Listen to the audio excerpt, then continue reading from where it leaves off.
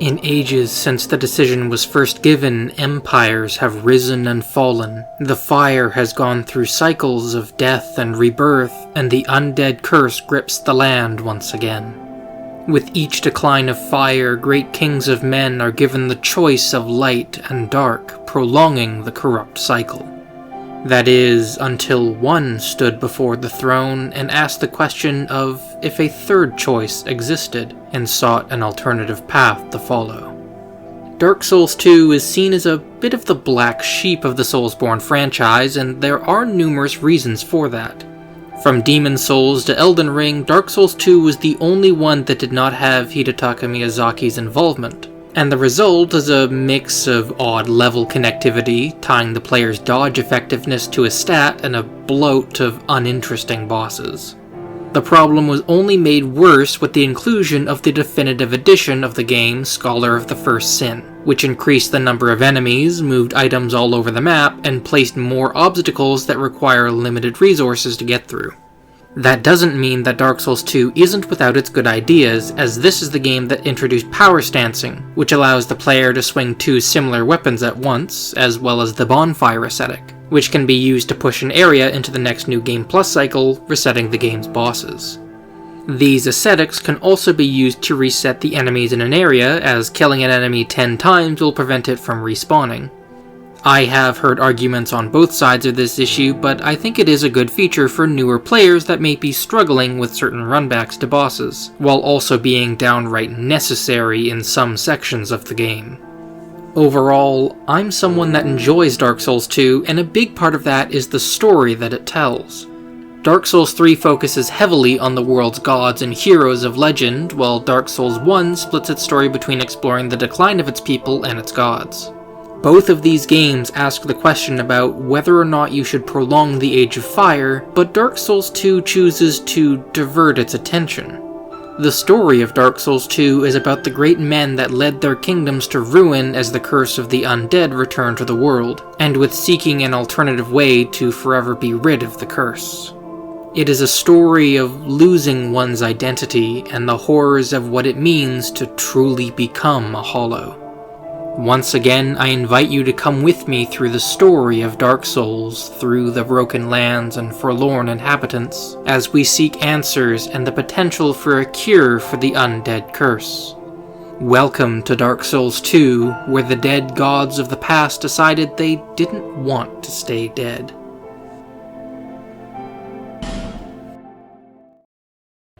The opening cinematic to Dark Souls 2 sets the tone for what the game is about. You are a nameless hollow, once a human that was afflicted with the curse. With each death and failure, a little piece of you was lost. Names, faces, memories, all taken from you, until inevitably all that was once you will be forgotten, and you will become a mindless undead. At that point, you won't even care about all that was stolen from your identity, because you won't be able to remember that it was even there in the first place. Across the lands we have traveled, seeking some way to break the curse, and in a small crumbling house we meet a nameless former firekeeper. She tells us of an old kingdom named Drangleic, once considered a great bastion of man, but it has fallen to ruin with the disappearance of its king. And so to Drangleic we travel, arriving upon a precipice to lands unknown. Through this vortex we will find the ruined kingdom, and so we throw ourselves into it, not knowing where exactly it is we will arrive.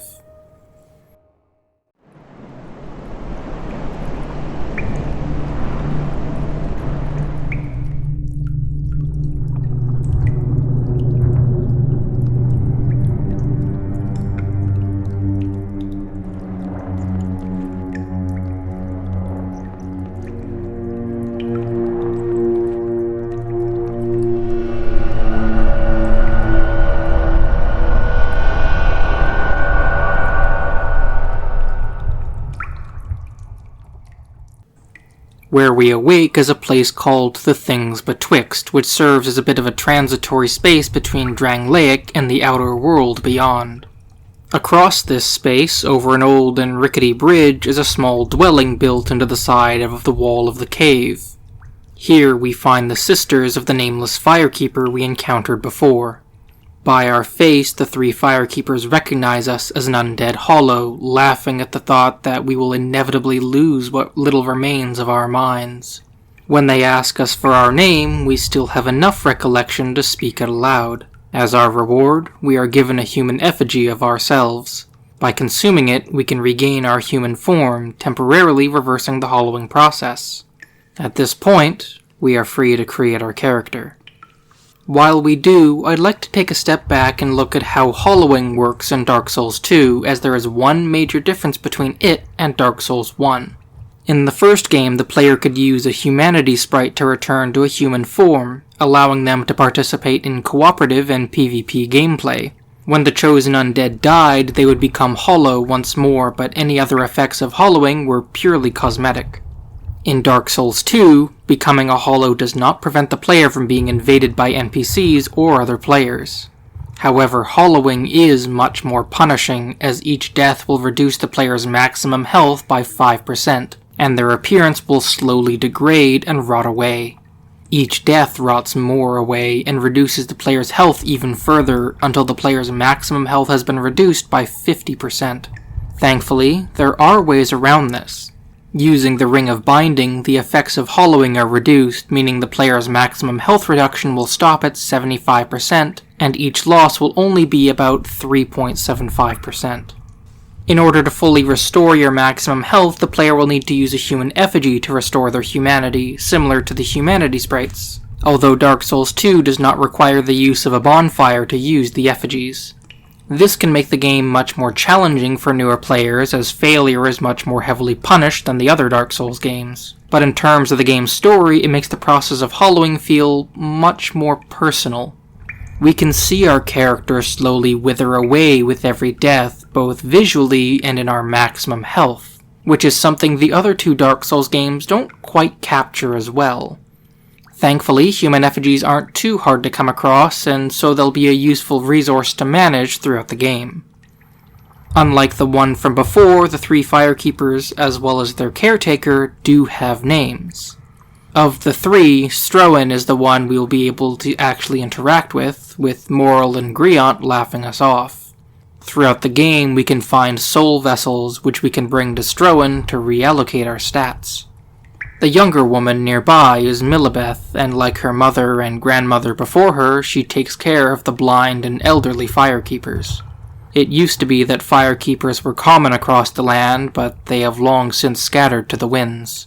Other than a few human effigies in their attic, there is nothing else the women here can offer us for the moment, so we can see ourselves out through the back door. Through here, past the bonfire, we can enter into the game's tutorial area.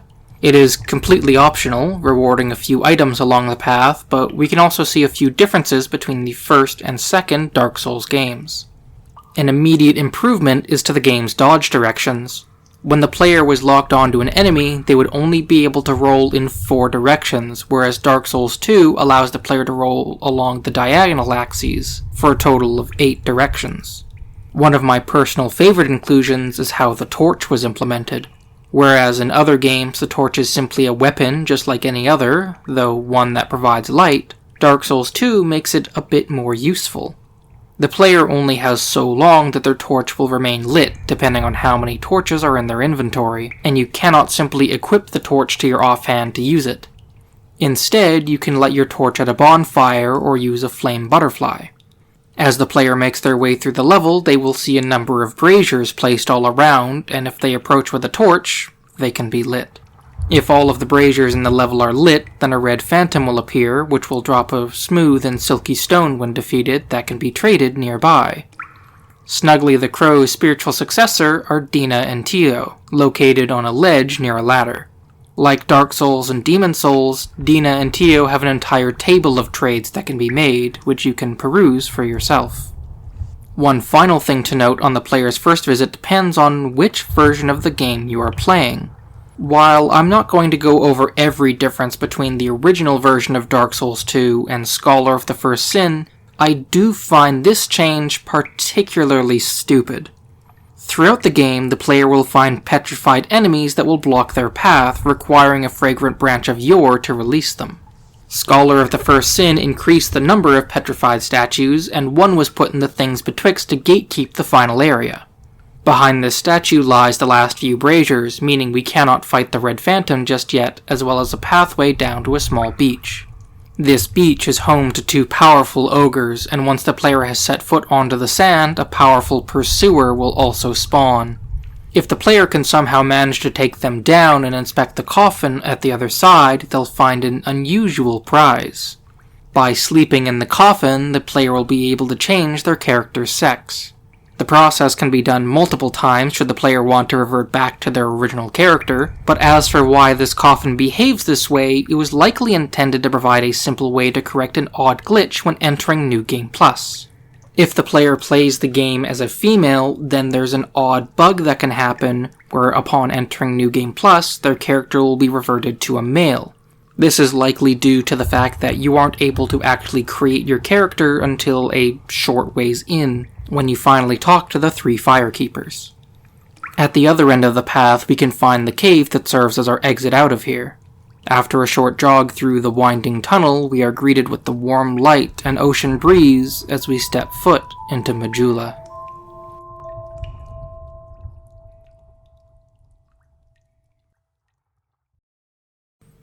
If there is one thing I have heard consistently praised about Dark Souls 2, it would be the beauty of Majula. The crumbling ruins revitalized as a makeshift town on a cliff overlooking the ocean. It makes for a peaceful place of safety and rest, and I would say it is my second favorite hub location, narrowly behind the Hunter's Dream from Bloodborne. The town serves as a refuge for both the travelers that pass through into Drangleic, as well as the kingdom's former citizens that lost their homes and their families. There are a few oddities around the town, though not all of them can be accessed quite yet, such as a large pit in the middle of the town, or the locked manor just by the far cliffs. There are 3 merchants we can talk to in this area. The blacksmith Lenegrast is unavailable for the moment as his forge has been locked and he does not have the key to open it again. We can acquire the key early in our journey, unlocking his skills as a blacksmith, although his abrasive attitude may turn some people away. He seems to be in a more advanced stage of hollowing, judging by his skin, and apparently the only memories he can still hold on to are his smithing skills and his daughter. Near the manor, a timid merchant named Maulin will sell the player armor. He originally hails from a land to the west called Volgan, which is known for its lively yet competitive trade. Without the funding to compete, Maulin left his home to try his hand at trading elsewhere, but in the years since, he has been unable to grow his business. Perhaps the strangest inhabitant of Majula sits in the house across from Maulin. Inside, a talking cat can be found lounging around, offering a few useful items for trade. The cat's name is Sweet Shalkur, and over the course of the game, she never reveals too much about herself. She seems to know more than she lets on, commenting about the targets we are hunting along our journey, but whatever backstory she has, or any connections to Elvina from Dark Souls 1 are speculation at best. Heading to the towering monument atop the hill, we can find a man named Soldan, who serves the same role as the crestfallen warrior. He can guide us in the directions leading out from Majula, similar to how the crestfallen warrior pointed us in the direction of the Bells of Awakening, but he will also offer us an accord. Do you ever cry out for help? The journey of an undead is long and treacherous. You will face invaders from other worlds at every turn. If you need help, why not proclaim faith in the Blue Sentinels? When you face danger, the Blue Sentinels will come to your aid. Protection is yours, if you wish. You need only accept their kind embrace. He will then offer the player the chance to join the Way of Blue Covenant, which is a way for newer players to feel a bit safer in the world. Uniquely, this covenant shares its effect with another one found a short while later in the game called the Blue Sentinels. If a player that has pledged themselves to the Way of Blue is invaded by another player, they will automatically summon a Blue Sentinel into their world to provide them with backup. Other than through scripted invasions, which Blue Sentinels will not be summoned for, there is no way to actively seek out a way to level up in this covenant. Instead, the player will have to wait for another player to invade them and defeat them in order to level up and be gifted with a few items upon increasing their rank. Still, it's useful to know that if you are going to be invaded, you will not have to fight your opponent alone. There is another covenant in Majula we can find, and like the Way of Blue, this one has a unique way that it operates. Around the side of the cliff is the Victor's Stone, which allows the player to join the Company of Champions. While the Way of Blue is meant for new players, the Company of Champions is meant for more experienced players, as it increases the damage and armor of all enemies in the game, as well as generally making their AI smarter and more tactical. Additionally, it prevents the player from being able to summon friendly players and NPCs to help them with bosses, ensuring they face the challenge of Drangleic alone. Generally, it is an optional hard mode that the player can choose to engage with, but that doesn't mean it can't also be a useful tool. Joining this covenant prevents enemies from despawning after killing them multiple times without needing to use a bonfire ascetic. And for players attempting to earn a platinum trophy without engaging with the game's multiplayer, it allows them to repeatedly kill the falconers in the shaded woods for sunlight medals. To begin our journey, we need only find a woman standing near a tree by the cliff, looking out across the water. This is the Emerald Herald, and throughout the game she will serve as our faithful companion, allowing us to level up. Not only will she gift us with our Estus flask, but she guides us towards our journey. Go on and see the king. He who made Drangleic what it once was. He who peered at the essence of the soul.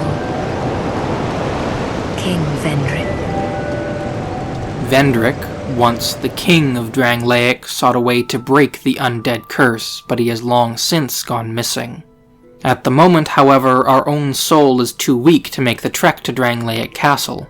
If we wanted, we could slowly grind for 1,000,000 souls worth of levels to open the gates that lead to the castle, or we can seek out 4 powerful souls that will open the way for us. Those that hold these souls all bear a curse upon themselves, and by seeking their misery, we risk taking it upon ourselves. From here, there are several paths we can take out of Majula, and the game decides to reverse what Dark Souls 1 did.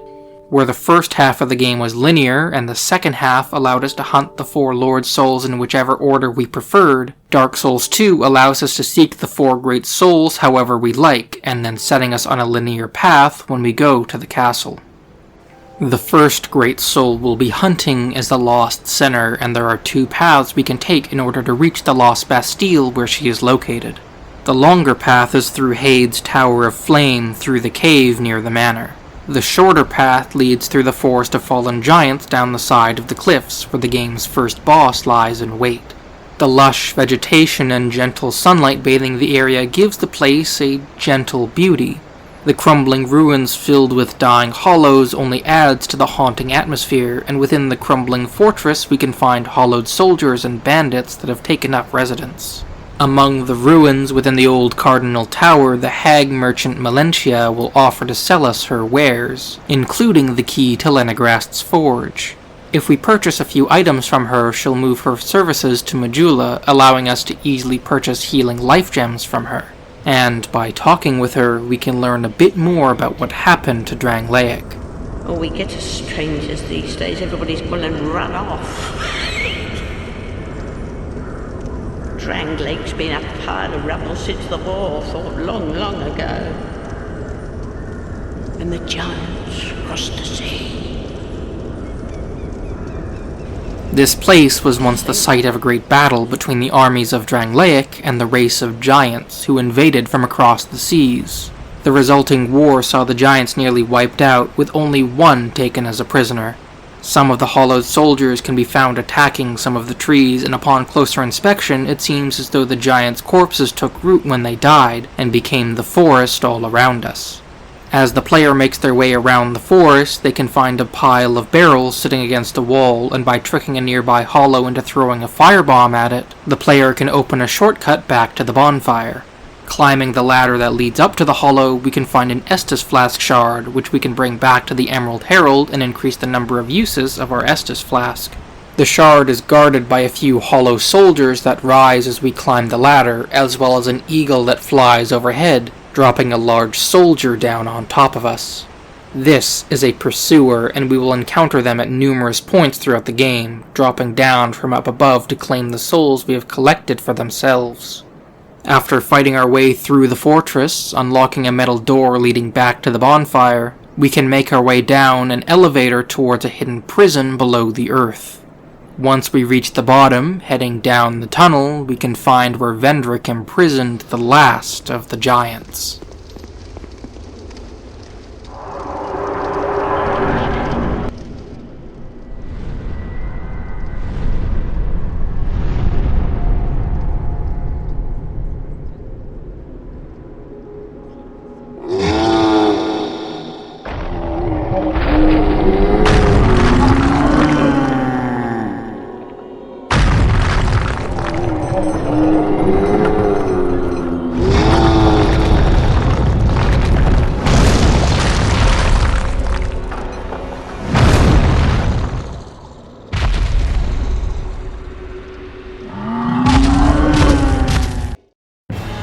At the mere sight of us, the last giant is driven into a blind rage, and breaking free of its chains, it charges in to attack us. It could be that it perhaps thinks we are Vendrick, the king that wiped out its people, or that we are a part of his forces. Or perhaps it's choosing to attack us personally. Whatever the reason, we are forced to fight back against it. The last giant isn't too difficult, which should be expected from an early game boss, and as long as the player can dodge around his stomping attacks, then they can stick close to his legs and hack away at them. As a last-ditch effort to try and kill us, the last giant tears its own arm off to use as a club to beat us with. It gives the giant a bit more range with its swings, but overall, this once noble creature falls before us. Our reward is the Soldier's Key, which can be used to unlock a few areas around the forest. Beneath the Cardinal Tower, near where we took the elevator down to the last giant, the key will allow us to access a new area. Stepping out onto the balcony, a large door on our left is guarded by a powerful knight. At this point in the game, the knight proves to be a difficult challenge, and even if we could defeat him, we lack the necessary item to open the door. Instead, we'll have to come back here towards the end of the game. We can also use the Soldier's Key to unlock an alternative path to the Lost Bastille, and while the path is much shorter and more direct, it is a much more difficult challenge. Fighting past the Royal Swordsman, we can climb our way to the rampart that overlooks the neighboring sea. In order to reach our shortcut, we'll have to step through the fog door.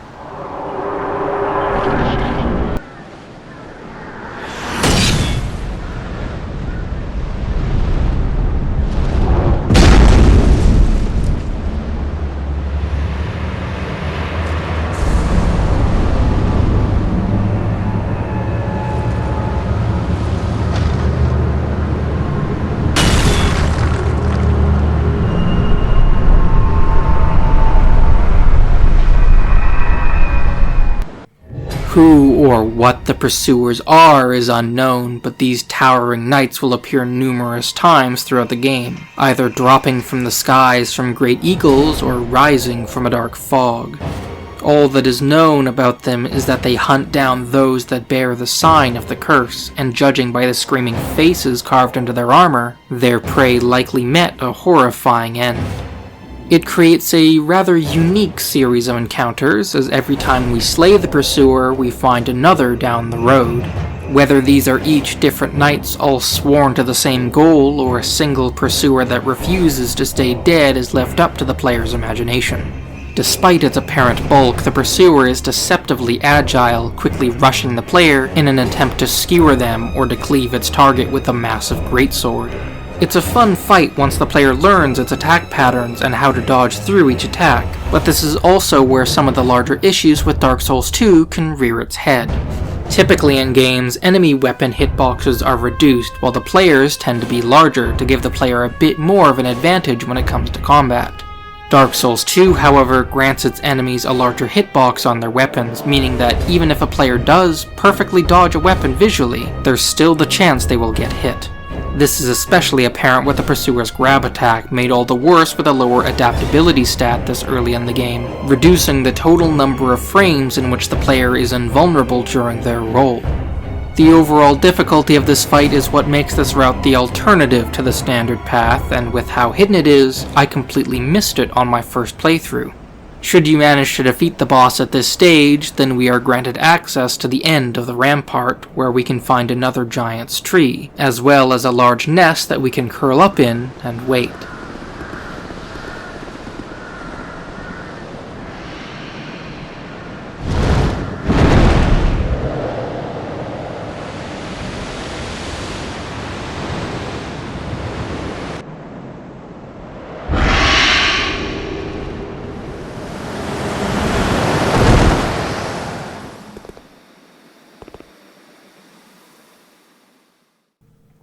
For now, however, we will head back to Majula and start down the proper path to our first Great Lord's soul. If we head into a cave near the old manor, we will find a strange mechanism that blocks the path on the left. Although we can't activate the mechanism just yet, unlocking it is as simple as defeating the main boss of the next area. We'll leave it for now, instead heading down the path on the right, and after pulling a chain to pass through a sewer gate, we arrive at Hade's Tower of Flame. These crumbling ruins are all that remains of the once great civilization of Hade, from whom Drangleic formed around. When the great city of Anor Londo fell, many of its inhabitants set out to establish themselves in new lands. These knights once served under the last-born child of the Lord of Sunlight, using blue-eye orbs to mete out justice against the guilty. Even now, the crumbling knights still carry these cracked blue-eye orbs, which would be used by members of the Blue Sentinels to carry on the work of the Dark Moon Blades. The Great Tower, for which this region is named after, was constructed to honor the once great power of the First Flame. Much of their culture and architecture would be styled after the gods of their former homeland, and Hade became a shining jewel of civilization. Yet, it was not to last. A terrible cataclysm would destroy the kingdom, and the rising oceans would swallow their shining capital city. Few structures remain standing above the waters, including the now extinguished tower and the old Cathedral of Blue. Making our way through the area, most of the Hade Knights will remain passive until we defeat the area boss, leaving only the old knights for us to deal with. As we explore the area, we can find a few levers that can be pulled, guarded by the old knights. If we look carefully at the old tower as we pull them, we can see that the mechanism raises a series of ring platforms at its base, expanding the walkable area through the bottom of the tower. We can make our way down towards the tower, finding a chest with the Ring of Binding guarded by a Hade Knight, a necessary item for those struggling with the game's health reduction upon death. Stepping into the arena at the bottom of the tower, we can find one of the old dragon riders that served under the reign of King Vendrick. Before the kingdom fell, the dragon riders would strike fear into the hearts of their enemies atop the mighty wyverns they would ride into battle. Only the most honorable of knights would be allowed to join their ranks, and those wishing to become a dragon rider would undergo a series of brutal trials. Those that failed would be torn apart by the very wyverns they would attempt to ride. When stepping into the arena for the first time, the player is given very limited space to move around, and by exploring the surrounding ruins and finding the levers, they can expand the edges of the arena if they are having difficulties with fighting the dragon rider in such a cramped space. To those that choose not to raise the floor, it is just as possible to push the dragon rider into the waters down below as it is to fall down yourself. Both strategies are viable, and it is up to the player to choose whichever method they wish to use to defeat the knight. Climbing to the top of the tower, we can find a woman named Lycia of Lindell. Not only will she serve as a merchant of miracles, but she will relocate to the mechanism back near Majula, and for the cost of a few souls, she will operate it and allow us to enter into Huntsman's Copse. There exists a third lever in the opposite direction of the Dragon Rider, but to pull it, the player will first need to slay a wyvern resting in front of the cathedral. The dragon's fire breath can quickly kill an unprepared player, and even reaching the beast can prove to be a challenge. But if we can vanquish the wyvern, we will be granted the right to enter into the Cathedral of Blue. Here we can find the familiar face of Ornstein waiting to challenge us. This fight is barely changed from how Ornstein fought during the first game, and without Smo to play off of, the fight is a much simpler endeavor. That isn't to say there aren't some changes, such as an overhead slam attack and a jump that releases a wave of dark magic, but overall the fight is very reminiscent of the original. It's easy to say that the fight is lazy asset reuse, and without any concrete information on why this knight is here, there isn't actually too much we can say about this fight. What we can do, however, is come up with a logical reason why Ornstein would be encountered here, or rather, why someone would be masquerading as him. It makes very little sense for this to be the same Ornstein we faced in the first game, regardless of whether or not you choose to believe it was Ornstein himself that we faced in Anor Londo, or merely an echo of his soul. However, as the original founders of Hade hailed from Anor Londo, it would make sense that they would venerate some of their greatest champions. The most likely explanation for the old Dragon Slayer is that this knight wears the armor to honor the memory of the original Ornstein, including adopting a similar fighting style. The concept of styling oneself after the heroes of old isn't foreign to Dark Souls, as the Abyss Watchers of the third game take after the legacy of Knight Artorias. Whatever the reasoning behind this fight, the only thing that is for certain is that it is not nearly as memorable as the original. At the other end of the Cathedral of Blue is the current leader of the Blue Sentinels, a man by the name of Targray. Approaching him at this point in the game, Targray will turn away the player, proving we have not proven ourselves as worthy of joining his order. In order to be welcomed into the Blue Sentinels Covenant, we'll first need to find a token of fidelity, either by finding one in the Huntsman's Copse, or by helping another player as a White Phantom. The Blue Sentinels are the other side of the Way of Blue's primary mechanic, being summoned to assist members of the Way of Blue when they are invaded by other players. This allows more experienced players to lend a helping hand to those that are just starting out. Additionally, using the Blue Eye Orbs, the Blue Sentinels can invade guilty players, similar to the Dark Moon Blades that they trace their origins back to. Despite Hade's fall to ruin, the Blue Sentinels continued to operate, even branching out to far-off kingdoms. One instance is the city of Vol'gin to the west, where the clerics of the Blue Sentinels hold such power over the city, they possess the right to choose who can and cannot operate a shop within the city's walls with their blessing. Returning to the Tower of Flame and descending the adjacent structure, we can fight our way through the hollowed soldiers and basilisks that stalk the dark and damp tunnels below the waters. At the far end lies the entrance to a cave, within which is the small village of No Man's Wharf. During the reign of a long-forgotten king, those bearing the dark sign would be rounded up and sent off to the Lost Bastille in exile, with No Man's Wharf serving as a place for boats to pick up imprisoned hollows before carrying them away. When the Bastille began to overflow, many would be put back onto the ships and be left adrift in the middle of the ocean for their prisoners to die beneath the waves. The wharf is manned by the fearsome Varangian sailors, prisoners themselves of Vendrick's regime.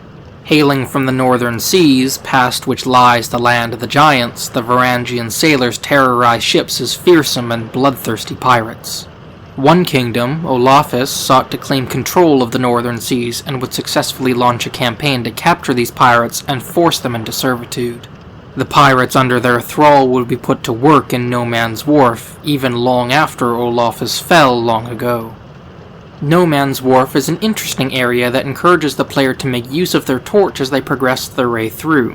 The various braziers can be lit to guide the way through the area, and the strange and grotesque dark stalkers that haunt the cliffs overlooking the village fear the light. Be warned, however, that provoking them with your torch may lead to them lashing out in an attempt to smother it. As it turns out, the player does not even need to bring their own torch to navigate the area.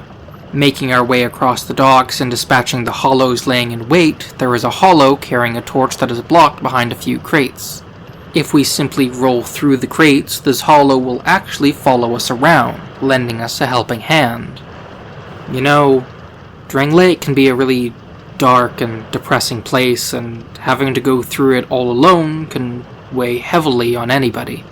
We have a long journey ahead of us, full of hostile landscapes and powerful enemies at every turn. Part of me already wishes to just give up and give in to the curse, and it wasn't until this moment that I realized that all I needed to keep going was a friend. Someone who will stay by my side no matter what, and this torch-bearing hollow, as humble as he is, has given me the strength to carry on. I can already tell that my new friend is going to be my rock in these trying times, and the two of us will find a way to end this curse together. The torch-bearing hollow isn't the only friendly face we can find in this cave. Just up the stairs in a nearby building is a woman leaning against the wall. Although she initially attempts to shoo us away, she will laugh at our persistence and introduce herself as Lucatil of Mira. She has come to Drangleic to seek a cure for the undead curse, and as she is a talented swordswoman, she will offer assistance to us for a few of the game's boss fights.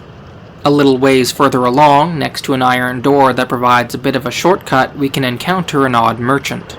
Lonesome Gavlin will sell the player a few useful items and allow the player to sell any items they don't want in exchange for a few souls. Once the player has talked to him, however, he will be absent the next time they attempt to visit him again. Instead, we can find Gavlin further into the game in the Harvest Valley, where the poison moss he sells will prove to be incredibly useful for clearing off the poison in the area. Once again, talking to him here will relocate him elsewhere. His final destination will be the Doors of Pharos, where this time he will remain permanently. Climbing up the cliffs and the rickety buildings, we can find a bell at the highest point in the wharf. Upon ringing it, we can call the nearby ship to move into the port, allowing us to climb aboard from the docks. If we make our way back down onto the docks, we can find a lever to drop a small bridge, allowing us to quickly return to this side of the wharf without needing to fight through the entire town. Sitting by the bridge is the last NPC we can find here, the sorcerer Carhillion of the Fold. Should the player have enough intelligence, Carhillion will offer to teach sorceries to the player, as well as upgrading their pyromancy flame with any fire seeds they come across. Once the player has defeated the boss of the area, Carhillion will relocate to Majula. There are many hidden treasures littered about the village that we can find, including a chest behind some poison jars guarded by 2 sleeping pirates. It was at this point in my journey that something unthinkable happened. When attempting to run out of the house, my dearest friend blocked my way.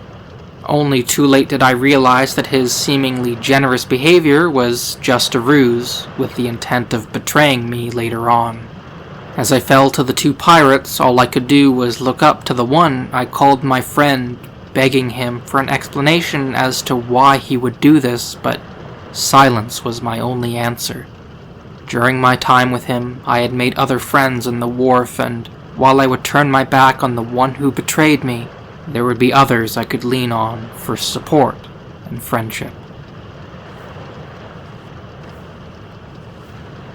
There's one last curiosity to be found within No Man's Wharf, and along with it, I would like to point out another one of the game's keys.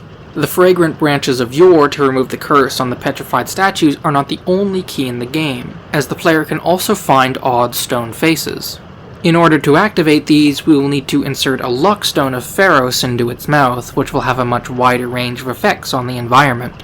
Some of these locks will open hidden passageways to new areas, while others will activate secret mechanics in a given area, such as filling pools of water in Earthen Peak, for the player to wash the poisonous sludge off of themselves. One of these locks can be found in the center of the village, surrounded by a large horde of enemies. Should we manage to clear them out and activate the stone, we can light a large torch that illuminates the entire wharf. Not only does this light up the area, but it also forces all of the Darkstalkers up on the cliffs to flee into the nearby structures as soon as the player reloads the area, providing a much safer walk overlooking the town. Aboard the ship, there are a few lingering pirates for us to deal with before we can head down below the deck and deal with the Flexile Sentry. These monstrous creatures were created by combining some kind of reptilian creatures together at the waist, and were tasked by the King of Olafus to ferry the dam to the Lost Bastille, ensuring the undead were never heard from again. The creature's 2 halves wield a set of scimitars on one side and a set of spiked maces with the other, seemingly representing both a strength and dexterity build. Standing behind the beast will result in facing the creature's opposing set of weapons, leaving it up to the player to choose which side they want to confront, and do their best to stick to it. The fight runs on a bit of a timer, as while the player fights against the sentry, the water level in the boss arena will slowly begin to rise. Should the player take too long, they'll slow down before drowning in the water, encouraging the player to try and attack the boss a bit more aggressively. Something that I think Dark Souls 2 does well is its approach to New Game Plus, as many areas add new enemies to throw the player off, and this can include a few of the game's boss fights.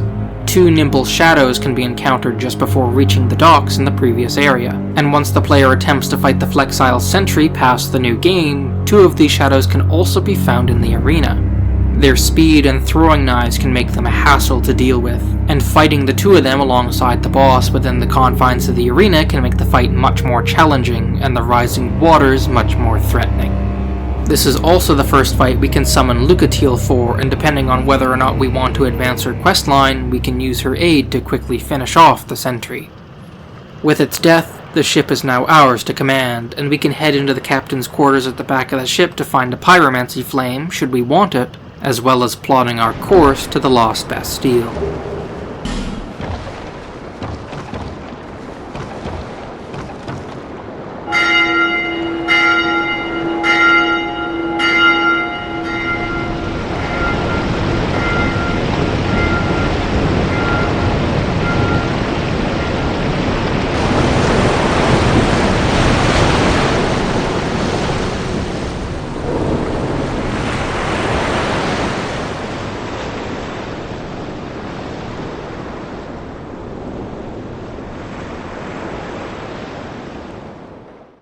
The Lost Bastille is one of the few remaining structures from the ancient kingdom of Olafus. Those sent from No Man's Wharf would find their way here, until inevitably the entire kingdom succumbed to the curse of the undead. The king's paranoia over the curse would only hasten its downfall, as he had a powerful mage by the name of Strayed turned to stone. Only Strayed knew the curse would be held at bay so long as a chosen undead arose to link the fire once more, which the king was too cowardly to fulfill. Centuries later, the Lost Bastille is now a home for those that live in exile of Vendrick's rule, with the royal swordsmen still loyal to him maintaining some semblance of order, despite turning hollow themselves. Once we've entered the prison through the docks, passing by a number of empty cells up an elevator, we can step out onto the ramparts to begin exploring the Bastille. The courtyard down below is full of vicious attack dogs, along with a pursuer that will emerge from a ghostly fog on the right side, and a hidden Estus flask shard along the left wall. Fighting past the pack of dogs and through a gate, we can find an undead jailer standing atop a staircase, ready to kick an explosive barrel down as we approach. If we're lucky, the barrel will hit the wall directly at the bottom of the stairs, revealing a hidden bonfire and a useful NPC. In a small forge, normally tucked away behind a locked door, we can find a crazed smith swinging at the open air. This is Steady Hand Macduff, and if we try talking with him, he will mutter to himself about finding a new flame. While we can open the chests around the room to find various arrows and titanite shards, we'll have to move Macduff if we want to open the chest he's sitting on. After lighting the torch on the other side of the room, we can find Macduff has moved over to his anvil, and opening up the chest he was sitting on, we can find a hammer that once belonged to a famed smith. Assuming Macduff is this same legendary smith, we can make use of his services once we find him a new flame, which, it turns out, isn't too far away. If we arrive at the Bastille by going through the Pursuer instead of No Man's Wharf, the Eagle will drop us in a tower containing a chest with a dull ember. If we bring this ember back to Macduff, he'll get back to work upgrading our equipment and unlocking weapon customization. Unlike Dark Souls 1, where there are 4 different smiths to ascend our weapons spread out across the game, requiring different embers for each type of ascension, Dark Souls 2 condenses all of this down to 1 ember and 1 smith. By bringing Macduff different types of stones, we can infuse our weapon with elemental power. Another change from Dark Souls 1 is the ease of upgrading equipment and changing infusions, as no special titanite shards are required for each path, and the player only needs a pale stone to remove an infusion without removing its reinforcement level. From here, there are 2 main pathways that we can take, although either of them will require a different item in order to advance. Heading up the stairs past the 2 undead jailers, we can find a tower with a chest containing an antiquated key. The locked door on the other side leads to the tower with the dull ember, which can only be opened from the other side. With the antiquated key in hand, we can head to the courtyard, behind where the Pursuer spawns, and break through some boards covering a doorway to find a dark room. The antiquated key unlocks a door in the far left corner, opening up to a small courtyard with a well. Through this section, and deeper into the prison, we can find undead citizens that wander outside of their cells. The only crimes these citizens committed was showing signs of the undead curse before being experimented upon by a mad scholar, leaving them horribly disfigured. Unsatisfied by the results of these experiments, he had Vendrick exile them to the Bastille, where the unstable souls within are likely to explode out of them. In the shed with Royal Swordsman, we can enter a dark room with a shadow hanging from the ceiling. A ladder will lead us back towards Macduff, but if we take a peek into one of the side rooms, we can find a cage that will take us up to the Sinner's Rise. If we wanted, we could keep going from here and find the Great Soul, but by skipping the main boss of this area, we would be skipping an item that makes the fight significantly easier. The other path we can take is over by the tower where we found the antiquated key, where we can drop onto a platform only to find a petrified statue. Assuming we managed to find a fragrant branch of yore and didn't use it on another statue earlier on, we can unpetrify him and continue forwards. Inside, the rooms are filled with more royal swordsmen, which can threaten to swarm us if we're not careful. Making our way past them and down the hallway, we can find the major roadblock of this area. Behind the fog wall are the ruin sentinels, souls bound to suits of armor that keep watch over the prison. Fighting one ruin sentinel isn't too difficult, as their wide swings are pretty easy to dodge around, so Dark Souls 2 decides to have the player face 3 of them at once. Each of the sentinels are positioned on platforms around the edges of the room, including the one the player drops down onto, starting the fight with each of them separated. If the player takes too long to kill the first sentinel, the other two will have the time to jump down to the floor down below before jumping up to ambush us. The key to the fight is to keep each of the sentinels separated and take them out one by one, killing the first one quickly before joining the two down below. Luckily for the people that have a lot of trouble with this fight, there are 2 summons available to help divide their attention. With them dispatched, we can find the servants' quarters up a stairwell and through a hallway with an exploding citizen to catch us off guard. Our reward for defeating the ruined sentinels lies just outside, where at the end of a crumbling walkway we can find the Bastille key. With this key, not only can we open up the locked door by Macduff, but also a few doors down below. Up a spiral staircase and past more undead citizens, we can meet back up with the cage that took us up from the alternative path. Assuming we have another fragrant branch, there's another petrified statue we can find upstairs, but this one has more purpose than simply blocking the path. This is Strayed, the powerful mage that the king of Olafus had invited to his kingdom to share his wealth of knowledge. He became an expert during his time in Olafus, creating new and powerful spells, but this knowledge also made him feared among the people, and by the king. Lured into a trap, Strayed has stood petrified since before Olafus fell, and without an apprentice, his knowledge was lost. Now freed, Strayed will offer his services, exchanging the souls of various bosses for unique spells and weapons. Across a bridge leading out of the Lost Bastille is the Sinner's Rise, where the highest levels of prisoners were kept confined. The soul we are searching for is in the possession of the prisoner being held at the deepest cell of the prison, with only a few more royal swordsmen guarding the elevator that will take us down below. Taking the elevator down, the lower cells are flooded and crumbling apart, with a flexile sentry patrolling the area. Without the cramped space and worry of rising water, this one is easier to dispatch than the one on the ship, leaving us free to move around, keeping a careful eye out for more undead citizens. The Bastille key can come in handy with opening the doors just up out of the water, allowing us to avoid some of the citizens, but its real purpose lies just ahead at the deepest cell of the prison.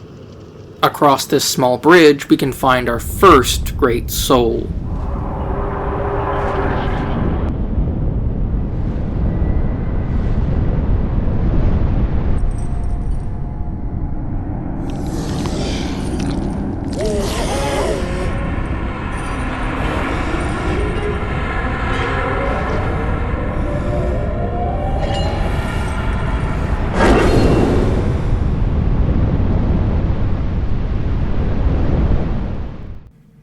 This forgotten prisoner is the lost sinner who has undergone voluntary imprisonment for some crime committed long ago.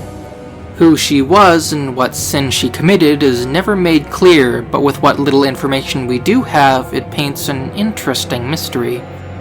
Supposedly, the lost sinner once attempted to link the first flame, but failed in her attempts. Somewhere along the way, she came across a peculiar soul that once belonged to a powerful lord. During the cutscene that introduces the lost sinner, we can see a small bug clinging to her mask before entering her eye, and those familiar with the first Dark Souls may recognize this bug as the same one at the core of the Bed of Chaos. Indeed, the lost sinner is in possession of the old witch's soul, which once belonged to the Witch of Izalith. Dark Souls 2 at its core is a game about identity, and so it is interesting to see the parallels between the Keeper of the Soul and its former owner. With the Witch of Izalith, her desire to create a new First Flame resulted in her completely losing herself to its chaos, warping her body and soul until nothing of the original witch remained. Similarly, it was the Lost Sinner's desire to relink the First Flame that ultimately consumed her, with her armor similarly warping her appearance. The Lost Sinner is dressed in ragged clothes and chains, and you would be forgiven for believing she is male, as even her mask is of a masculine face with a beard. However, while the Witch of Izalith's transformation was a result of her own hubris, the Lost Sinner's is self-imposed. Both women lost their identity in their quest for fire, and while fire was the core of the Witch of Izalith's power, it would be the Lost Sinner's biggest weakness. The Lost Sinner's arena, when the player first enters it, is smothered in darkness, preventing the player from locking onto her as she dances around them. However, with the Bastille key we collected earlier, we can open a pair of doors on either side of her cell and light 2 braziers, filling her room with light once again. Despite being in chains, with her hands bound together, the Lost Sinner is an agile opponent, dashing and leaping around the arena, all while swinging a heavy greatsword. It makes her fight a fun dance to dodge around as she tries to cleave us, and this is another fight where the game's New Game Plus adds an additional challenge. As another connection to the Witch of Izalith, in New Game Plus, 2 pyromancers sit inside the room with her, making the job of fighting her much more difficult. Whether the Lost Sinner's incarceration was meant as a punishment or as a redemption, we will never know. In the end, however, the old witch's soul that she held on to would fall to us to hold on to, with the Nameless woman finally finding peace in death. Beyond her cell lies a chest containing both a fragrant branch as well as an Elizabeth mushroom from the ancient and long-forgotten kingdom of Ulasil, and our hunt finally ends when we find a primal bonfire to light, returning us back home to Majula.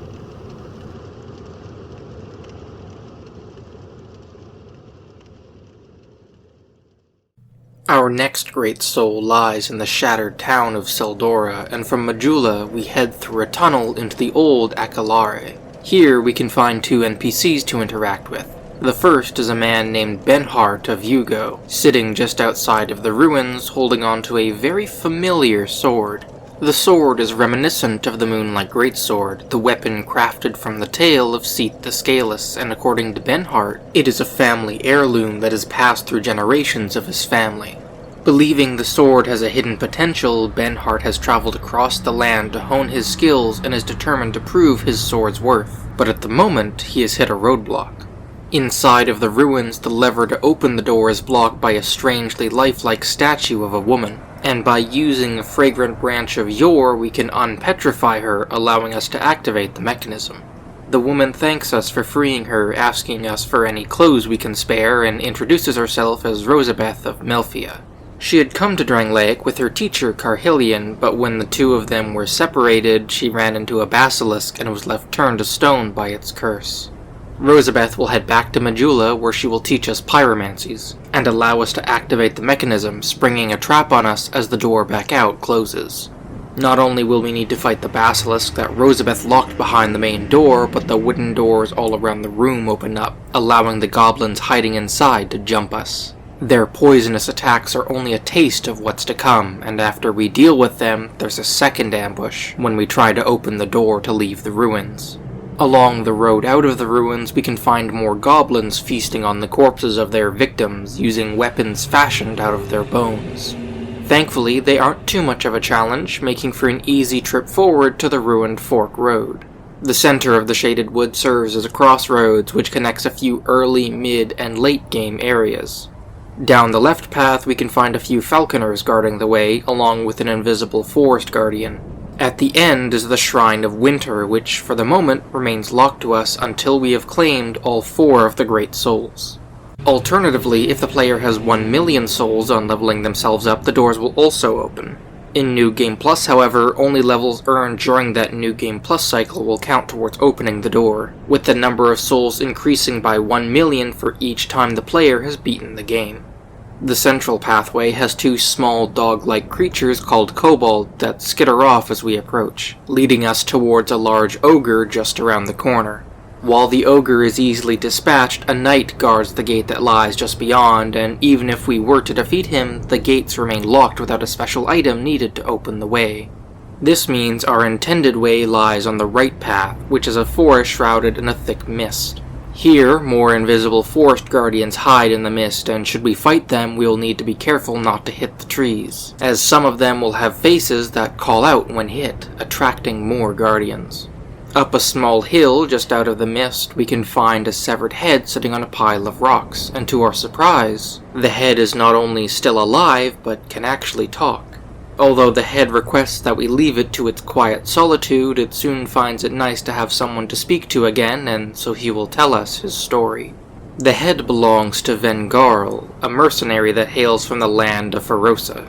At a young age, he joined his kingdom's military, but when it fell, he fled to far-off lands to sell his services. Even among the band of warriors he traveled with, Vendrick had a reputation as an especially brutal killer, and so he was avoided even by his companions. All of that changed after one fateful battle when his head was severed from his shoulders, and after the battle was over, Vendrick opened his eyes to find that he was not dead. Instead, he was alone on the battlefield, unable to move or do much of anything besides sit there in his thoughts. With nothing but time and silence, Vendrick has decided he has grown tired of battle and thus asks us for a favor. Vendrick receives visions of slaughter and death and knows that somewhere nearby his body still lives on, fighting anything it comes across. If we can find it, Vendrick asks us to please lay it to rest before we leave him back to his loneliness. On the other side of the forest is the Shaded Ruins, where we can find what happened to the other surviving soldiers of Ferosa. While the means of their transformation aren't certain, the knights would mutate and become the powerful lion warriors that now call the ruins their home. The Ferosans only knew war and lived for combat, and after they made their way to Drangleic to serve as mercenaries, these lion warriors cling to their old ways, driving away any that stumble into their territory. One way which they might be deterring outsiders are the various curse jars set all over the ruins, which will cackle when we draw near, rapidly applying curse to us. Whether these jars were made by the lion warriors or their presence is just coincidence is up for debate. While there is quite a lot to do in this small area, this is one of the 2 locations that received the worst treatment in Scholar of the First Sin edition. In the base Dark Souls 2, there are only 3 petrified statues that can be found here, with Scholar of the First Sin adding an additional 3. While none of them are required in order to advance, 2 are necessary for different side quests. Vendrick's body lies just to the left of the bonfire, and while the passage where it is found has 2 entrances, both ends have a petrified lion warrior that must be freed with a fragrant branch of yore in order to access it. Beyond it, Vendrick's body will attack us with a wild bloodlust, and once defeated, we can return to his head and tell him of the finished deed. Not only will we be able to purchase Vendrick's equipment, but he will offer his services as a mercenary once more once we reach the end of the game. Additionally, another lion warrior statue on the right side of the bonfire can be unpetrified, and once slain will drop the Fang key.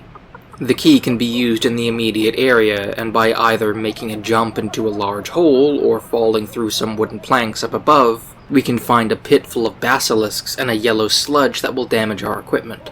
The Fang key will open up a door at the other end of the pit, where we can find a prisoner of the lion warriors that prowl the area. This strange creature is Weaponsmith Ornifex, one of the few surviving crow demons from the painted world of Ariamis. What happened to Ariamis and how Ornifex escaped the painting is unknown, but now freed, Ornifex will thank us and relocate to her home further down the path. We'll be able to find her later in Seldora, where, along with Strayed, she will exchange the souls of bosses for various weapons. According to Ornifex, the art of soul forging is a special art of her people, which was taught to them by a strange, pale beast in ages long past. As a special reward for saving her, Ornifex will offer the first weapon we ask her to forge free of charge, so long as we can bring her the required soul to craft it. Ornifex won't be the last to mention this pale beast, as his influence will haunt us as we make our way to Seldora. Deeper in the ruins is a grotesque creature standing in a sandy pit, its appearance that of a man with the body of a scorpion sprouting from his waist. If we try talking to it, it will remain silent, but that is only because we cannot understand what he is saying. Sweet Shalkur and Majula will sell us the Ring of Whispers, which, if we slip on, will allow us to hear inner voices of any nearby monsters. While most enemies in the game will simply emit a groaning noise if they are nearby, the ring will allow us to communicate with the large scorpion creature. The creature is intrigued by us, as we neither run away from him nor attack him on sight, and so he will tell us the story of how he came to be in this place. While his memory has long since degraded, he does have enough recollection to give us his name, Man-Scorpion Tark, as well as he came to this place. Long ago, a great pale beast was born with a fatal flaw, and jealous of those that possessed what he did not. He became driven by hatred and jealousy. The beast created horrific experiments, including Tark and his betrothed, Scorpioness Najka. Over time, Tark's creator lost his mind through his research and disappeared, leaving him and Najka to face the world alone. While we never get confirmation, it is highly likely that Tark's master was once Seath the Scaleless, one of the ancient dragons born without the scales that granted them immortality. Seath would turn against his own kind, siding with Lord Gwyn and helping to usher in the Age of Fire. Seath would find the immortality he craved, though it would cost him his sanity, but his weakness would be exploited by the chosen undead, and Seath would be killed and used as kindling to open the way to the first flame. At the end of his story, Tark asks us for a favor, as nearby, his betrothed has lost her mind and must be put down.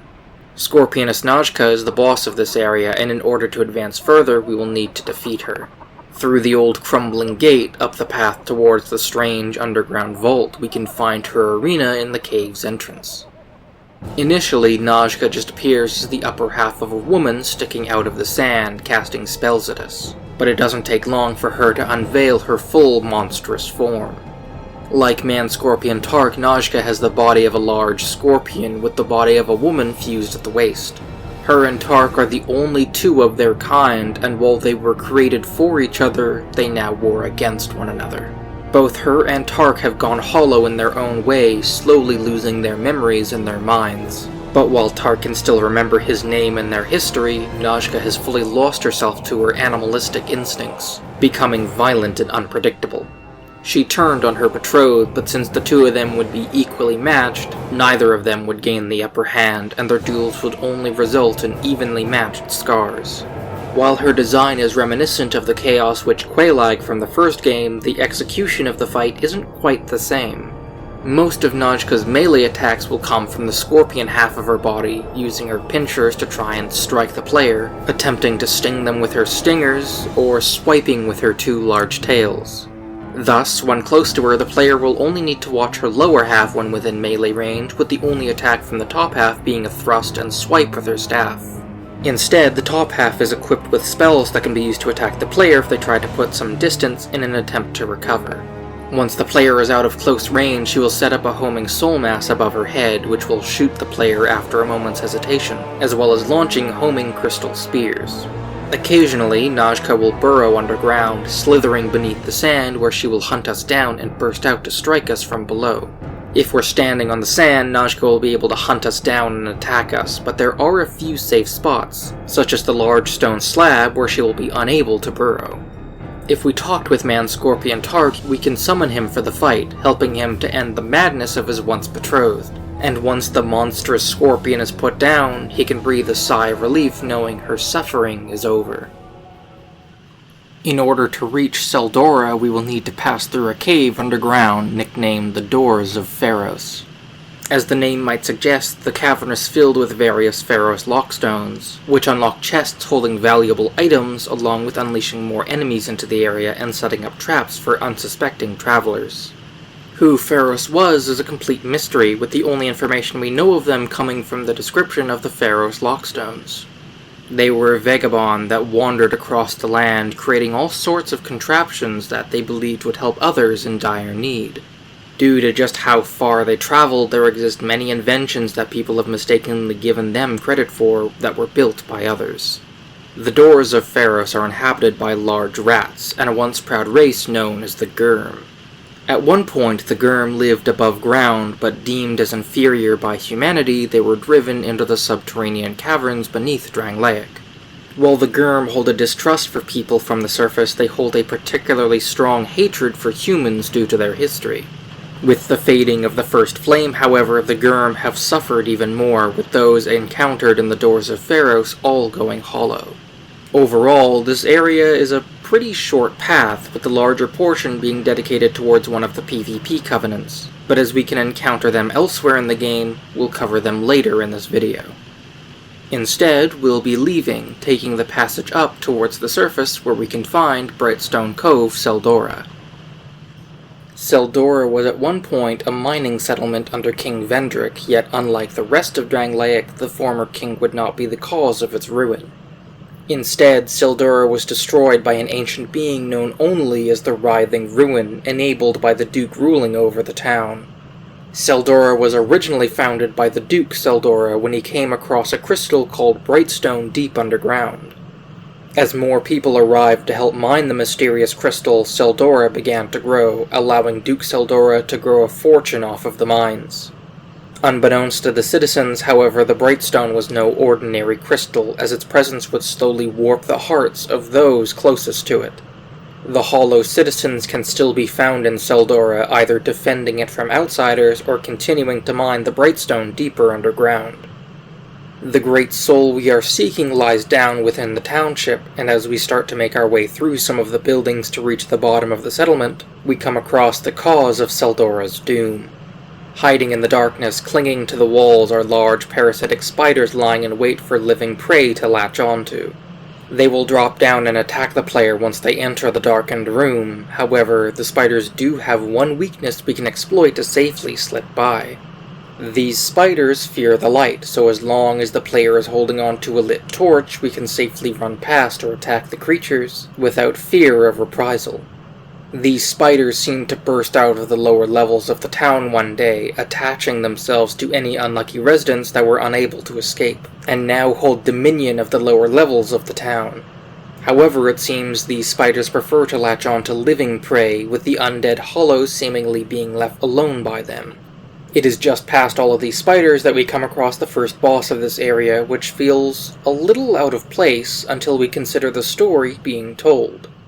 Beyond the fog wall is the prowling Magus and his congregation, and while the player may be intimidated when they see the 2 health bars and numerous enemies, the fight is surprisingly straightforward. Only the Magus has his own health bar, with the remaining enemies all contributing to the congregation. The congregation is made up of 2 priests that will stay near the Magus, casting spells alongside him, a few hollow laborers, and a few supplicants that crawl along the ground. The laborers and supplicants will each die in only a hit or 2, and they are only dangerous since they attack us in a group. But if we can catch a few of them alone, or cleave multiple down at once, then we can thin their numbers and deal with the real threats. Ideally, the 2 priests should be our priority, as not only will they throw lightning spears at us, but they will also occasionally heal any enemies nearby. These spears are a form of holy magic, and while we may assume the Magus leading them to be another form of priest, the magic he wields is neither holy nor arcane. The congregation has actually been enthralled by the Magus, as through the use of forbidden rituals, they have become well versed in a dark magic dredged up by the mad scholar Aldia. Curiously, not only does their mask increase their resistance to dark magic, but it also grants an increase to the number of souls collected. Knowing this, we may be able to piece together what the Magus is doing leading this flock, with a potential thematic connection to Dark Souls 1. Aldia was known for his twisted experiments involving souls, and so this warlock and the others found through the game may be gathering both souls and hollows for their master. This brings to mind the idea of the channelers that served Seath the Scaleless, abducting unsuspecting people to be used as experiments in his research on immortality. While it may be just a coincidence, the numerous other references to Seath that we have found up to this point, and the ones we still have yet to find, lead me to believe that the connection here may have been intentional. Now free to leave the chapel, we can find a ladder just around the doorway leading up to the second floor. Up here, among more parasitic spiders, is a strange man standing around waiting for us. His name is Cromwell the Pardoner, and his purpose here is likely meant to be only for gameplay purposes. The robes he wears brings to mind Oswald of Kareem from Dark Souls 1, and like Oswald, Cromwell will pardon any sins we commit against another NPC. The only information we can learn from Cromwell actually comes from his armor set, which implies the faith of the old god of sin, Velka, is still around, even after the collapse of Anor Londo. However, her name has long since been lost to time. Descending down into the township, we find more spiders, hollow mages, and some of the parasitized citizens. We can also find hollow citizens still dutifully mining the Brightstone in the area. While the Brightstone crystal helped Seldora prosper, legends surfaced that the crystals were actually fragments of a great beast that used to roam the earth. The Brightstone's influence, however, descended upon the town, and its people were consumed by greed, leaving them oblivious to the dangers lurking beneath them until it was too late. The ancient being from which the Brightstone came from still dwelt within the town, known as the Writhing Ruin. As it turns out, the Duke simply stood by and watched it all happen.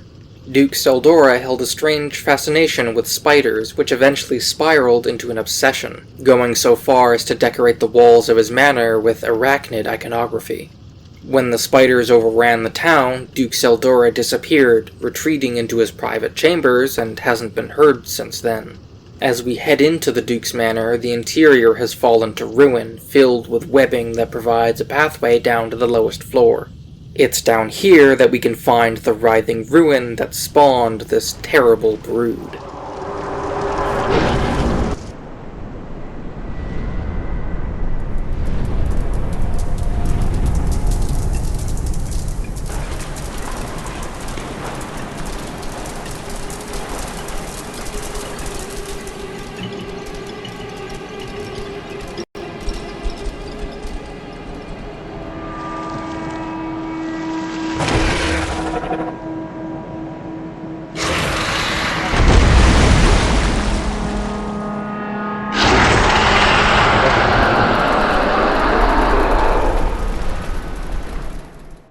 If it weren't obvious by this point, the terrible beast whose presence still haunts this land is none other than Seath the Scaleless, which the game has been hinting at all throughout our journey.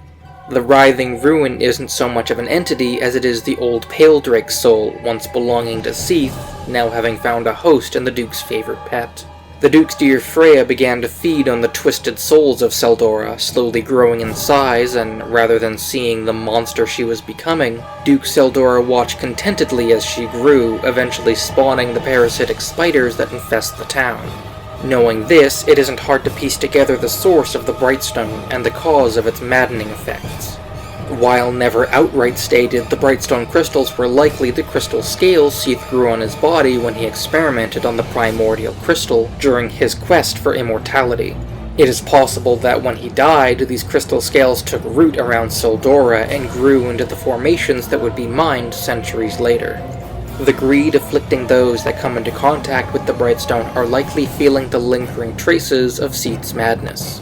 The connections to the Paledrake are numerous along our path, and yet the Duke's dear Freya does not thematically connect to Seath's story.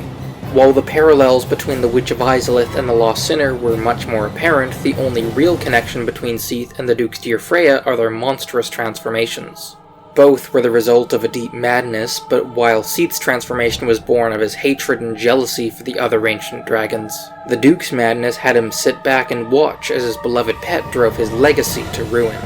Instead of searching for connections to the ancient past, however, the Duke's dear Freya may instead be a warning to us to beware of two-faced monsters as we progress through the game. Speaking of two heads, the main gimmick of this fight is that the Duke's dear Freya is immune to all damage everywhere except for the two heads on either side of its body. The monstrous spider has a mirrored body, meaning that even if the player runs around to the other side of it, they will still need to dodge grab attacks, stomps, acidic spit, and a deadly laser. The fight overall consists of baiting out an attack from one head, then running around to hit the other one. Each head has its own health, however, independent of the main health bar, and once a head becomes too damaged, it will fall off and remove one of its 2 weak points. Funnily enough, it is possible under special circumstances to remove both heads without killing the Duke's dear Freya, making her impossible to then kill. Her arena is also filled with the same spiders that haunt the ruins of Seldora, presenting an interesting choice to the player. By holding a torch in one hand, the spiders will keep their distance, ignoring the player throughout the fight. This will limit the player to only wielding their weapon with one hand, however, and prevent them from using a shield. Thus, it is up to them how to approach the fight. Use only one hand, but keep the spiders at bay, or use both hands while being forced to deal with the adds. Regardless, once the Duke's dear Freya dies, we don't actually collect the Great Soul. While the spider used the old Paledrake's soul to feed off Seldora, she wasn't actually in possession of the soul. Instead, the Great Soul lies on the ground nearby, underneath the corpse of a massive dragon. Whoever this dragon was, they were the original host for the old Paledrake's soul, although judging by its appearance, it is not one of the ancient dragons of history. With the exception of Calamite, the ancient dragons each had 4 wings, whereas the dead one only has 2. Where it came from and how it got here we can only guess at for the moment, and so we move on to light the primal bonfire in the area. Through a door in this cave we can find all that is left of Duke Seldora. He has hidden himself away within his own private chambers, and here, as he turned a blind eye to his monstrous pet devouring his domain, the Duke became just another hollow. As a nice touch, we can also find the cage that once housed his dear pet, having been torn open from the inside. As we light the primal bonfire and head back to Majula, I'll take a brief moment to talk about these great souls and something unique to Dark Souls 2. As you progress throughout the game for the first time, we are not told about what these great souls actually are as we collect them, and like most other bosses, the 4 holders of these souls each drop their own upon their defeat. It isn't actually important to our journey to understand where these souls came from, and in reality, we aren't explicitly told what they are until New Game Plus and beyond.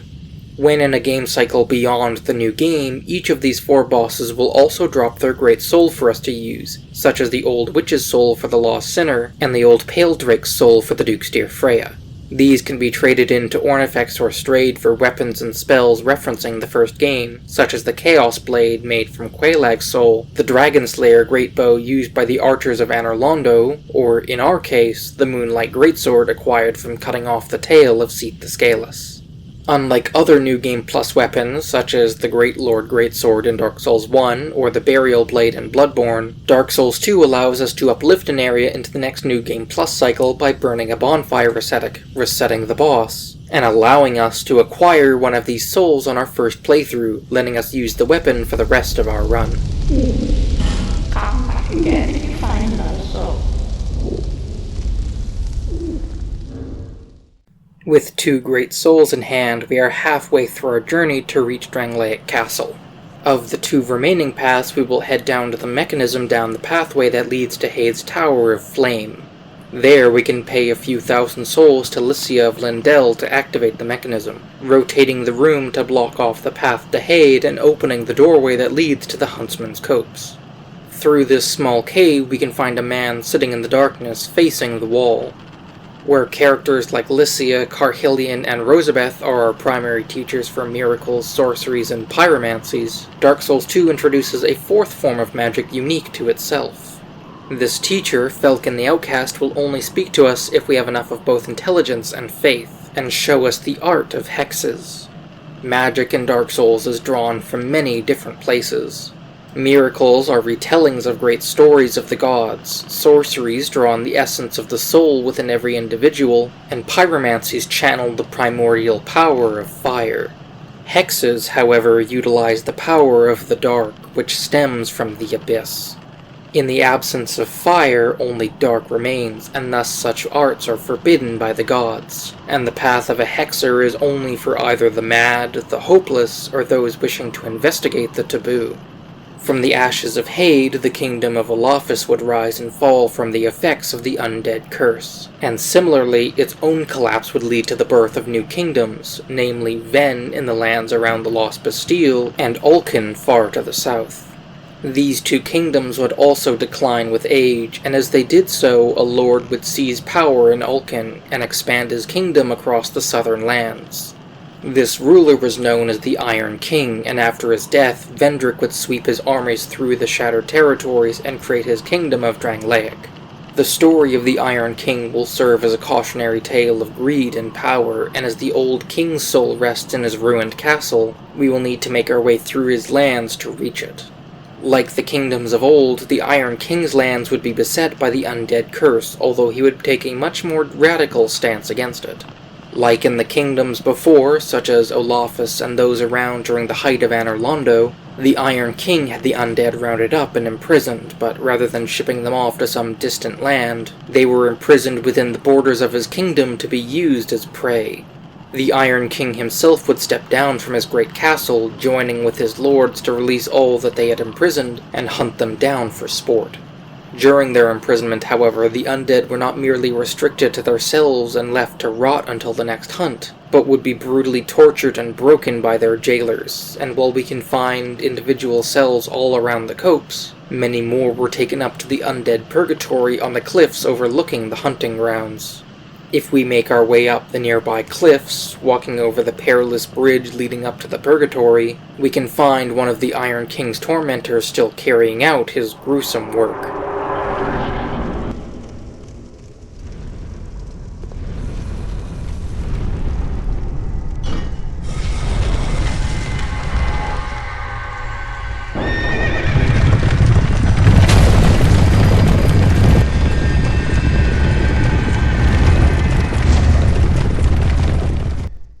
The executioner was left to watch over the undead imprisoned here, seeing to their eternal torment. From atop his great chariot, gifted to him by his king, the executioner forever runs through the purgatory halls, grinding the undead inside to dust beneath the chariot's hooves. From atop his great chariot, gifted to him by his king, the executioner forever runs through the purgatory halls, grinding the undead inside to dust beneath the chariot's hooves. This fight has a bit of a unique first phase, as we are trying to find a way to knock the executioner off of his chariot, while trying to stay out of his way as he runs through the circular hall. As we run forward, we can find small alcoves to hide in and avoid him, which would make this phase easy were it not for the relentless skeletons that attack us throughout, reanimated by necromancers hiding in alcoves of their own. After we find and kill the necromancers, ensuring we won't need to deal with any more skeletons, we can find a lever to close a gate. And as the executioner slams into it, he is thrown off of his chariot, and his terrible horse is set loose. The rest of the fight consists of fighting the two-headed horse, and becomes a fairly standard fight from this point on.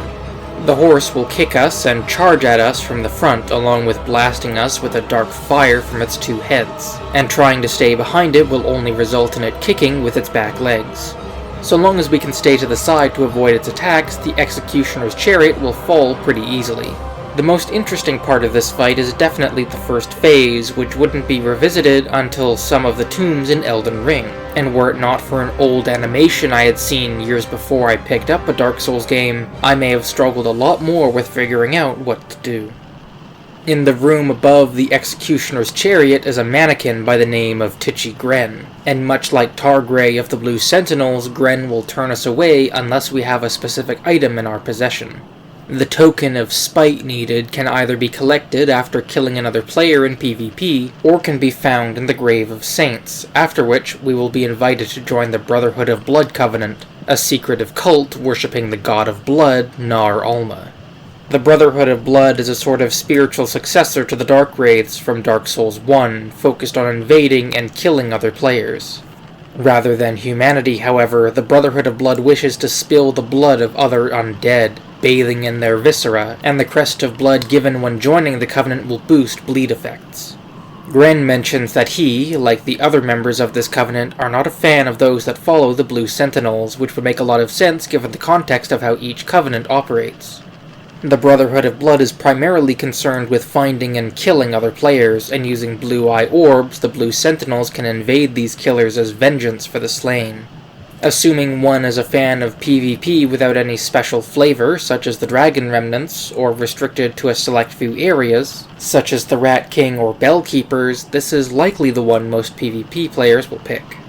In order to make our way forward, we'll need to cross over a large ravine, and a lever in one of the nearby exterior cells will lower the bridge for us.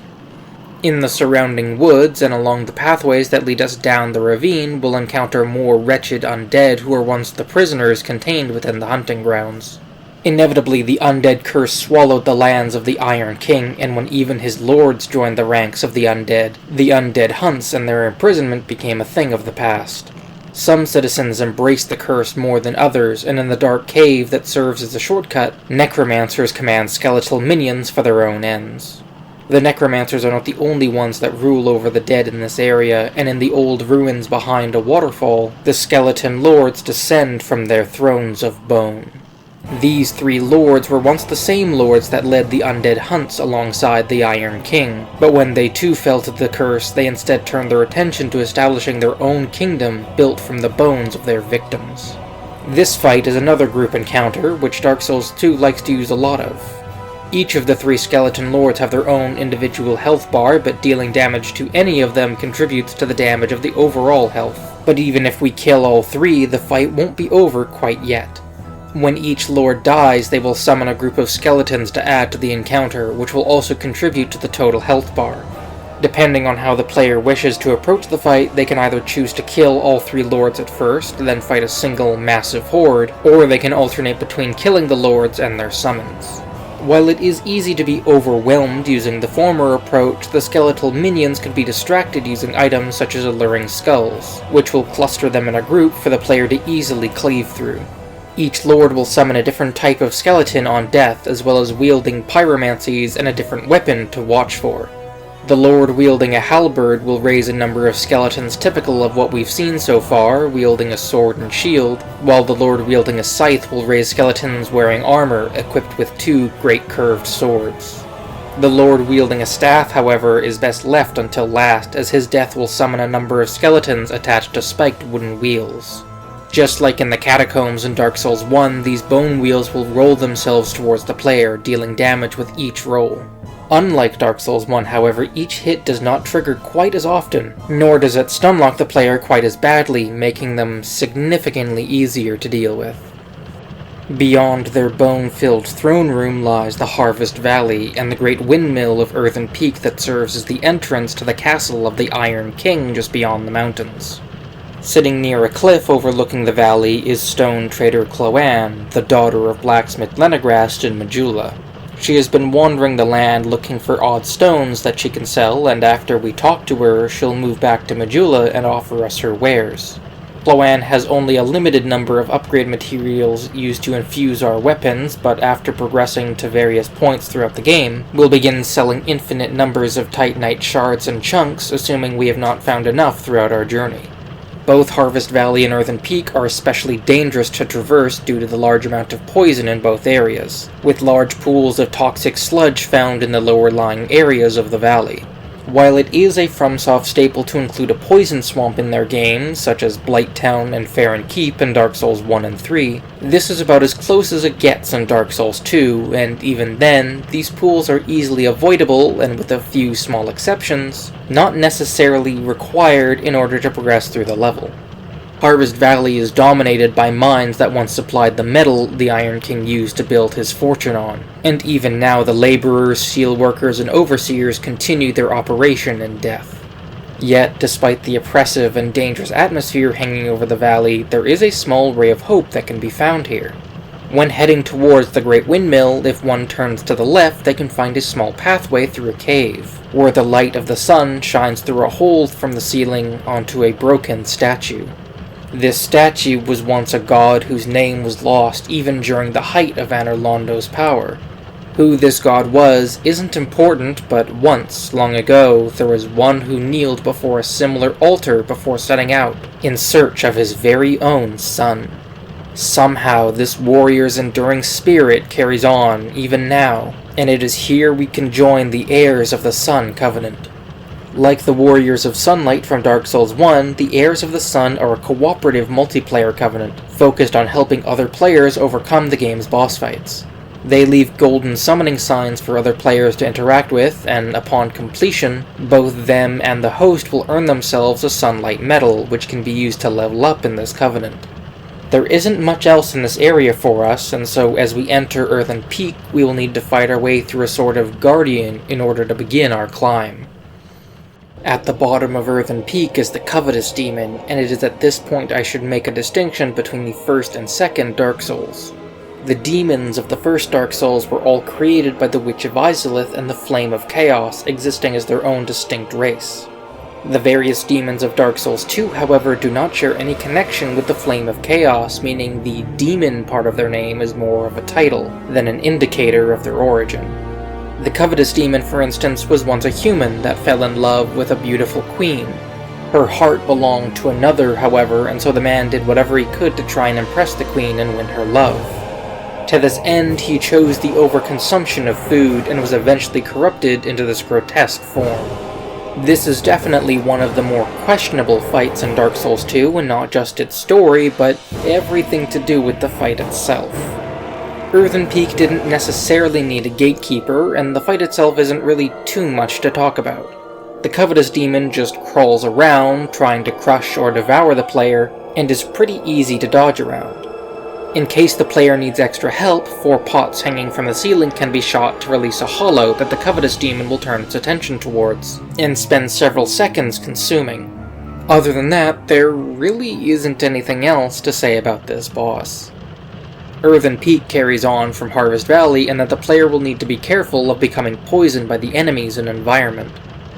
Mostly, this will come from the headless mannequins that hide all around the area, and are some of the most annoying enemies in the game due to their fast attacks and agility. Curiously, these mannequins aren't headless undead, but instead are constructs fueled by the poisonous miasma of the queen that made them. They were originally constructed with heads and faces, which can be seen with both their concept art and the mannequin mask item. However, their queen tore off their heads in a fit of blind rage, and her reasonings for doing so led her other servants to cover their own faces. The desert sorceresses that shoot fire at us originally hail from the lands of Vugo, and what they are doing here is a bit of a mystery. Similarly, there are a number of grave wardens from the Undead crypts, and even one of the suspicious shadows we saw from No Man's Wharf. Each of these enemies all wear hoods and masks that conceal their faces, likely not wanting to draw the ire of the queen that reigns over the windmill. She has forbidden any face more beautiful than hers from being seen, and as it turns out, the queen has gone to great lengths to maintain her own beauty. Before heading off to find her, there is a useful NPC that can be found in this area. Breaking through the railing on a balcony and walking along the outside of the windmill, we can find a man hiding away named Laddersmith Gilligan. We can talk with him to purchase a ladder leading down to an item, and after we either talk with him or defeat the boss of this area, he'll move on to Majula. The queen sits at the top of this terrible windmill, which, it turns out, was altered in order to fuel her own vanity. Mitha, the baneful queen, was once a beautiful woman who was wed to the ruler of the nearby kingdom, which leads some to believe this monarch was the Iron King. However, there is a much more likely candidate available, as we are told the source of her affection had eyes for another. The Prince of Ulcan fell in love with the princess of the rival kingdom of Ven before the collapse of their 2 kingdoms. And much like the Covetous Demon's love for Mitha, Mitha's love for the prince was unreciprocated. Her attempts to use her beauty to court him were unsuccessful, and driven mad by his rejections, she became obsessed with increasing her beauty, hoping she would catch his eye. Consuming poisonous substances she was told would accomplish this, Mitha was transformed into a hideous Naga, and exiled to Earthen Peak, where she repurposed the structure to supply her with more toxic chemicals to maintain her youth. This would explain then why her arena when we first enter it is completely covered in poisonous sludge, which not only damages and slows us down, but heals Mitha over time. In order to remove this sludge, we'll need to stop the windmill from operating, which doesn't involve pulling a lever or smashing a key piece of machinery or anything like that.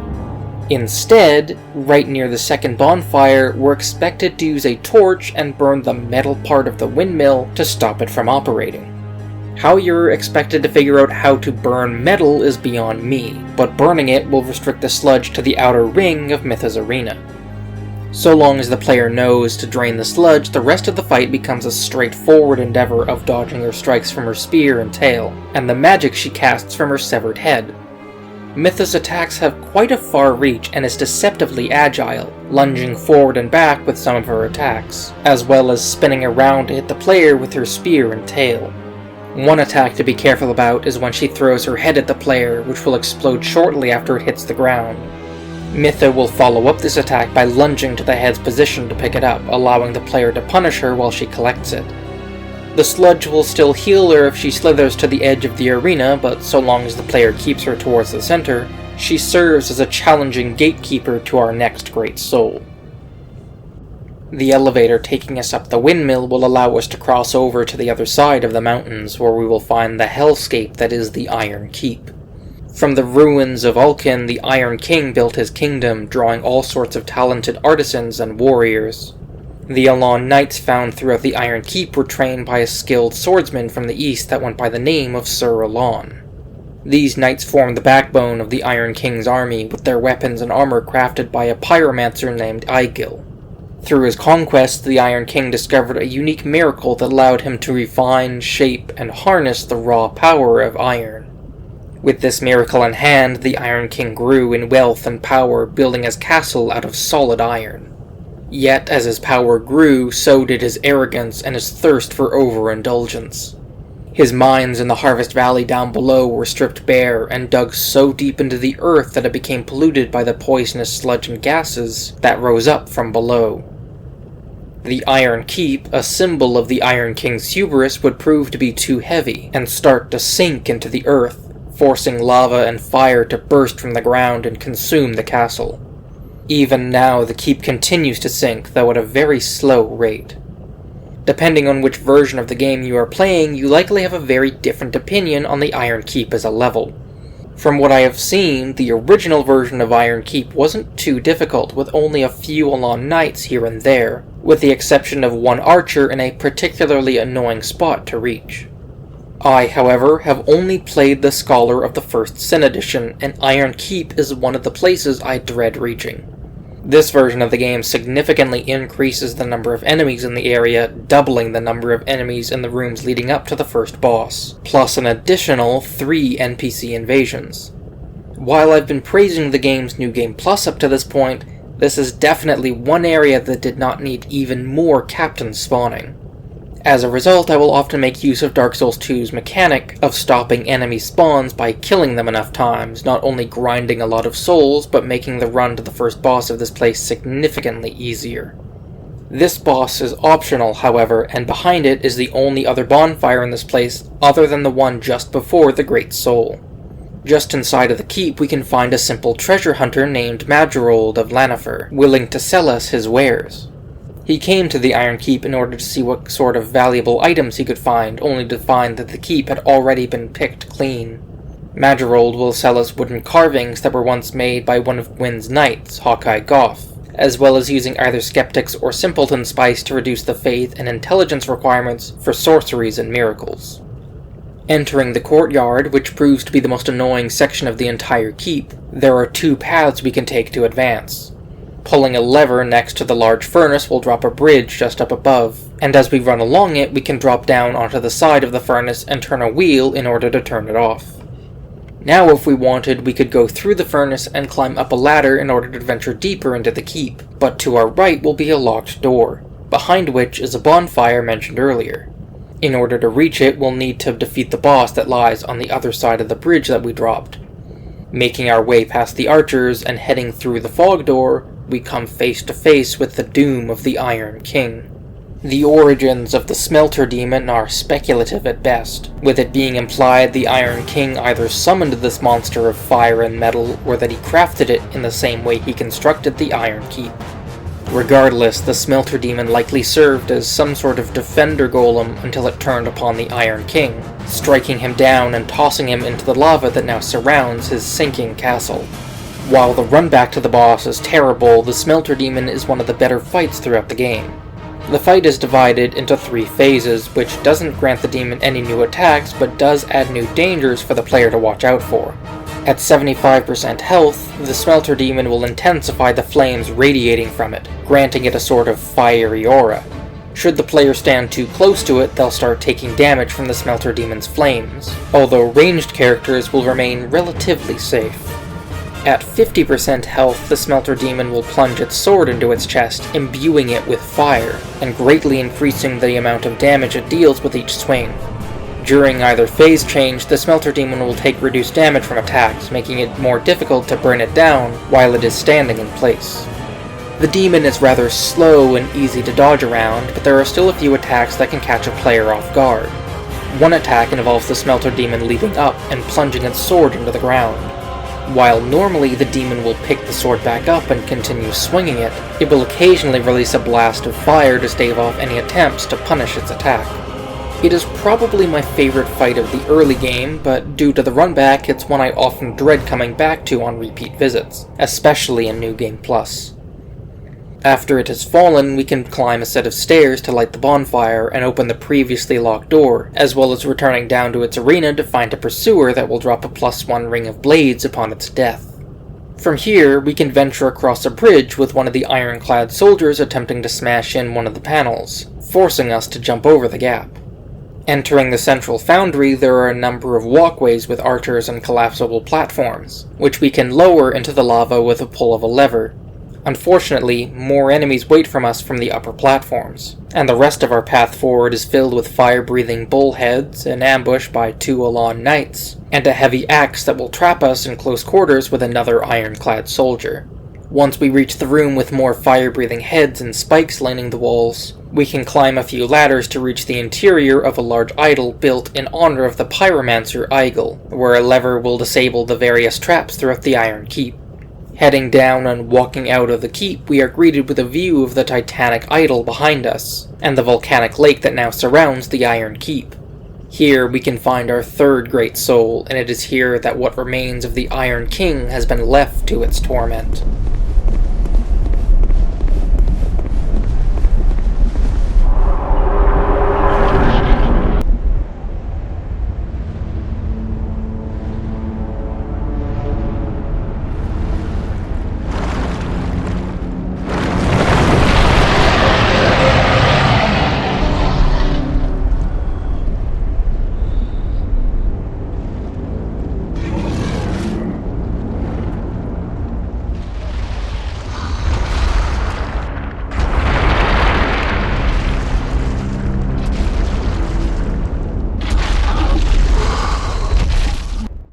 When the old Iron King was slain and his body dumped into the molten lake of fire, he came into contact with the remnants of the old King's soul. It reforged his body out of Icarus Earth, and it is now here that the old Iron King rests while watching what has become of his domain. This soul, having been reduced to a shell of its former magnificence, is all that remains of Gwyn, the Lord of Sunlight. In the end, pride led to the downfall of the old Iron King, just as it did for Gwyn. Where the old Iron King grew too greedy and hedonistic, building his kingdom off of the blood of those beneath him, Gwyn's reign was extended through the subjugation of humanity and the creation of the Undead curse. Gwyn feared allowing the Age of Fire to come to its natural end, denying the world an Age of Dark, ultimately sacrificing himself to the First Flame to become the Lord of Cinder. That fire now burns within the old Iron King, who is similarly a shadow of his former glory, looking wholly demonic as he rises up from the lava. Both kings sought to dominate the world through their oppressive regime, but for all of the technology at his disposal, the old Iron King would succumb to his darkest desires until they consumed him. The old Iron King's fight is a sort of evolution from the Ceaseless Discharge from Dark Souls 1, and in my opinion, it handles the concept much better. Where the Ceaseless Discharge was a towering monstrosity with an immense reach and a way to trivialize the fight, the old Iron King dials down both the damage and the hitboxes to something a lot more manageable. The Old Iron King will attempt to crush and swat the player with its hands, as well as releasing blasts of fire. While this is happening, it will provide an opportunity to move in and damage the Old Iron King's arms before backing off to dodge the next set of attacks. If the player does get hit with an attack, knocking them backwards, there is the danger of being sent into a hole in the floor at the back of the small platform they are fighting on. Additionally, there is a small ledge around the corner the player can hide behind when the Old Iron King releases a wave of fire from his mouth. These kind of fights tend to feel more turn-based, where you are waiting for the boss to give the player an opportunity to hit them, including fights like the Moonlit Butterfly and Ceaseless Discharge in Dark Souls 1.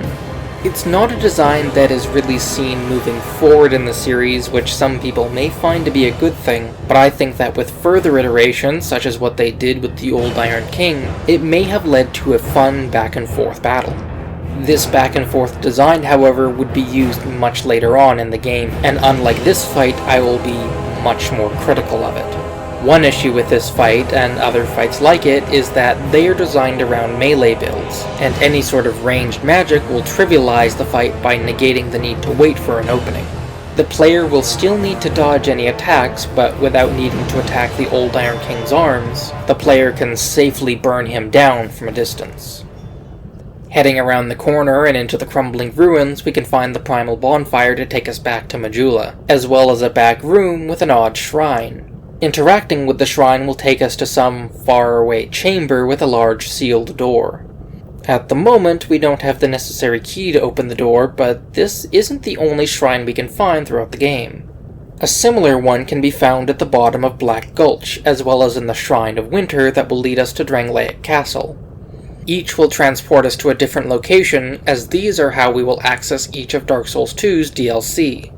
We'll find the keys to these 3 doors elsewhere throughout the game, and so for the moment, we will head back on our quest to find King Vendrick. Before we return to Majula, however, there is an area hidden within the Iron Keep we can find, and as it turns out, it has a sister location in the Lost Bastille. By activating Ferrous Lockstones found just after the Ruin Sentinels and Smelter Demon, we can find the twin belfries dedicated to a forbidden romance. The militaristic kingdom of Vulcan and the refined and magical kingdom of Ven had been in conflict for as long as either of them could remember. Despite this, the Prince of Vulcan fell in love with the Princess of Ven, and so the two of them snuck around to see each other. In a different time, their romance may have sparked the potential for peace between their two kingdoms, but the war escalated, tearing the two of them apart and eventually leading to the ruin of both kingdoms. In secret, the two lovers built the bell towers of Belfry Luna and Sol, along with the marionettes that now defend it.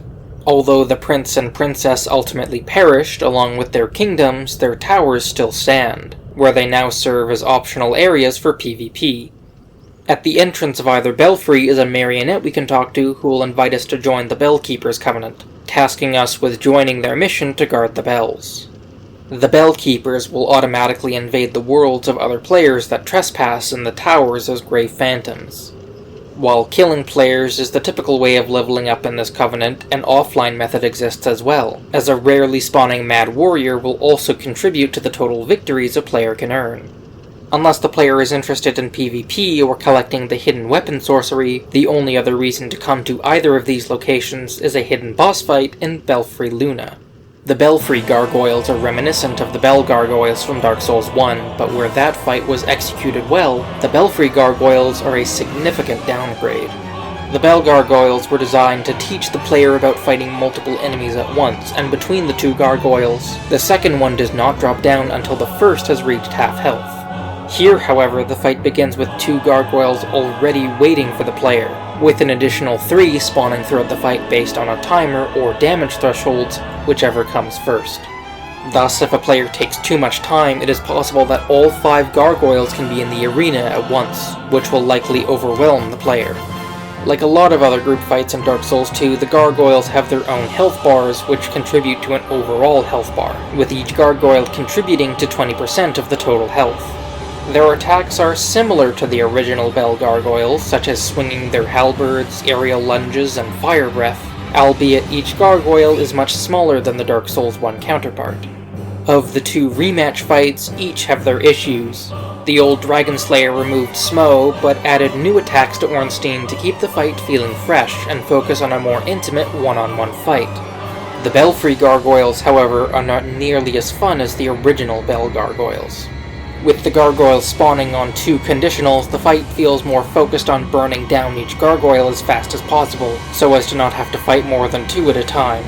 More often than not, it feels frustrating to finally deal with one gargoyle only for another to spawn. This is especially true since the slower pace of these earlier games is tailored more towards a more defensive and methodical playstyle, as opposed to the faster and more aggressive strategies of later games. The only reason to even come this way would be to grab the Southern Ritual Band for more attunement slots, or to grab the +2 Covetous Gold Serpent Ring in New Game Plus to significantly increase item discovery. Our final Great Soul resides beneath Majula, down in the pit in front of the manor.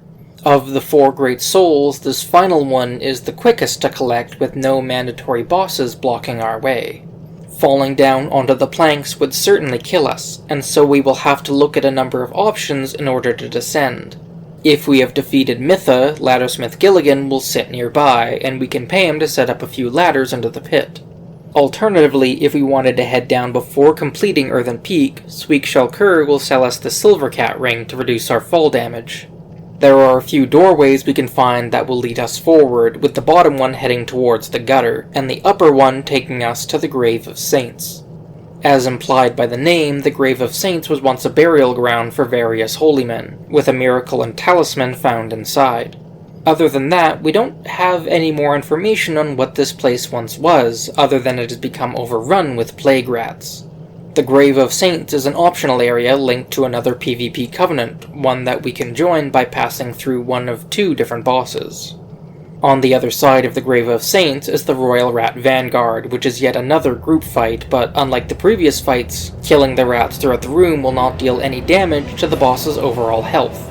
Instead, we are simply dropped into a room filled with rats that inflict poison when they attack us, and various stone statues all around for our weapons to bounce off of.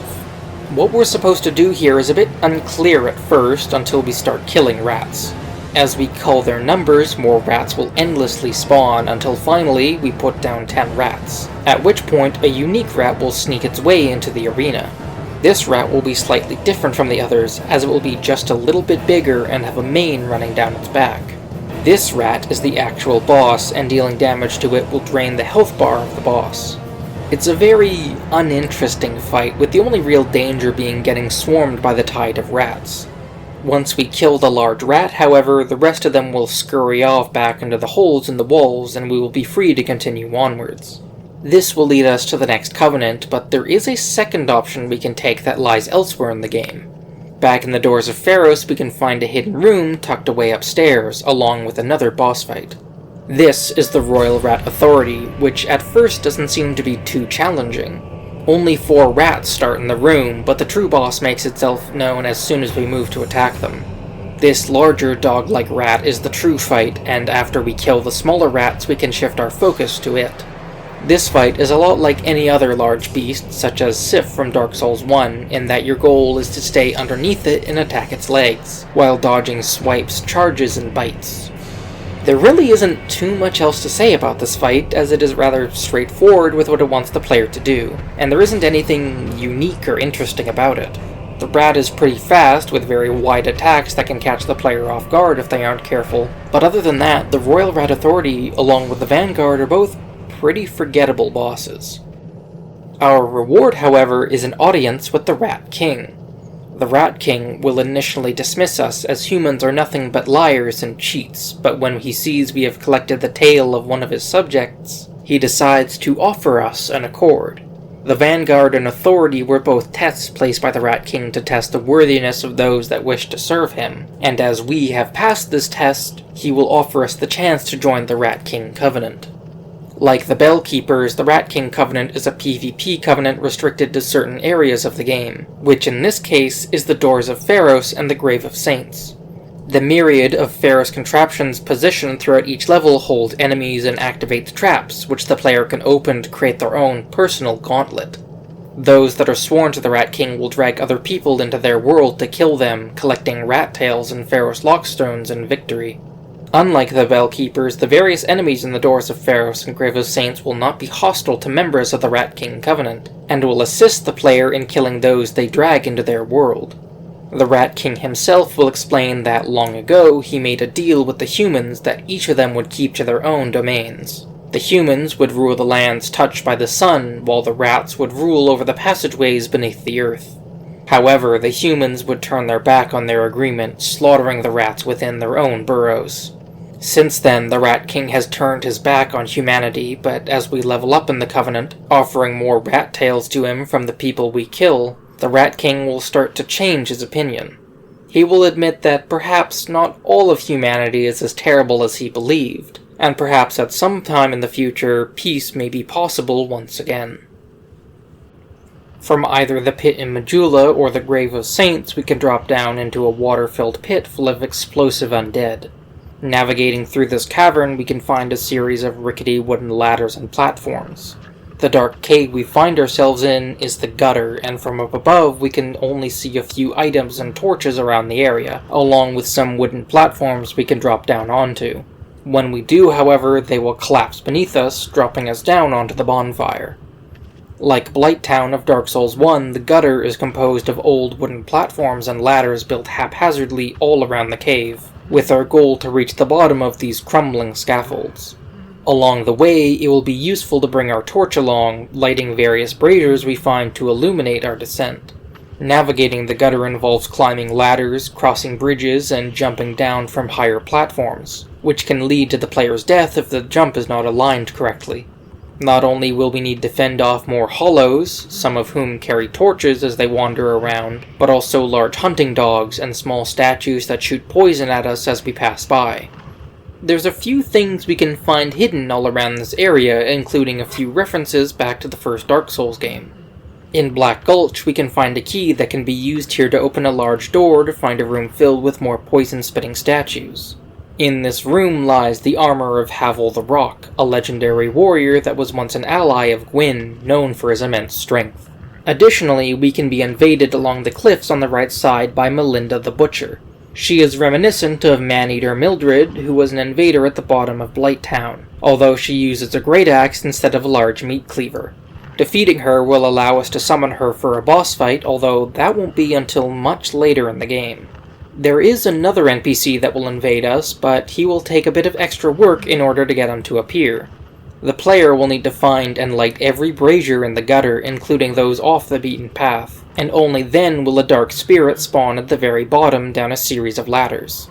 On the left side are also a few holes in the wall where we can find bulging insects that spit a corrosive acid, along with a large ant queen that will emit a soothing mist that cures us of poison. These insects are not native to the gutter, but have crawled up from the vast underground kingdom of Shulva. As we reach the bottom of the gutter, down the ladders where the dark spirit will invade us, the various jars we need to break through are filled with an orange liquid that will corrode our equipment. Behind them, we can drop down onto a ledge that will lead us to the Black Gulch. Black Gulch contains only a short path down to the boss, as well as a few hidden spots just off the side of the cliff. If we navigate down the side of the cliff, we can find two surviving giants that guard a few chests. Inside of one of these chests is the forgotten key we can use to find Havel's armor in the gutter, as well as several pieces of side content we will come back to later. The same poison statues that we found in the gutter can also be found in Black Gulch, but far more numerous in number, guaranteeing the player will be dealing with a lot of poison if they do not go around and destroy each of the statues. From the black pools of tar, great leech-like creatures will attempt to ensnare and devour us if we get too close, although these pools can be lit on fire by rolling through them while holding onto a torch. Two monstrous worms will burst forth from the walls as we make our way down, and just past them we can be invaded by either of two different phantoms. Woodland Child Victor and Gully will each block the entrance to the boss's fog door, equipped with great shields and great stone axes. Each of them are a callback to two phantoms and demon souls that use great shields and great clubs found in the Stonefang Tunnel, and with their resistance to the poison statues they can be rather annoying to deal with. With a fragrant branch we can unlock a bonfire right near the boss, and we need only step through the fog gate to collect our last great soul.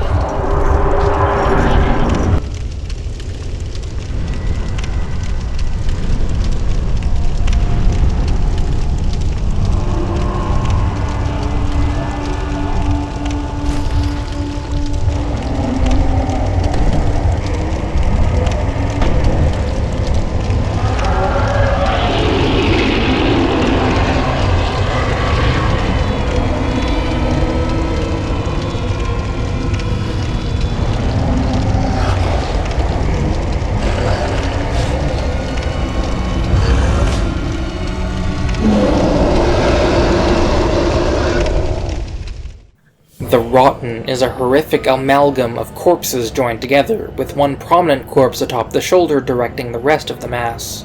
In fact, this smaller corpse will mimic the actions of the Rotten, which is used to help telegraph its attacks. The only definitive information on what the Rotten is comes from the old Dead One's soul in its possession, which once belonged to Grave Lord Nito. Even in its design, the Rotten mimics the first of the dead, as both are composed of countless bodies all stuck together. Here at the bottom of their lightless chasms, each of them sit patiently, though for very different reasons. Nito dwelt within the Tomb of the Giants to oversee death in the world, directing his Gravelords to bring about an age of death, whereas the Rotten exists only to suffer. The once peaceful death that Nito delivered has been perverted by this creature, and from the flailing appendages and the constant moans coming from the bodies that comprise it, the Rotten embodies a never-ending decay. Everything else about the Rotten comes from environmental storytelling, and here in its arena, we find the countless corpses and filth that has fallen down from the world up above. This is likely where the Rotten came from, as the corpse pile that once resided here came into contact with the old Dead One's soul, granting it a sick and twisted form of undeath. Interestingly enough, a cut item description from the Rotten Soul may point us in the direction of what this creature used to be, as it names the corpse on the Rotten's shoulder as Grith, the former king of Shulva.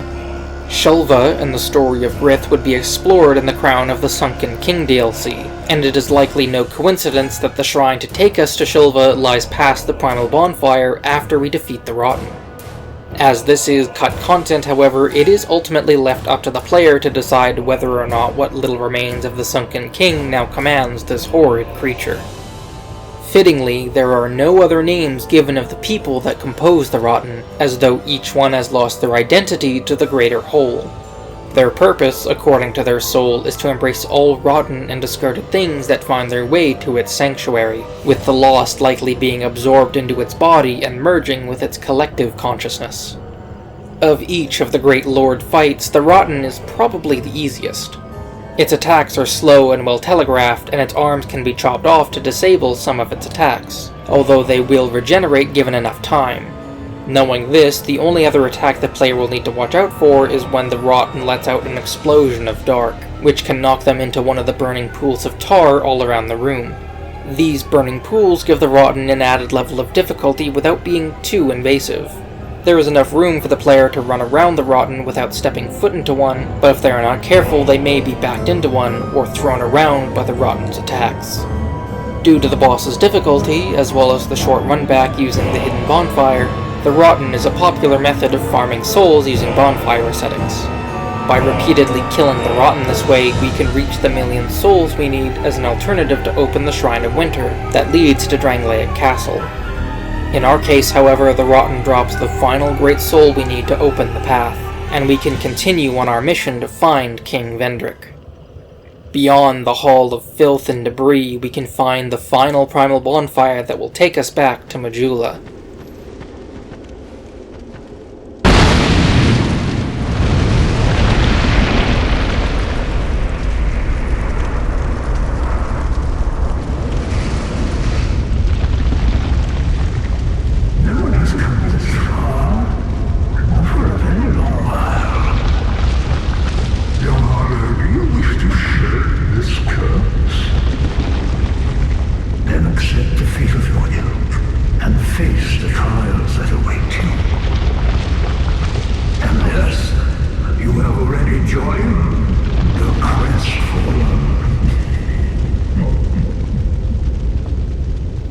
This creature of twisting roots and fire has taken an interest in us, and has come to present paths for us to take. We can either inherit the order of this world, or destroy it. This same decision lay in the hands of King Vendrick once, but he failed to become a true monarch. We are told to seek out Vendrick, for he will be the one to guide our way forward. As this thing disappears, we're able to light the bonfire properly, although this will not be the last time it presents itself to us.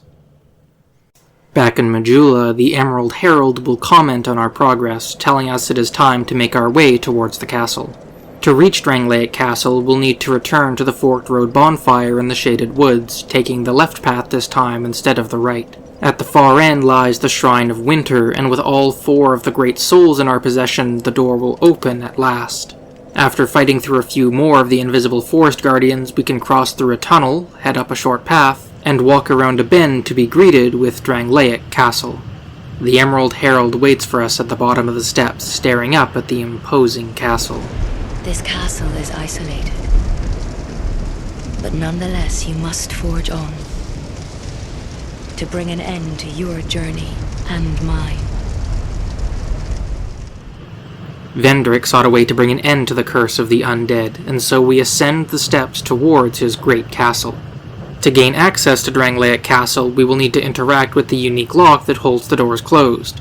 On either side of the door are 2 golems that require souls to operate. If we kill an enemy near either of these golems, then it will absorb their souls, animating them to turn the keys and open the front doors. Inside, up a grand staircase, is the ghost of Vendrick's former chancellor, Welliger. He will be confused by our presence, asking by whose permission we trespass here, before questioning where his king has gone.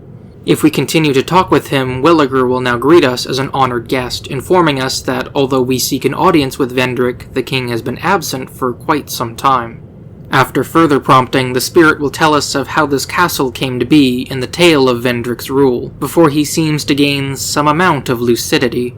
For a moment he will wake up, seeing the castle in the ruined state that it has become, before being pulled back into his dream of when he was still alive. From here he will serve as a merchant of unique spells and arms, and we can press onwards while we ponder the Chancellor's words. From a distant country, a beautiful woman named Nashandra arrived at Drangleic, and after earning Vendrick's trust, she entered into his inner circle. In time, she warned Vendrick of a land past the northern sea where the race of giants dwelt, whose immense souls posed a threat to his rule. By her guidance, Vendrick rallied his armies and set sail to the north, leading a brutal and bloody war. When Vendrick returned, he brought a number of prisoners with him to carry out his studies on the undead curse, as their powerful souls held the key to seeking the first flame. By linking the fire and rekindling the first flame, Vendrick believed he could break the undead curse. Using his knowledge of the kingdoms that came before him, Vendrick wove magic, stone, and souls together to create a number of golems, fashioning them similar in appearance to the giants he had conquered. As a symbol of his gratitude for her involvement, as well as his affection for her, Vendrick made Nashandra his queen and used the golems to construct Drangleic Castle. The 2 of them reigned over a prosperous kingdom from their thrones, but where Vendrick has now gone, and why Drangleic has fallen to ruin, we will need to continue to search for answers. Answers that lie with Vendrick himself. Drangleic Castle is filled with more traps and inert golems that will need to be activated to advance forward. A door by a bonfire remains locked to us for the moment, requiring a symbol of the king to open. Upstairs is a room full of masks on the walls that shoot poison darts when we open the chest in the center. From there, just up the stairs is a room with a painting of Nashandra, although if we approach it, we will rapidly be inflicted with curse and are forced away from it. Up the stairs that run along the side of the castle, we come to the grand throne room, and while Vendrick's chair remains empty, we can come face to face with Drangleic's enigmatic queen. Nashandra introduces herself, commending us on our journey this far, but it is clear we still have a ways to go. The last king of this land, Vendrick, wasn't the true monarch we were led to believe. He ruled with the strength to carry his people, and when the undead curse emerged again, he found even greater strength. And yet he would not have the strength to ascend to the true throne, but we may have the potential to do so. As with everyone else, Nashandra tells us to seek King Vendrick, and while it may feel as though we are just chasing a phantom at this point, we're heading in the right direction. As we leave the throne room, heading around the balcony, we find another boss fight standing in our way, and unfortunately, it's a slightly remixed rematch. The twin dragon riders are exactly as they sound, 2 of the dragon riders that we encountered back in Hade, but this time one of them is standing atop a pillar in the corner wielding a bow. The pillar is easily broken by the melee one, sending the archer tumbling down, and from here, it's just a balancing act of avoiding one's attacks while fighting the other. While the moveset is the same as the one down in Hade, any lessons learned during that encounter are pointless here. A good rematch fight should expand upon the previous one, rewarding players for having learned the previous fight, while adding new threats to deal with. While the Stray Demon and Demon Fire Sage from Dark Souls 1 are also considered lazy asset reuse, there is a design evolution happening. The Stray Demon builds on the Asylum Demon by adding new attacks the player will need to watch out for, and the Demon Fire Sage then fills its arena with roots and branches that can get in the way of the player's movement. Perhaps if this fight was against a stronger version of the original Dragon Rider, without the option of increasing the size of the arena, this fight wouldn't feel quite so much like lazy asset reuse. If we want to follow the path Vendrick took to leave Drangleic Castle, we'll need to find a way to enter the King's Passage. For the moment, however, the door to the passage is locked, and the nearby elevator is inaccessible, and so we'll need to make a brief detour to explore the rest of the castle. Up a ladder, we can find a room with another golem, surrounded by statues of more of Vendrick's knights. Unlike other statues throughout the castle, these ones do not come to life, and so we'll need to find something else to activate the golem. It's fortuitous then, in the next room, that 2 mannequins from Earthen Peak drop down to ambush us, which we can lure back to the golem and kill in order to lower the elevator. Without a way back up the ladder, we'll need to find another way around, and as we do so, we can notice the mannequins aren't the only enemies here from other areas. Prior to the twin Dragon Riders, we can find a few Ruin Sentinels from the Lost Bastille, and as we progress forwards into a grand hall, we can find old knights from the Cathedral of Blue alongside an executioner's chariot. On the balcony is one of the Elan Knight captains that served the Old Iron King and a Belfry Gargoyle, with 2 Desert Sorceresses in the storage room just below. Returning back to the bonfire, we can now ascend the elevator, at the top of which is a room holding a very unusual and disturbing prison. The lock is actually an undead bound in chains and wearing a strange mask. Behind this embedded is a woman sitting in a cage. Who or what she is and why she's been imprisoned is a mystery, but in a chest at the edge of the room we can find the key to the King's Passage. Of course, the King's Passage would not be unguarded. When Vendrick fled, he took one of his most loyal knights with him by the name of Velstad. Velstad would then order his knights to guard the corridor to assure they would not be followed. Velstad's knights would only serve to delay those chasing Vendrick, softening them up for the true guardian of Vendrick's escape. Before Vendrick fled down the King's Passage, it was used as a proving grounds for aspiring knights eager to prove their strength and their devotion to their king, with the Looking Glass Knight serving as their toughest challenge.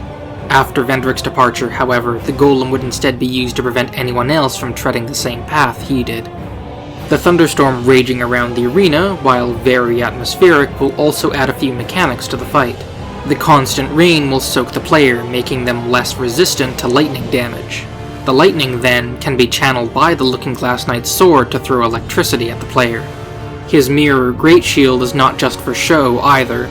Spells cast by the player will bounce off of it, being sent off in a random direction. With its already bolstered magic defenses, it pushes the player to fight against the knight without relying on their magic. While the Looking Glass Knight is already one of Dark Souls 2's better boss fights, perhaps its most memorable aspect happens partway through the fight. The Looking Glass Knight will plant its shield into the ground, summoning another player into the fight. Personally, I've never had the Looking Glass Knight summon an actual player before, only ever fighting the randomized NPCs, so I can't talk about the PvP aspect of this fight. Still, the NPC invasions are typically some of the more annoying enemies throughout the game, although the ones summoned into this fight aren't too difficult to take down. It all makes for a very memorable fight regardless, and a fun gatekeeper to the rest of the game. It is unfortunate then that we go from one of the high points of the game to possibly its lowest. Heading below the earth from the King's Passage, we find ourselves looking out over a massive, waterlogged cavern known as the Shrine of Amana. The Shrine of Amana is possibly the worst area in the entire game, due to a combination of enemies throwing homing missiles, aggressive melee combatants, and the shallow water making it difficult to tell where the ground drops off to the player's death. As we make our way through, the sound of women singing will fill the cavern, and we can find one source in a small hut near the entrance.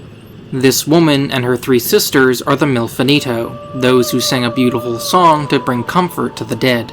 Rather than think of themselves as individuals, the Milfinito think of themselves as one entity, forever singing until they cannot sing any longer. They were originally created by Gravelord Nito, who taught them their song, but as he disappeared long ago, the Milfinito remain underground to look after those who live in death and the dark. Their song causes the nearby fireflies to dance around the mutated hollows that live in the water, keeping them docile and allowing us to proceed forward without worry. The Shrine of Amana itself was constructed to house a great demon after it developed a taste for human flesh. A number of shrine maidens used to keep this prison sealed using sacred rituals, but as they have now gone hollow, their seals weakened to the point that this demon now wanders free. As we make our way through the Shrine of Amana, there is another voice that has joined the chorus of the Milfinito, as this demon has learned to mimic their song, using it to lure hollow prey to feast upon.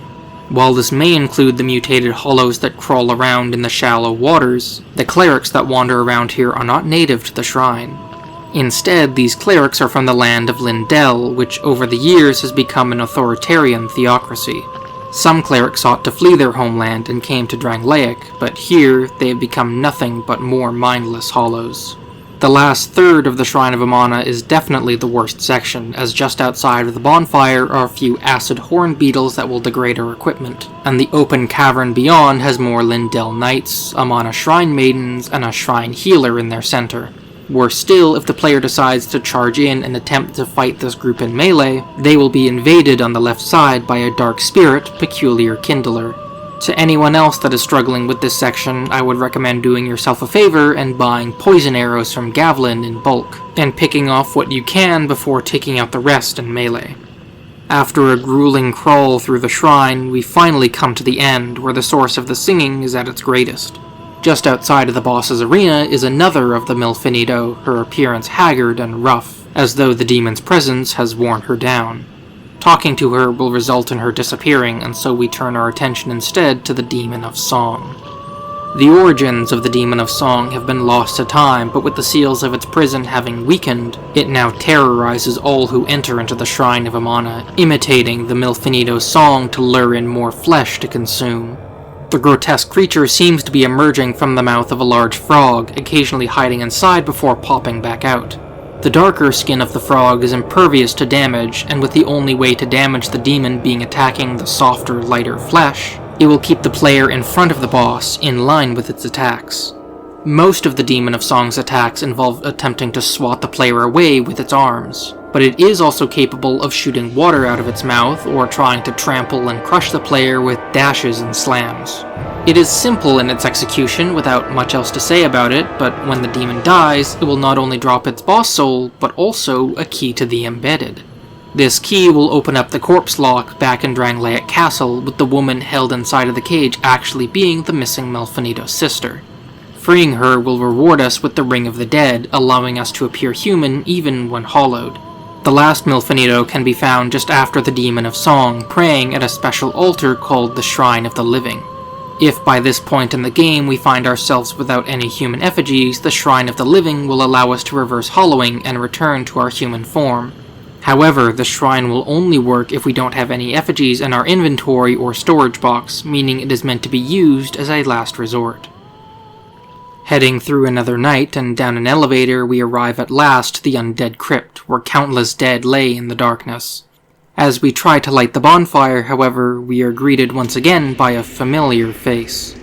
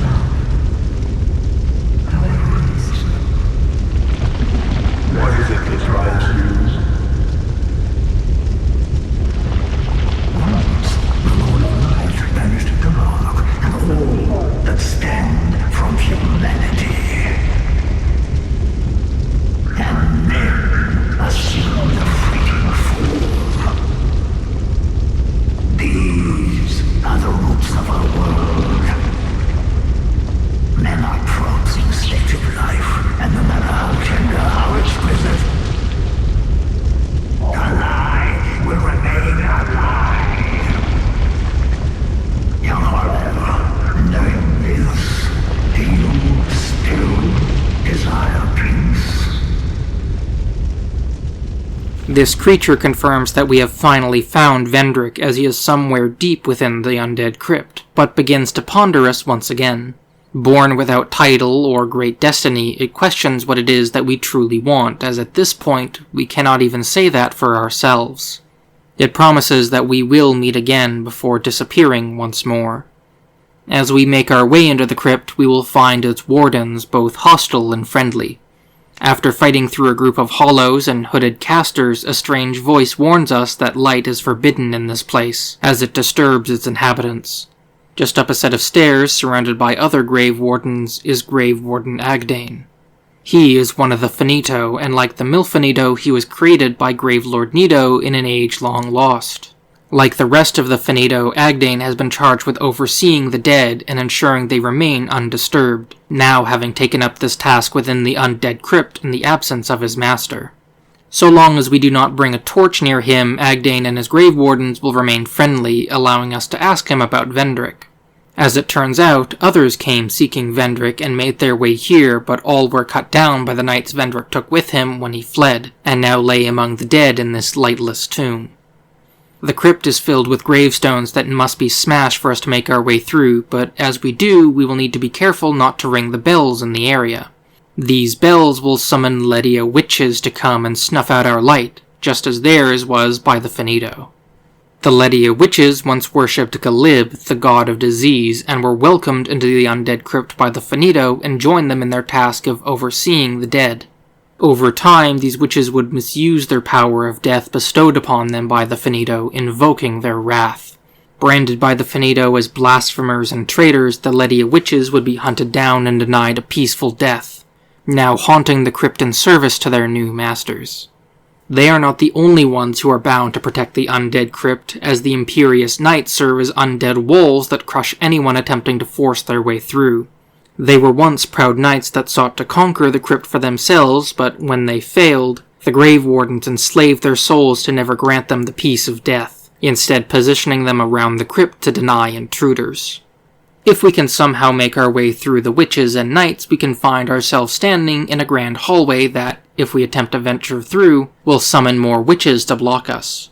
Just underneath the stairs there is a hollow that will ring a bell, and even after killing him, another hollow will come in from the side of the hallway, another will dig its way up from underground, and a fourth sits invisible against the back wall.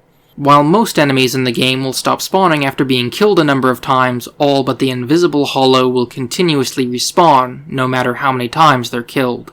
If one doesn't know this, or perhaps doesn't remember that fact, they may find themselves killing these hollows over and over and over again with no end in sight. Regardless, we can push our way through this hallway and press onward through the fog door to face our final test before we are allowed to meet King Vendrick.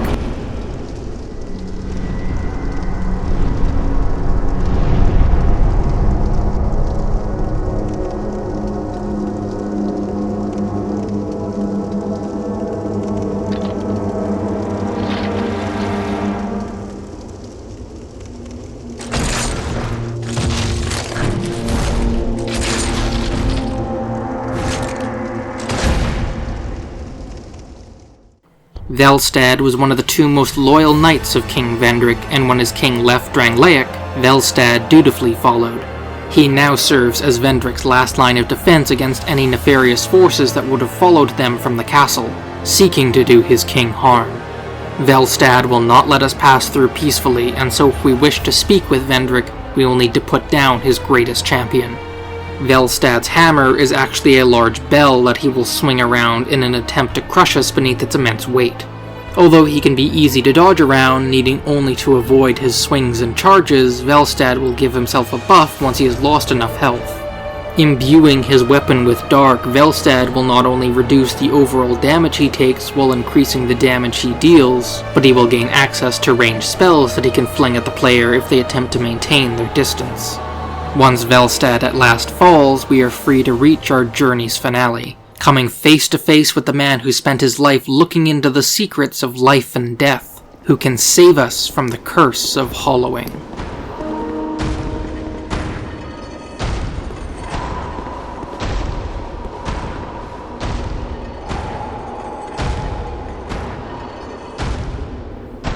At this point, it seems as though all hope is lost. Even someone as noble and wise as King Vendrick, who sought a way to bring an end to the undead curse, has been reduced to a mindless hollow wandering around in his lightless grave, with barely enough strength to drag around his sword. On his discarded clothing in the back of the tomb sits his ring, which we can now use to go back and access several new areas.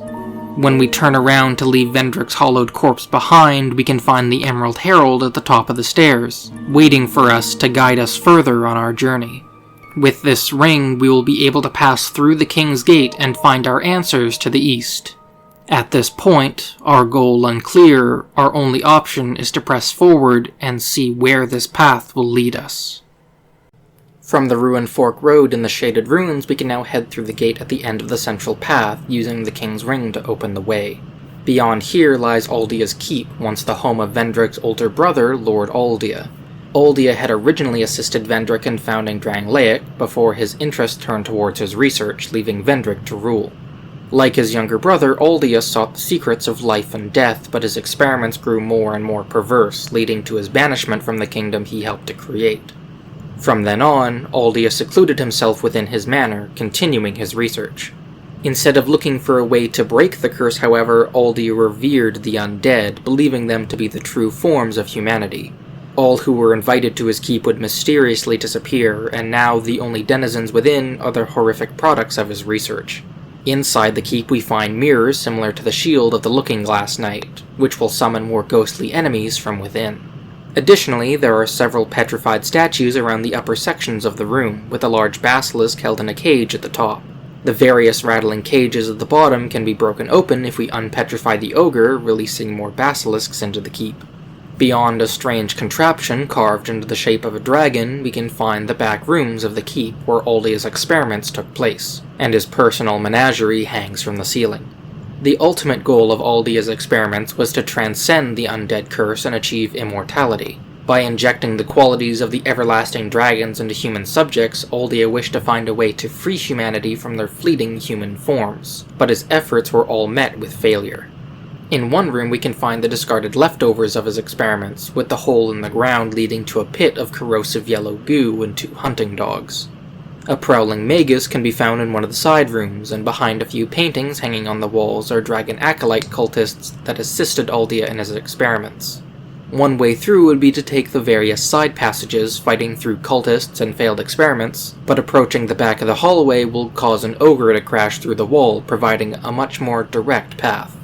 A second ogre will break through the wall just beyond that, revealing the sunlight of the keep's exit. Sitting on the lookout behind the keep is a massive birdcage where we can find one of Aldia's pets. The guardian dragon is similar to the one down in Hade that protected the Cathedral of Blue, but while that wyvern may have been a loyal pet to the dragon rider nearby, this wyvern is not here of its own free will.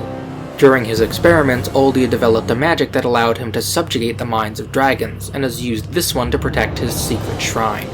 The moveset of the Guardian Dragon isn't too different from the one down below in Hade, with the dragon stomping and attempting to bite the player when they get too close, as well as flying up to breathe fire down directly below it. The dragon does have a few additional attacks, however, that make use of the birdcage, as it will fly up and cling to the cage while breathing down fireballs. It doesn't prove to be too hard, especially with ranged builds that can attack the wyvern in the air, and once we have killed it, we can advance forwards to look out across the beautiful landscape, taking an elevator up above the clouds. The elevator brings us to the top of the stone pillars, up to the Dragon Eyrie. This nesting ground and the great shrine at the end were constructed by Aldia to aid in his research into dragons, as well as to provide a place for his subjugated wyverns to roost. It is also here we can find the Emerald Herald waiting for us. Bearer of the curse, long have I awaited one such as you. One who might shatter the shackles of fate. One who can set me free. At the top of the shrine lies the ancient dragon who has watched over the world for eons. It is waiting for our arrival, and to assist our journey, the Emerald Herald gives us her aged feather. The feather serves as an unlimited homeward bone, which can transport us back to the previous bonfire used. While in the base Dark Souls 2, the Dragon Eyrie is a mandatory area to explore, Scholar of the First Sin immediately gives the player the shortcut to move on. While we could just immediately skip this section of the game, it is filled with useful crafting materials such as petrified dragon bones, as well as swarming with crystal lizards. The 3 sleeping wyverns all throughout aren't actually our biggest concern, and instead it is more undead citizens Aldia experimented upon, whose explosions will degrade and break our armor. As we navigate our way around, we will need to be careful about destroying any dragon eggs we find scattered around the area. Destroying 3 of these eggs will grant all of the dragons in this area a boost to their damage, but destroying 7 or more will make it much more difficult to advance. Connecting the area and the shrine is a great wooden bridge we will need to sprint across, as if we are too slow, a wyvern will swoop down to destroy the bridge. The more eggs we destroy, the less time we have to cross, and so being careful not to smash any, we make our way up to the dragon shrine. The bonfire here is just in a small enclosure where we can have our 3rd encounter with the strange root creature.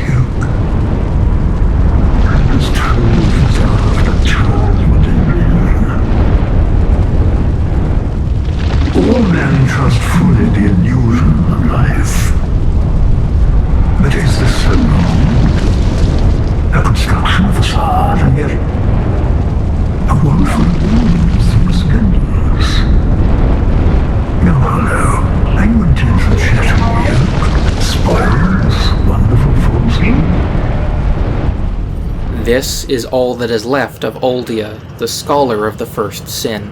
Having determined our worth, he tells us to seek the true throne, where we will find both light and dark, and something that lies beyond either. The dragon shrine is a short climb up to the ancient dragon, but it isn't one without its test. Only 4 enemies will stand between us and the summit, with 3 Drake Keepers, each wielding a greatsword, great hammer, and ultra greatsword. Beyond them, on a set of stairs, is an intimidating dragon knight wielding greatswords, who will be a challenge to the unprepared.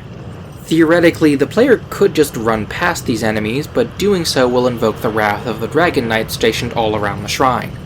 They will remain passive as they watch the player overcome each test, even bowing before them. But if the player attempts to run by the Drake Keepers, they will turn hostile and hunt them down. By exploring around, we can also find a hidden doorway with a staircase leading up, at the top of which is a small altar with a petrified egg sitting on top of it. This egg is actually the key to joining the last of the game's PvP covenants, the Dragon Remnants. Returning to Magirold back in Iron Keep, we can show him the egg and he will invite us to join the Covenant.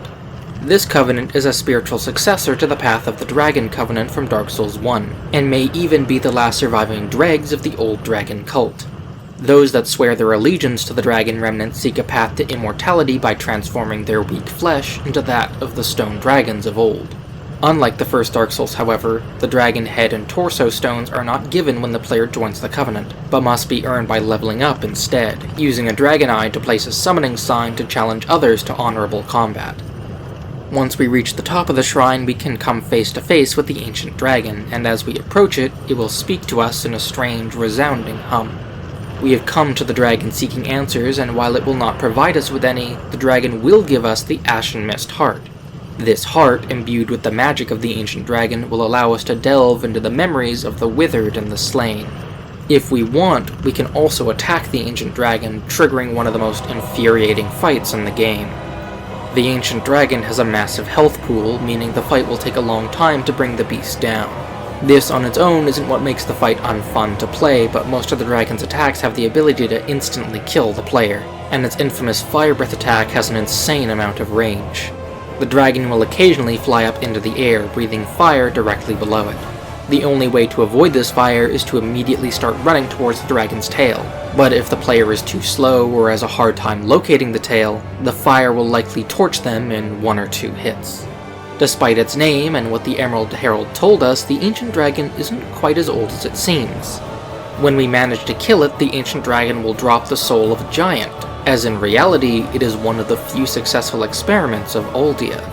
Using a number of giants taken as prisoner during the war, Uldia molded their flesh in an attempt to recreate an everlasting dragon, and by combining their souls with the bones of the dragon beneath Seldora, he managed to create this dragon, which now watches over the worshippers of the dragon cult.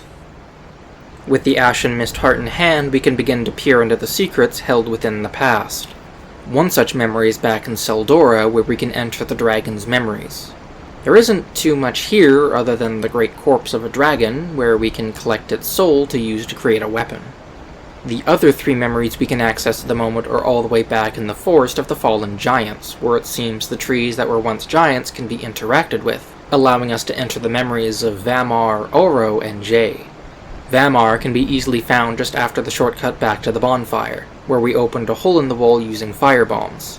From here, we simply need to head down the ladder, pass through the doorway on the left, and find the tree on the right. Oro will take a bit more work as it lies at the end of the Pursuer's arena, but as we have already defeated him, we already have access to the tree. Jay, however, requires an additional 2 keys to open. Beneath Cardinal Tower, passing the door we opened with the soldier key, we can find a royal guard protecting a door, and once he is dead, we can use the King's Ring to open the door, revealing the final tree. This is the only memory that is mandatory to advance, but hidden within all 3 of these memories are the souls of giants, which will prove to come in handy when fighting one of the game's few remaining bosses. Our excursions into these memories will need to be made with haste, however, as we are only provided a limited amount of time to explore before we are kicked back out. Within these memories, we can revisit the battle between the giants and Drangleiac's armies when the giants crossed the seas and invaded in retaliation for Vendrick's crusade. Within one of the crumbling rooms of the fortress, we can find Captain Drummond, laying injured, telling us to leave this battle. Should we mention Drummond's name to the other soldiers, they will allow us to pass by without interference, allowing us to assist them against the giants. According to the captain, the giants have come for revenge against Vendrick's unjust barbarism, as when he crossed the seas, Vendrick stole a prized treasure of the giants. What this treasure is never made clear, although it was shortly after claiming it that Vendrick created the golems. The hearts of the giants burn with an intense rage towards Vendrick, unable to find it within themselves to forgive what he has done, and with their wills of steel, they are some of the most dangerous adversaries that Drangleic has faced. Leading them is the giants' great king, intent on seeing Vendrick's rule ground to dust. It is in the memory of Jay that we can find the Giant Lord, with the arena actually being the same stretch of rampart that we fought the Pursuer. The rampart is blasted with fire from catapults, and as we run through, the stone head of a statue is flung across it, crushing any in its path. Here, at the far end of the rampart, we challenge the King of the Giants, as defeating him will turn the tide of the battle in Drangleic's favor. The fight against the Giant Lord is likely already familiar to the player, as it is similar to the last giant from the start of the game. The Giant Lord will stomp on us if we tread underfoot, as well as swinging its great sword to try and cleave us. Should we step too far away, the Giant Lord will slam its sword into the ground to release a shockwave at us, but other than that, the fight is relatively straightforward. It does suffer from camera issues, however, as not only are we fighting a towering enemy, making him hard to see, but we are also doing so in the corner of the rampart, with the nearby walls further disrupting us. While we are entering a memory of past events, it seems as though there is more going on here if we look a bit deeper. According to legend, it was a mysterious hero that defeated the Giant King, and without their leader, the giants retreated back to their homeland. No hero comes to join us during this fight, as it seems as though we are this hero slipping back in time to alter its history. In fact, the Giant Lord is not actually killed during this encounter, and following Drangleic's victory, they would drag the beaten giant below the earth and imprison him down there for generations. There, the giant would rest until eventually a lone hollow would enter into its cell, recognizing them as the downfall of its race and charge at them in a rage as one final stand. The last giant imprisoned at the start of the game would be the Giant Lord that we fought long ago in the past, near the end of our journey. It recontextualizes the entire fight knowing this, with even the last giant's soul referencing our involvement. Upon defeat, the Giant Lord will drop the giant's kinship, which will allow us to fight the game's final boss, but before we enter the game's finale, there's still more we can do. In fact, there's one more memory we can enter with the Ashen Mist Heart, although it rests behind an optional boss fight. When we return to the Undead Crypt, Vendrick is still wandering mindlessly within his tomb, and should we strike him, his corpse will turn its attention towards us. Vendrick in this game can be seen as a sort of spiritual successor to Gwyn from the first game, but where the fight against Gwyn felt climactic despite his hollowed form, Vendrick feels hollow in more ways than one. All Vendrick does is swing around his sword, occasionally jumping forward and back to either close the distance with the player or get away from them. His attacks deal heavy damage, and with the stagger they inflict, getting hit by one of them often means the player is left defenseless as Vendrick follows up the attack to kill them. The main gimmick of the fight is that Vendrick's damage resistance is increased by 32 times its base value, meaning that any damage dealt against him is negligible. In order to reduce this damage reduction, the player will need to find the giant's souls throughout the game, each of which halves the multiplier from 32 to 16, 8, 4, 2, then down to his base defenses. 3 of these souls are found within the giant's memories in the Forest of Fallen Giants, while the other 2 can be found on the Ancient Dragon and the 2 giants at the bottom of Black Gulch. In this playthrough, I only grabbed 4 of the 5 hearts, deciding not to grab the one off of the Ancient Dragon. But even with all 5, Vendrick is a bit of a damage sponge that will require careful dodging in order to defeat. Once we have put the king to rest, however, we can use the Ashen Mist Heart on his discarded clothing, entering into his memories. Only now, at long last, do we come face to face with Vendrick with his mind still intact, and we can finally learn the truth. Vendrick learned that by linking the fire he could banish the undead curse, but as he continued his research he realized that it would only be a temporary measure. The fire would fade again in time and the curse would return. Vendrick rejected the throne, knowing it would be meaningless in the end, but if we should seek it, he recommends we seek the crowns of the other kings, learning of their fates, and come to our own decision. From here, Vendrick will send us on our quest to follow in his footsteps into the game's DLC, exploring Shulva, the lands of the Iron King, and Eliam Lois. As for why these 3 kingdoms interested Vendrick, we will need to look to the distant past. Long ago, in an age lost to time, the kingdom of Ulasil was deceived into uncovering a primordial human by the name of Manus. Manus wreaked havoc on Ulasil, opening up a place of dark called the Abyss, which threatened to swallow the land. One of Gwyn's 4 knights, Artorius the Abysswalker, ventured within to try and defeat Manus, but he would be consumed by the dark, driving him mad. In the end, it was a nameless undead that defeated Manus and ended his threat, but his soul would not remain dead. Instead, it split into several pieces, embodying a different aspect of him. These fragments of Manus became his wrath, his fear, his solitude, and his want. And when the abyss dissipated, they traveled across the land, seeking kings. Each of these kingdoms were visited by a daughter of Manus, and as we explore their histories, we will learn of the kings that forged them, the daughters that haunt them, and the ultimate fates that befell each of them. Each of the DLC locations can be accessed through the various shrines that we have found, but each will require a key in order to open the way. As we head down into the pit in Majula, we can find a hidden alcove partway down that leads to a locked door. Using the key guarded by the 2 giants in Black Gulch, we can find a room with a few chests, one of which holds the Dragon Talon.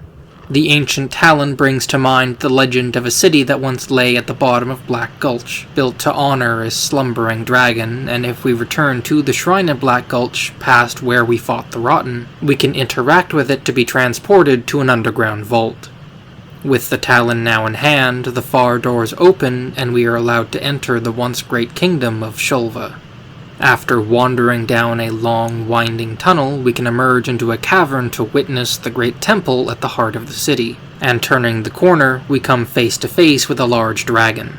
It will fly off if we approach it, leaving us to explore this eerily quiet tomb for the crown of the sunken king. The dragon we saw is named Sin, and how long it has lived here is a mystery, as it was the first one that settled within the cavern. At some point, Sin was discovered by a group of people that were exploring the cave and began to worship it as a god. One among them would order his fellow men to build Shulva and would take the throne as the Sunken King. Where Sin slept, the Sunken King built the Dragon's Rest, with the Temple of the Eternal Sanctum built over top of it at the heart of the city. The Sunken King's consort was a woman named Alana, who led the cult that worshipped the slumbering dragon. Her and her priestesses would sing calming melodies to keep the beast asleep, and the Sanctum Knights defended the temple and the dragon from any intruders. Under the rule of the Sunken King and Alana, the people of Shulva led pious lives, yet were distrustful of outsiders and sorcery. To reach the temple, we'll need to make our way around the buildings of the outer lying city, facing off against the corroded hollows that were once the Sanctum's defenders. Additionally, we can find more of the poison-spitting statues down here, as well as the insects from the gutter that release a yellow gas that wears down our equipment. By raising and lowering various platforms by hitting the triangular mechanisms, we can reach the side entrance into the dragon's sanctum, but when we approach it, Sin will reappear and blast the bridge with fire before flying deeper within. The dragon's sanctum has become less of a temple of worship and more of a tomb for the people of Shulva, with their hollow corpses defending their deity even now. Here, some of the Sanctum soldiers will inflict poison when they attack, telegraphed by the soldiers emitting a sickly green fog, and are backed up by the Sanctum priestesses that cast dark magic from afar. Their songs can be heard as we progress through the temple, although the loudest voice among them resides further down. Perhaps the most challenging foes within the temple, the Sanctum Knights gave up their mortal flesh to forever guard Sin as undead spirits. They are immune to physical damage, although elemental strikes will still harm them and are incredibly difficult to deal with one-on-one due to their resistances, let alone among a group. Each knight, however, is bound to a suit of armor laying somewhere nearby, identified by emitting a red aura. If these suits are destroyed, then the knights will rematerialize and become much more vulnerable to attacks, making them easier to take out. This is taught to the player early on within the Sanctum, as 2 knights can be found guarding the armor their souls are bound to, inviting the player to start exploring the area later when they encounter several more knights. Their armor is in a much less obvious place, however, tucked away upstairs and across several archways, where each is propped up and positioned in the alcoves of a room guarded by a final knight. These suits are also incredibly fragile, with even a shot from an arrow enough to shatter them, if one wanted to get around the knight without challenging him. The Sanctum Knights were a recent addition to the temple before Shulva's collapse, as they were created to defend against a specific threat. The Drakeblood Knights were a group of devout warriors that believed the blood of dragons held divine wisdom, and led by Sir Jorg, they launched a brutal siege against the people of Shulva. Believing that Sin's blood would grant them enlightenment, the Drakeblood Knights slaughtered the temple's guardians, and when the Sunken King himself stood against this threat, it was Sir Jorg that cut him down. The Sanctum is not guarded by soldiers alone, as numerous traps also hinder our way, such as holes that need to be jumped over or risk falling into an ambush, and spikes along the floor that need to be carefully navigated. A bow is useful here not just to take out the suits the Sanctum Knights are bound to, but also to hit a number of hidden buttons along the upper walls and ceiling, which disable the traps and open hidden passageways throughout the temple. Heading through a door at the far end, we enter into a large pool of water called the Lair of the Imperfect. The Imperfect are likely the large black bipedal creatures that roam around the area, and if you're looking for an answer as to what these creatures are, honestly, so am I.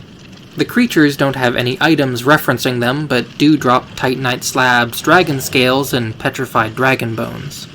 They could potentially be degenerative descendants of the dragons, or, based on their name, could be discarded experiments of Oldia, although how they wound up here is a complete mystery. Regardless, the beasts are best left avoided as we sneak our way through their lair, coming around to the front of the dragon's sanctum, and at last able to walk through the front entrance. The main entrance to the temple has long since crumbled away, and so we will need to slowly and cautiously make our way down to the bottom floor. Along the way, we can find some of the Drakeblood Knights that were unable to flee from the city once their siege met its fatal conclusion, now forced to forever wander the ruins as hollows. Here, as we reach the bottom floor, we can hear one priestess that is still singing to Sin to keep him asleep, and confront one of the terrible daughters of Manus. Elana, the Squalid Queen, represented Manus's wrath, and after traveling across the land since her father's death, she approached the Sunken King to serve as his queen. Whether she truly loved the Sunken King, or ultimately planned to betray him, is up for speculation, but whatever plans she may have held were interrupted by Sir Jorg and his knights. Following the death of her beloved, Ilana shed her guise and assumed her true form, choosing to remain by Sin's side to continue her worship and her song. Ilana is the first boss we can find going through the DLC, assuming we do them in order, and she marks a significant improvement from the bosses of the base game. In truth, each of the main bosses of all 3 DLC are terrific fights, which we will be getting to later. In the case of Ilana, she will attack the player using a variety of fire and dark spells, proving to be a threat at both long and close range. When the player tries to get into melee, she will either attempt to swat them away with her axe or use a variety of AoE attacks to get the player off of her. Failing that, Ilana can also teleport around the room, forcing the player to find her again and chase after her. Her most unique mechanic is the ability to summon additional enemies into the fight. These enemies are meant to harass the player and divide their attention, which Ilana will make use of by periodically teleporting behind them to try and attack. Combined with her teleporting, the fight can become chaotic if the summons are left alive for too long and more of them spawn in, helping to obscure her current location. The simplest of her summons are 3 skeletons that, while fragile, are rather fast and can get annoying if allowed to swarm the player. Although I did not get them to spawn in, Ilana is also capable of summoning a group of pigs, which are bulkier and a bit more annoying to deal with. Controversially, Ilana can also summon Velstad to her aid, albeit with less health than in his fight. Story-wise, it makes no sense for Ilana to be summoning Velstad, but mechanically, it adds on to the pressure of the fight, and forces the player to choose whether or not to take down the hulking threat or try to burn down Ilana before the Royal Aegis can crush them. After going through so many lackluster bosses in this game, it's nice to finally get one with some meat on it, and Ilana does not disappoint. Upon her defeat, the mural depicting the people of Shulva worshipping Sin will start to slide open, allowing us to venture into the crevice and find the Dragon's Rest. Heading down the path and stepping through the fog gate, we can come face to face with Shulva's deity and its doom. When Jorg butchered his way through the temple, he and his knights approached Sin to try and claim its blood, and Jorg would pierce the dragon's body with his spear, awakening it. During its slumber over the centuries, a foul poison was brewing within Sin, and so, enraged and in pain, Sin released the polluted cloud over the knights. Jorg and his men would be killed in an instant, their corpses littering the floor of the cave, and the toxic cloud would spread and cover the rest of the city, leaving it the broken and haunted tomb that it has become. As a fight, I have heard both good and bad opinions, although I personally love it. Sin will alternate between being on the ground, either charging, biting, or slashing, and flying up into the air to rain down fireballs on top of the player, which will leave a toxic cloud behind. Additionally, Sin will occasionally dive down when in the air, or will fly by while breathing down fire in a straight line. Rather than the head, like most modern FromSoft Dragon bosses, Sin's weak point is actually the large spear that is sticking out of his chest, from where Jorg managed to pierce him, but hitting it will be easier said than done. Sin can be rather evasive as it leaps up into the air to avoid the player before crashing back down on top of them. The primary complaint I have heard about this fight is the corrosion mechanic, where the player's weapon will suffer increased damage to its durability whenever they attack Sin. Depending on the player's build, their weapon is likely to break partway through the fight, necessitating the use of either repair powders or another weapon entirely. Personally, it wasn't an issue I had to deal with during the fight, with my weapon's durability still at around 2/3 full by the end. Although it could be that I had inadvertently structured my build to counter the mechanic by using items such as the bracing knuckle ring to reduce weapon durability loss. At last, we deliver unto Sin his eternal slumber, with its lair now ours to poke around, although there are only 2 notable items to be found here. On one corpse we can find Jorg's ring, which has a chance to deflect incoming spells, but among the rubble we can also find the crown of the sunken king. So long ago was the siege of the Sanctum City that nobody even remembers the king's name, and this crown, once lost to that tragic event, is ours to claim. This crown is the first of the crowns Vendrick asked us to seek, and for our next one, we will need to turn our gaze back towards the lands of the old Iron King. As we make our way back out, there is one other place we can visit. The Caves of the Dead are, they're To find the Old Iron King's crown, we will need to find the next item to access the DLC. After we disable the traps in the Iron Keep, an item near the entrance that's positioned beneath a fire-breathing statue can now be collected. This is the Iron Key, which isn't used anywhere within the keep, but instead over in the Forest of Fallen Giants. There, by the Last Giant's Arena, is a door that we can open, finding a series of passageways full of fire-spitting salamanders. Hidden near the back of one of these rooms is the heavy Iron Key, and with it in hand, we can make our way back to the Iron Keep. There, in the shrine past the Old Iron King's Arena, we can open the entrance to the Broom Tower. The Broom Tower is a massive clockwork tower that was built by the Old Iron King during the height of his rule, connecting to several smaller towers through heavy chains that we can walk across. The surrounding volcanic wasteland likely encompassed the domain around the Iron Keep, where the heavy iron structures sunk into the earth, causing magma to bubble up to the surface. The crown that we are looking for resides at the bottom of the Broom Tower, in the hands of the queen the Old Iron King never took. Nadalia, the Bride of Ash, was the second fragment of Manus and represented his loneliness and isolation within the abyss. Like Alana, she sought out a king to become his consort, but when she arrived at the lands of the Old Iron King, she found she was already far too late. The Old Iron King had risen and fallen, struck down by the Smelter Demon into the fires that surrounded his keep, leaving Nadalia without a king. In despair, she sealed herself away at the bottom of the Broom Tower, forever left to haunt the structure, although her presence has been having a tangible effect over it. From deep below, a black fog has been spreading, reanimating the dead within the cold and decaying tower. All around the Broom Tower are ashen idols which present us with environmental hazards, such as causing fire to erupt all around it, improving the defenses of nearby enemies, and even inflicting curse on those nearby. Attempting to attack them or interact with them in any way proves fruitless for the moment, and so we will simply need to avoid them as best as we can. With Nadalia at the bottom of the tower, we're forced to navigate our way down. Inside, the clockwork machinery lies inert, the furnace that once powered the tower having long since gone cold, while the exterior walkways are covered in thick piles of ash from the volcanic activity and once roaring furnace, providing perfect places for the reanimated undead to hide in until we approach.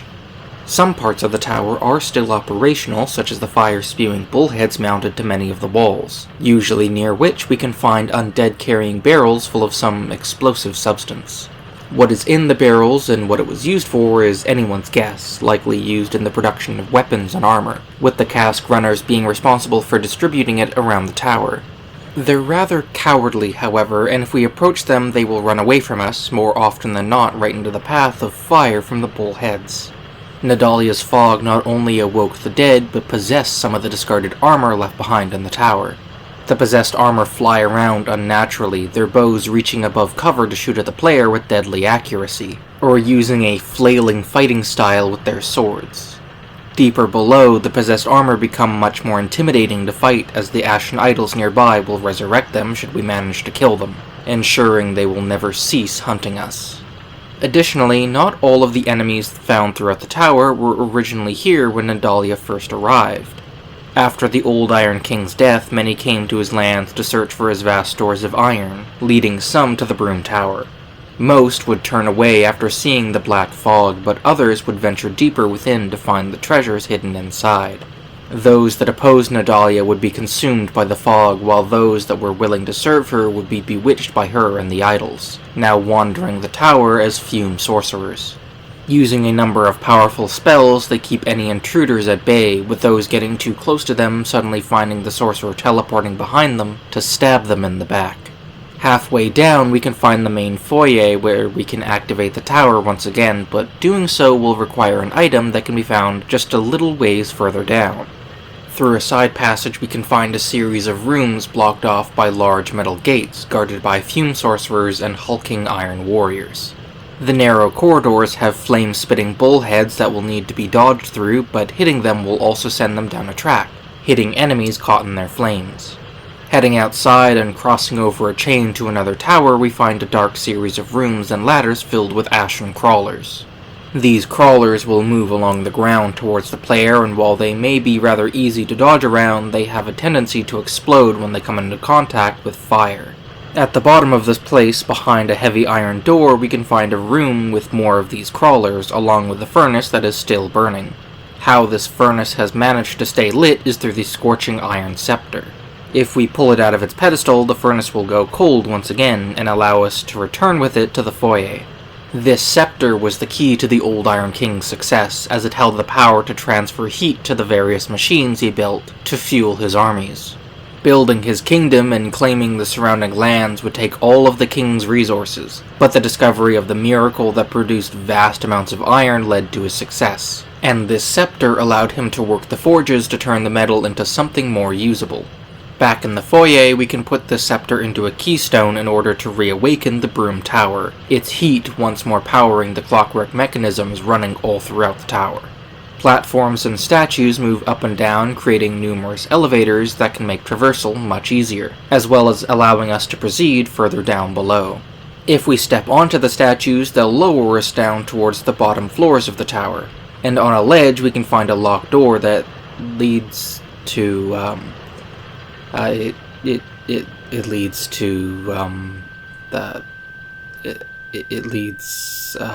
taking the other statue down the rest of the way, we will only need to drop down a few holes in the floor, fending off some more ashen warriors and possessed armor before we reach the elevator that will take us down to the bottom depths of the Broom Tower, the floor covered in a thick layer of ash.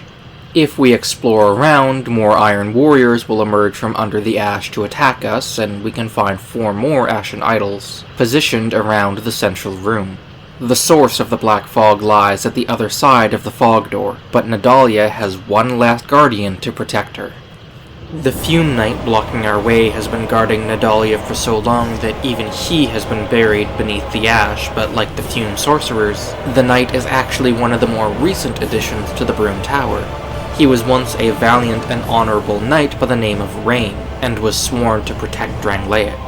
Where Velstad dutifully served Vendrick, Rain stood on his other side, the two serving as the king's left and right hands. That all changed, however, when Rain and Vendrick clashed with each other, and when Rain was branded as a traitor to his king, he left to seek out greater power. His travels eventually led him to the Broom Tower and the black fog emanating from it. Rain traveled down to where we now stand and found Nadalia, but he would not dispel the fog. In Nadalia, Rain found a mother figure, and so he would swear loyalty to her and stand guard to forever protect her. As a reward, Nadalia gifted him with a piece of her soul, which now lives within his blade and enhances it with the power of the dark.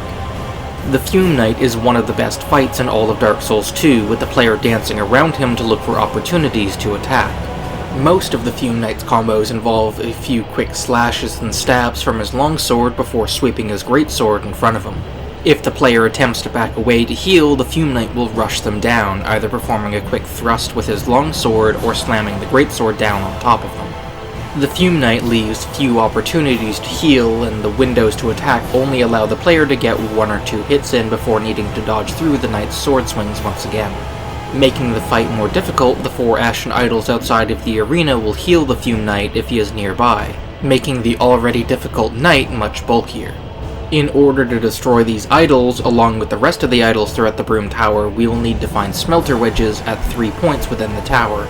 Driving the iron rods into the idols will destroy them and also grant us a fragment of Nadalia's soul. As it turns out, when Nadalia found the Old Iron King already dead by the time she arrived, she split her soul apart in despair, which then formed the Ashen Idols. Once the Fume Knight has taken enough damage, he will toss away his longsword, the soul of Nadalia within his greatsword causing it to erupt with dark flame. From here, the Fume Knight wields his greatsword with 2 hands, becoming much faster and leaving even fewer windows for healing or attacking. This fire can not only increase the Fume Knight's damage and extend the reach of some of his attacks, especially when he does a long sweep with his sword, but also allow him to thrust the sword into the ground and emit an explosion that will release several balls of fire that will need to be dodged around. Interestingly enough, this second phase can actually be triggered as soon as the fight starts, so long as the player is wearing Velstad's equipment. Overall, I do agree that the Fume Knight is one of the best fights in the game. He has a satisfying moveset to learn, and while I died numerous times as I fought him, each attempt felt as though I was making progress. It's challenging but still feels fair, and when the Fume Knight finally fell, it was one of the few fights where I felt disappointed as it meant that I wouldn't be able to fight him again. The Fume Knight is a solid second place for the best fight in the game, which may feel a bit controversial to some, but the game's best boss fight is yet to come, which we will get to soon enough. Defeating the Fume Knight, he will drop his soul in a fragment of Nadalia's soul. Now finally free to head through the doorway at the back end of the arena, we can find the withered husk of the Bride of Ash. Her soul now scattered across the tower, Nadalia's corpse clings to the old Iron King's crown, the two of them forever together in death. It was so long ago that the old Iron King died that none now remember his true name, but while all believe that he had forever perished when his keep sank into the earth, and the Smelter Demon cast him into the fires that engulfed it, he would come into contact with one whose name must never again be spoken, becoming Icarus Earth. That is, however, until we sought him out to claim his great soul. And prying the crown from Nadalia's long-dead hands, we now have only one more crown to seek. We aren't quite done in the Broom Tower, however, as there are two other objectives we can complete here. The first of which is finding each of the Ashen Idols and destroying them. There are 11 throughout the tower, each of which will drop a fragment of Nadalia's soul. The 12th one we collected from the Fume Knight can be combined with the others, granting us Nadalia's complete soul, that we can use to either craft a talisman that increases the faith of the faithless, or a pyromancy similar to the firestorms cast by some of the Ashen Idols. As mentioned before, the smelter wedges can be found at 3 different points. The first 6 can be found when we first enter the tower, and the next 4 are in the foyer after we activate the tower. The last one, however, lies behind an optional boss in a rather hidden part of the tower. Once the Broom Tower has been reactivated, we can take an elevator up to find an Ashen Idol and be invaded by a Prowler. It's a rather tough NPC invader to fight against, but when we go to climb the nearby stairs, 4 more will show up. After we manage to cut our way through the grueling challenge, we can reach the top of the stairs, and find a suit of armor in the middle of a room. This armor once belonged to Sir Alon, and using the Ashen Mist Heart we can interact with the armor and enter the memory of the old Iron King. This memory is mainly just a gauntlet of enemies, with the player weaving in and out of hallways to deal with the fire-spitting salamanders while fending off the Alon knights and captains positioned throughout. Since this is a memory, it comes with the added pressure that we cannot stay in here indefinitely, and once enough time has passed, we will be sent back out. If we can successfully fight our way through the gauntlet, or kill everything to the point where they stop spawning, we can meet the great Sir Alon and face him in combat. Sir Alon was a great swordsman that came from the lands far to the east, with his samurai-esque equipment and fighting style having come from his homeland. He was an instrumental part of the old Iron King's rise to power, and Alon trained many of the king's knights, and those that adopted his fighting style named themselves after him when he departed. For some unknown reason, Sir Alon left the lands of the old Iron King to pursue his adventures elsewhere, or, once again, so we have been led to believe. Just like with the Giant Lord, we are venturing back in history in order to change it, and with our confrontation here, Sir Alon would be killed, and the old Iron King would take his armor and sword to put up on display in the Broom Tower. To me, it feels almost random as a fight. The justification to kill him is for the smelter wedge that he holds, which we only need to go back in time to get, because it no longer exists in the present day. The reason it no longer exists in the present day is because we went into the past to grab it and use it back in the present. If we simply never killed Alon, he would have left it behind for us, or perhaps since the event already played out in the past, it necessitates our actions in the future. Circular time travel logic aside, it feels as though the developers decided it would be really cool to go back in time and fight this legendary warrior, and to their credit, they aren't wrong. Sir Alon is a swift and deadly warrior dashing in and out of range to slash and stab the player. If the player attempts to keep their distance, Alon can very quickly close the gap, or launch a few magical slashes with his sword. Interestingly enough, Sir Alon is also one of the few bosses in the game that is capable of parrying the player, turning their own tactics against them. It's a suitably difficult fight for a master swordsman, and one with a hidden feature for those that can truly master the fight. Although I do not have footage of it, if one manages to defeat Sir Alon without being hit once, rather than his standard death animation, Sir Alon will instead commit seppuku, driving his blade through his own body. The smelter wedge can be found in a side room from his boss arena, and with it, we can destroy the last ashen idol and collect the final piece of Nadalia's soul. With that, there's nothing left for us to do in this land, and we can move on to exploring the last of Dark Souls 2's DLC. The last crown lies in the frozen lands of Liam Lois, and is the easiest of the 3 DLC to enter. In fact, if you play through the game yourself, you may have picked up the key without even realizing it. During our initial search of Drangleic Castle, the frozen flower is simply sitting on the ground along the main path, and if we take it to the Shrine of Winter, the intense storm will subside and allow us to view the gates to the city. As we approach, however, a voice will call out to us in warning.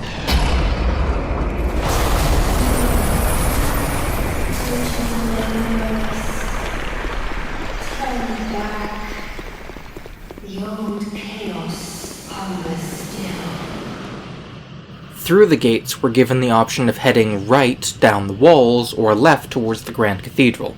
Heading to the left will put us into a boss arena with an invisible enemy, almost guaranteeing our death. And so while it may seem impossible to reach the cathedral, there must be something hidden around that will aid us in our quest. Liam Lois was built far, far to the north of Drangleic, where it was soon plagued by horrific monstrosities that rose up from below the earth. Many fled in fear, while others fought back against this curse. After the fall of the warmongering kingdom of Ferosa to the east, its warriors scattered across the world to serve as mercenaries or be transformed into the Lion Clan warriors. The highest-ranking knights of their army, however, followed their captain north and found Liam Lois. The captain, seeing the ruin befalling the kingdom, pledged himself and his knights to the protection of Liam Lois, and took up the crown as the Old Ivory King. The Old Ivory King would train others to join the ranks of his army, becoming the Liam Lois Knights, specialized in both martial prowess and freezing sorceries. With their strength, they pushed back against the monsters from below, building the Grand Cathedral over top of where they were spawning from as a means to appease them. In case the monsters ever resurfaced, the great garrison was built around the city to contain whatever managed to break free, guarded by the Liam Lois Knights and sorcerers. With the threat contained for the moment, the Old Ivory King built up his kingdom, ruling as a fair and just monarch for many years, until a daughter of Manus arrived at his doorstep. The Liam Lois we now explore is a frozen graveyard draped in a harsh blizzard.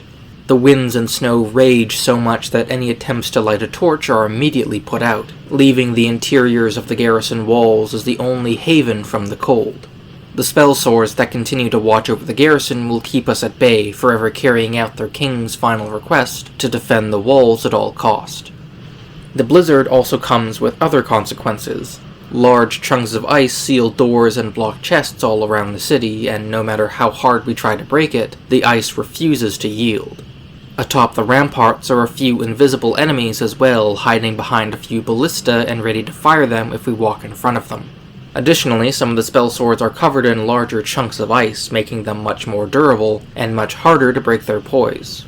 The large knights covered in ice, however, are not undead like the other spell swords. Instead, they are actually golems given life by the Old Ivory King with the purpose of protecting the walls should the Liam Lois Knights fail, and without fear or exhaustion they continue their vigil amidst the cold. At least, some of them still are. Down in the ruins of the city we can find ice golems roaming around with no clear idea on what these constructs are. Without any items relating to them specifically, we're only left to speculate on their origins. My own theory is that these ice golems are the same as the rampart golems up above, but over time they have fallen into decay. Similar to the harvest golems of Ulasil becoming the Ents that haunt Darkroot Forest from the first game, it's possible over time some of the rampart golems became too encrusted with ice and their programming malfunctioned. Still, they seem to be at least protecting the city from intruders, as though some part of their original commands still remain.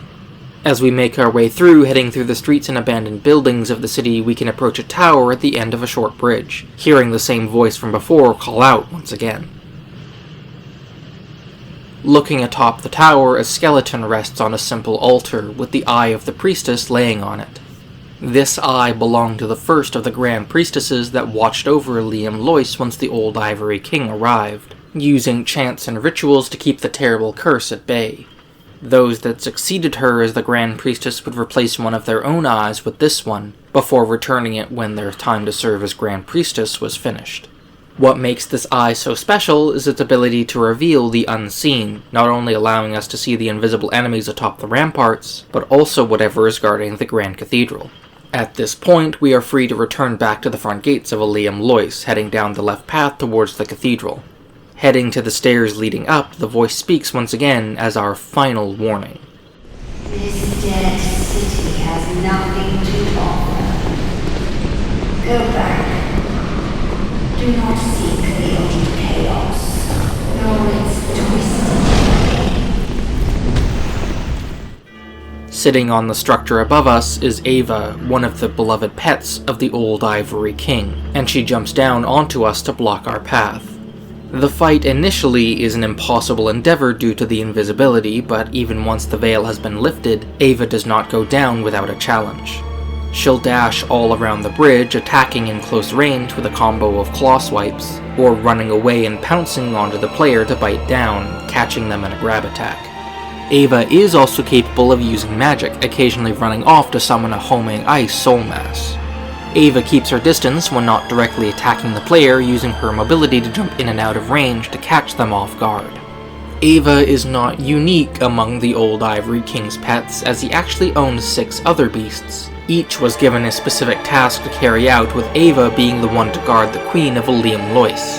And if Ava is guarding the gates to the Grand Cathedral, we can only assume we'll find the next spawn of Dark hiding inside. With Ava felled, we can ascend the steps into the Grand Cathedral, and if we approach the doors leading into the main hall, we can look back and notice another chest sitting behind us, covered in a thick layer of ice. Turning our attention back towards the main chamber, we can push open the doors to witness a hauntingly beautiful sight. The stairs leading to the upper floor are covered in frozen roots and vines, preventing access, and up top, the third daughter of Manus awaits us. To think Ava could be bested. Who are you? This land is barren, cursed by the old chaos. It gave birth to atrocities, and the people fled in fear. Until our Lord, the Ivory King, came. Alsana, the manifestation of Manus' fears, initially pleads with us to leave this place be, telling us of how Liam Lois came to be in its current state of ruin. As she continues talking, however, she does come to regain some hope, and asks us for a favor. I have but one wish. That my dear Lord might be freed from that unspeakable chaos. I haven't the strength to help him myself, but perhaps one such as you. Though I am yet to know your name, stranger, will you lend me your strength? Should we agree, Alsana will break the seal holding back the old chaos, and allow us to plunge into it to save the soul of the Old Ivory King. When we head through the doorway and down the steps, the fog door leads into a gaping hole in the ground, with 4 chairs positioned around it. Only one of these chairs is not empty, with an Liam Lois knight standing dutifully, ready to follow us down. At this point, we could just jump down and immediately face the Old Ivory King, but the endeavor will be made easier if we can return with the other 3 Liam Lois knights, and so we will leave the Grand Cathedral.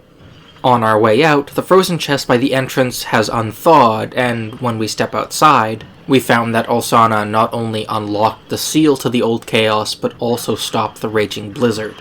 Just like the chest inside, other pieces of ice have melted away, allowing us to explore more of the city. While Dark Souls 2 doesn't have the best level design, with a lot of levels being rather terrible, Liam Lois is an example of a level done right. When the player first arrives, they will explore the zone and find doors and chests that can't be opened, as they make their way to find the Eye of the Priestess to challenge Ava. Once the blizzard has ceased, they're able to run back through the city to find all that has changed, including new threats that need to be dealt with. It rewards the player for exploring early, remembering where the ice was before it melted, so that they will have an idea in their head of where to check for new loot, or areas to explore with a better understanding of its history. When the Old Ivory King built up the city, the kingdom's sole duty was to contain the old chaos that rested beneath them. Many knights bravely leapt into the fires below, knowing that they would never return, but sworn to their duty to fight back the vile abominations birthed in the depths of the earth. Alsana, much like her sisters, sought out a powerful soul in order to sustain herself, leading her to the gates of Liam Lois. As a manifestation of Manus' fears, she was a frail and scared creature, but the Old Ivory King took her in with open arms. He gave her a place at his side, comforting her and easing her worries. In time, she began to think of this kingdom as her home and became dedicated to her king. However, the old chaos would not be so easily contained, and as it began to resurface, the Old Ivory King used his own soul to push it back down. For a while, it drained the Old Ivory King of his vitality and vigor, degrading his soul, and when he found his power had diminished, he chose to make the ultimate sacrifice. In the night, the Old Ivory King descended into the old chaos alone to attempt to contain it by himself. He told none of his knights where he had gone, and when Alsana awoke, she found her king missing. All that remained was a sword he had bestowed upon her with the name of their great kingdom. Many selfless knights, led by Sir Fabian, would follow their king into the depths in order to avenge him and to free his tortured soul, but not one of them returned, all of them consumed by the flames. With the old chaos threatening to break free of its prison, the gates to Liam Lois were opened wide, allowing the freezing blizzard to sweep across the land. The old chaos would be frozen as it breached into the Grand Cathedral, but at the cost of sacrificing those that still remained behind the walls.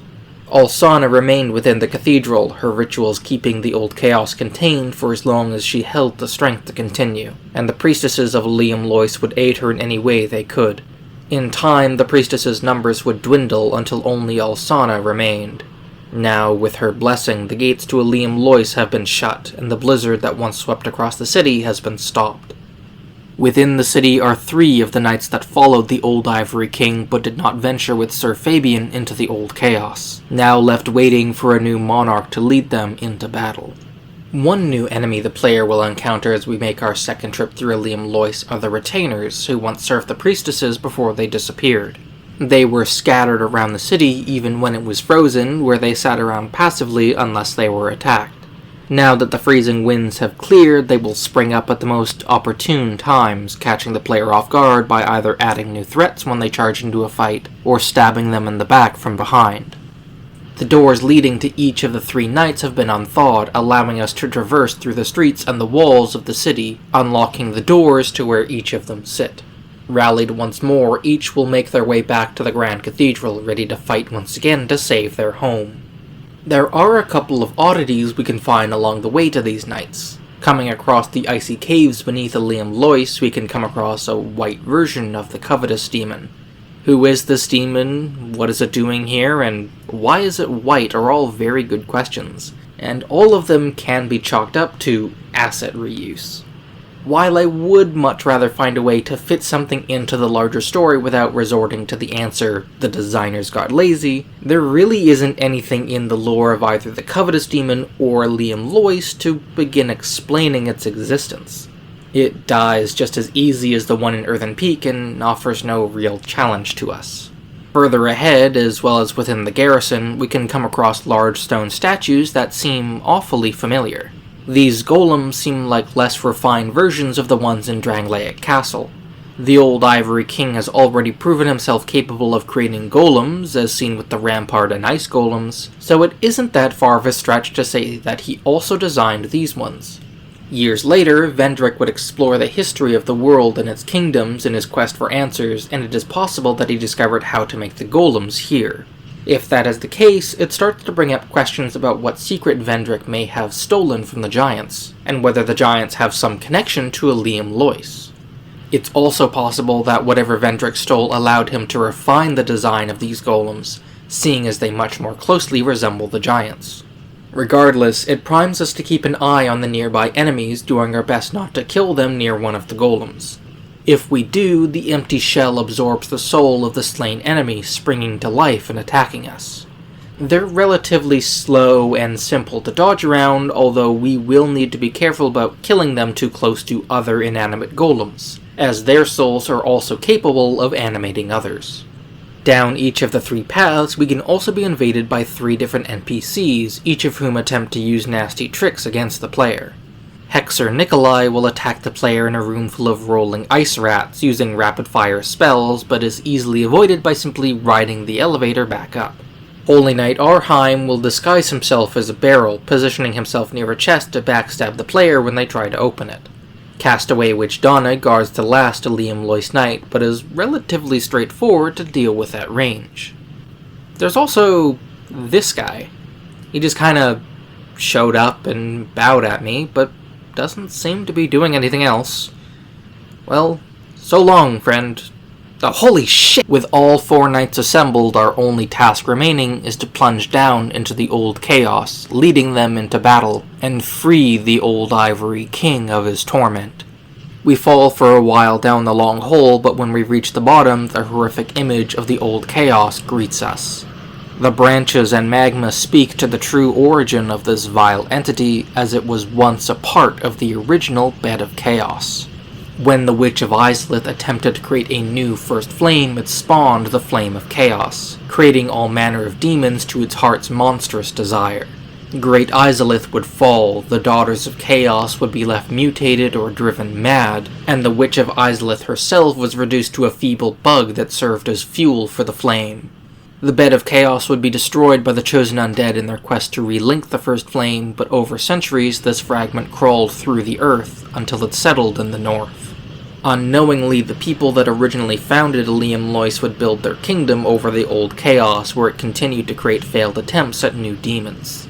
These horrors plagued the kingdom until the old Ivory King sealed it away.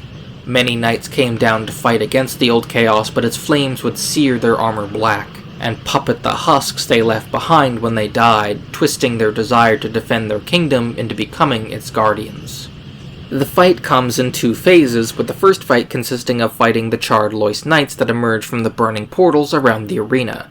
The Liam Lois Knights at our side help defend them off, making the fight much easier.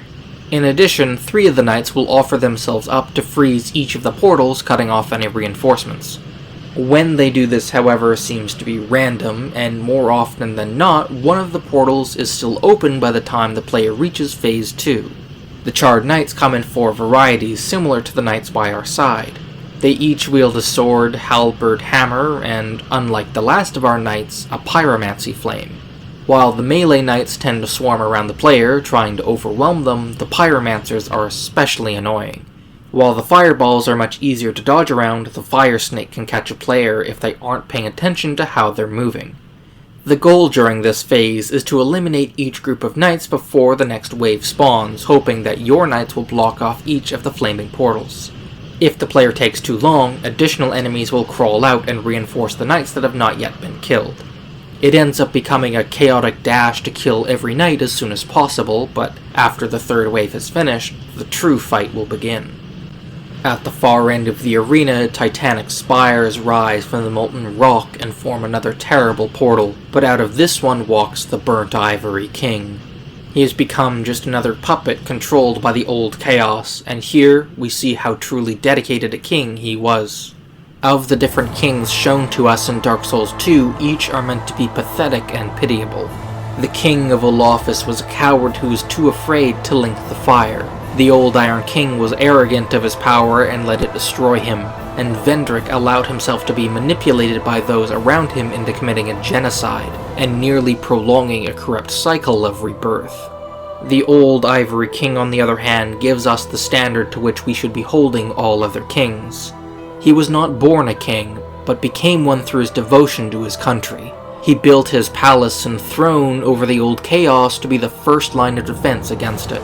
He accepted a child of the dark into his care and eased the fears and anxieties that plagued her every thought. He protected his people at the cost of his own soul, and even knowing what lay beneath him, The old Ivory King set foot alone into the old chaos so as to not damn any other man in his attempt to snuff it out. Alas, even with all the strength he could muster, the old Ivory King would fall before the old chaos, his once white armor seared black by the flames and left to be tortured for all eternity. In terms of presentation, this fight is the best of the game, and its second phase lives up to the build-up. Like the other bosses across the 3 DLC, the Burnt Ivory King is agile, able to dodge forward and backwards to keep the player at arm's length, dodging out of attacks while charging or leaping in to slash repeatedly with his sword. The Burnt Ivory King also has a buff he can use in the middle of combat, adding on to the danger and providing him with new attacks. He will add magical ice to the ends of his sword, not only increasing his damage, but also vastly increasing the range of his swings. In addition, the Burnt Ivory King can thrust his sword into the earth, causing ice to erupt around him to get the player to back off, and his lunge will skewer the player, locking them into a grab attack. Though they are very quiet, the Burnt Ivory King does have a few voice lines throughout the fight, but his most tragic is when we deal the killing blow. With his last breath, the old Ivory King calls out to Alsana to tell her that he is sorry he couldn't keep his promise.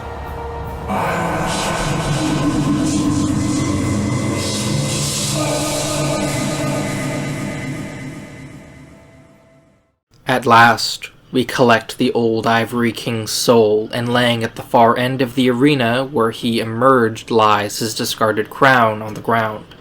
Of the Lost Kingdoms Vendrick asked us to visit, Ilium Lois was the last, and with their 3 crowns collected we may return to Vendrick. Before we do, we return to Alsana to inform her that we have completed her request. Only now does Alsana admit to us that she is one of the daughters of Manus, and sought out the old Ivory King in order to sustain herself off of his soul. However, she now realizes that the old Ivory King knew the truth of her origins the whole time, yet accepted her regardless.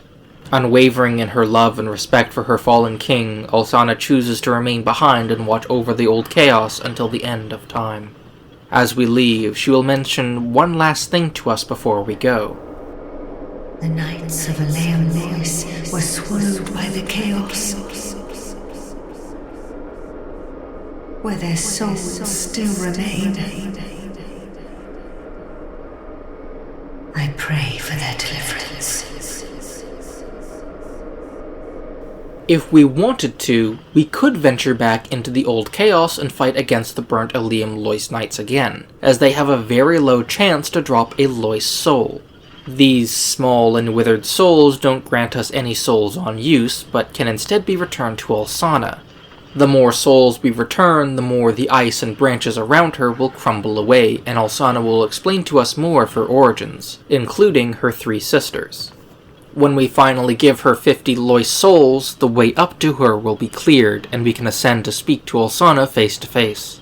She will warn us of her sisters, offering us her own soul to help us on our journey. Like many other bosses in the game, we're also free to purchase the armor of the Burnt Ivory King and Ilium Lois Knights. Normally, I wouldn't mention this, but there's an odd feature about these armor sets that have led to some speculation. The way the armor sets work is that whenever the player kills an enemy, they will heal a small portion of their life. However, the effect only works for female characters. It's entirely likely that they simply forgot to add the effects to male player characters, but it has sprouted the theory that the old Ivory King, along with all of the Knights of Ilium Lois, were actually women. It's an interesting theory to be sure, as that would make the only one worthy of the title of king to actually be a queen.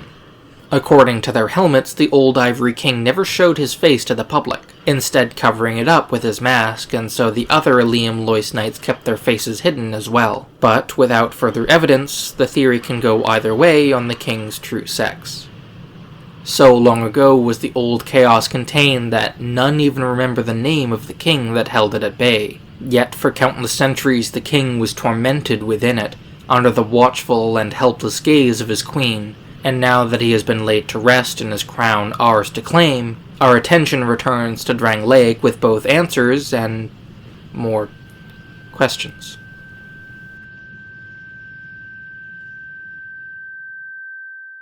Alright, you know what?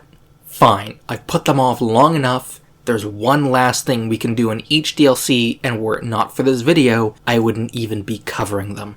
Hell, even with this video, I only attempted to run through each area only a handful of times because I'm not a masochist. But we can talk briefly about the 3 worst areas in Dark Souls 2, all 3 of which were added into each of the game's 3 DLC.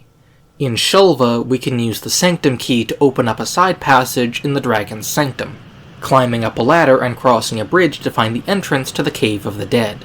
This was the first area added to Dark Souls 2 that was added with co-op in mind, which just boils down to, let's throw as many enemies into a single area as we can. The Cave of the Dead is full of Sanctum soldiers and statues whose projectiles inflict Petrify, which is a lot like Curse, except it will instantly kill the player if it is allowed to build up. The sane way to get through this area is to simply run past all the enemies, but our reward for doing so is a terrible boss fight lovingly nicknamed the Gank Squad. The fight is against 3 NPCs named the Afflicted Grave Robber, Ancient Soldier Varg, and Sarah the Old Explorer. Each use different equipment to differentiate themselves, with Sarah attacking with her Dragon Slayer Greatbow at range, wearing black armor and Lucatiel's mask, the Grave Robber dressed in the armor of the once great knight Alva and wields 2 swords, and Varg dressed in Havel's armor swinging around a dragon's tooth. The goal is to simply run around the arena and try to separate them, picking them off one by one, but it's a lot easier said than done. As for who these 3 are in terms of story, your guess is as good as mine. They're kinda just here to piss off the player by being a really bad boss fight, but considering they're the only one of the 3 boss fights I bothered getting footage for, it can only go down from here. Moving to the Broom Tower, we can find the tower key just after where we found the Scorching Iron Scepter, guarded by 3 of the hulking iron warriors that emerge from the ash, and use it to open the iron door when we head down the statue elevators. Through a few other doors and down a few more elevators, we can find the Iron Passage. The Iron Passage is the other co-op area in the game, and like the Cave of the Dead, is packed tight with enemies. These are enemies we've already encountered, like the Ashen Warriors and Fume Sorcerers, and by themselves, they don't pose too big of an issue to simply run past.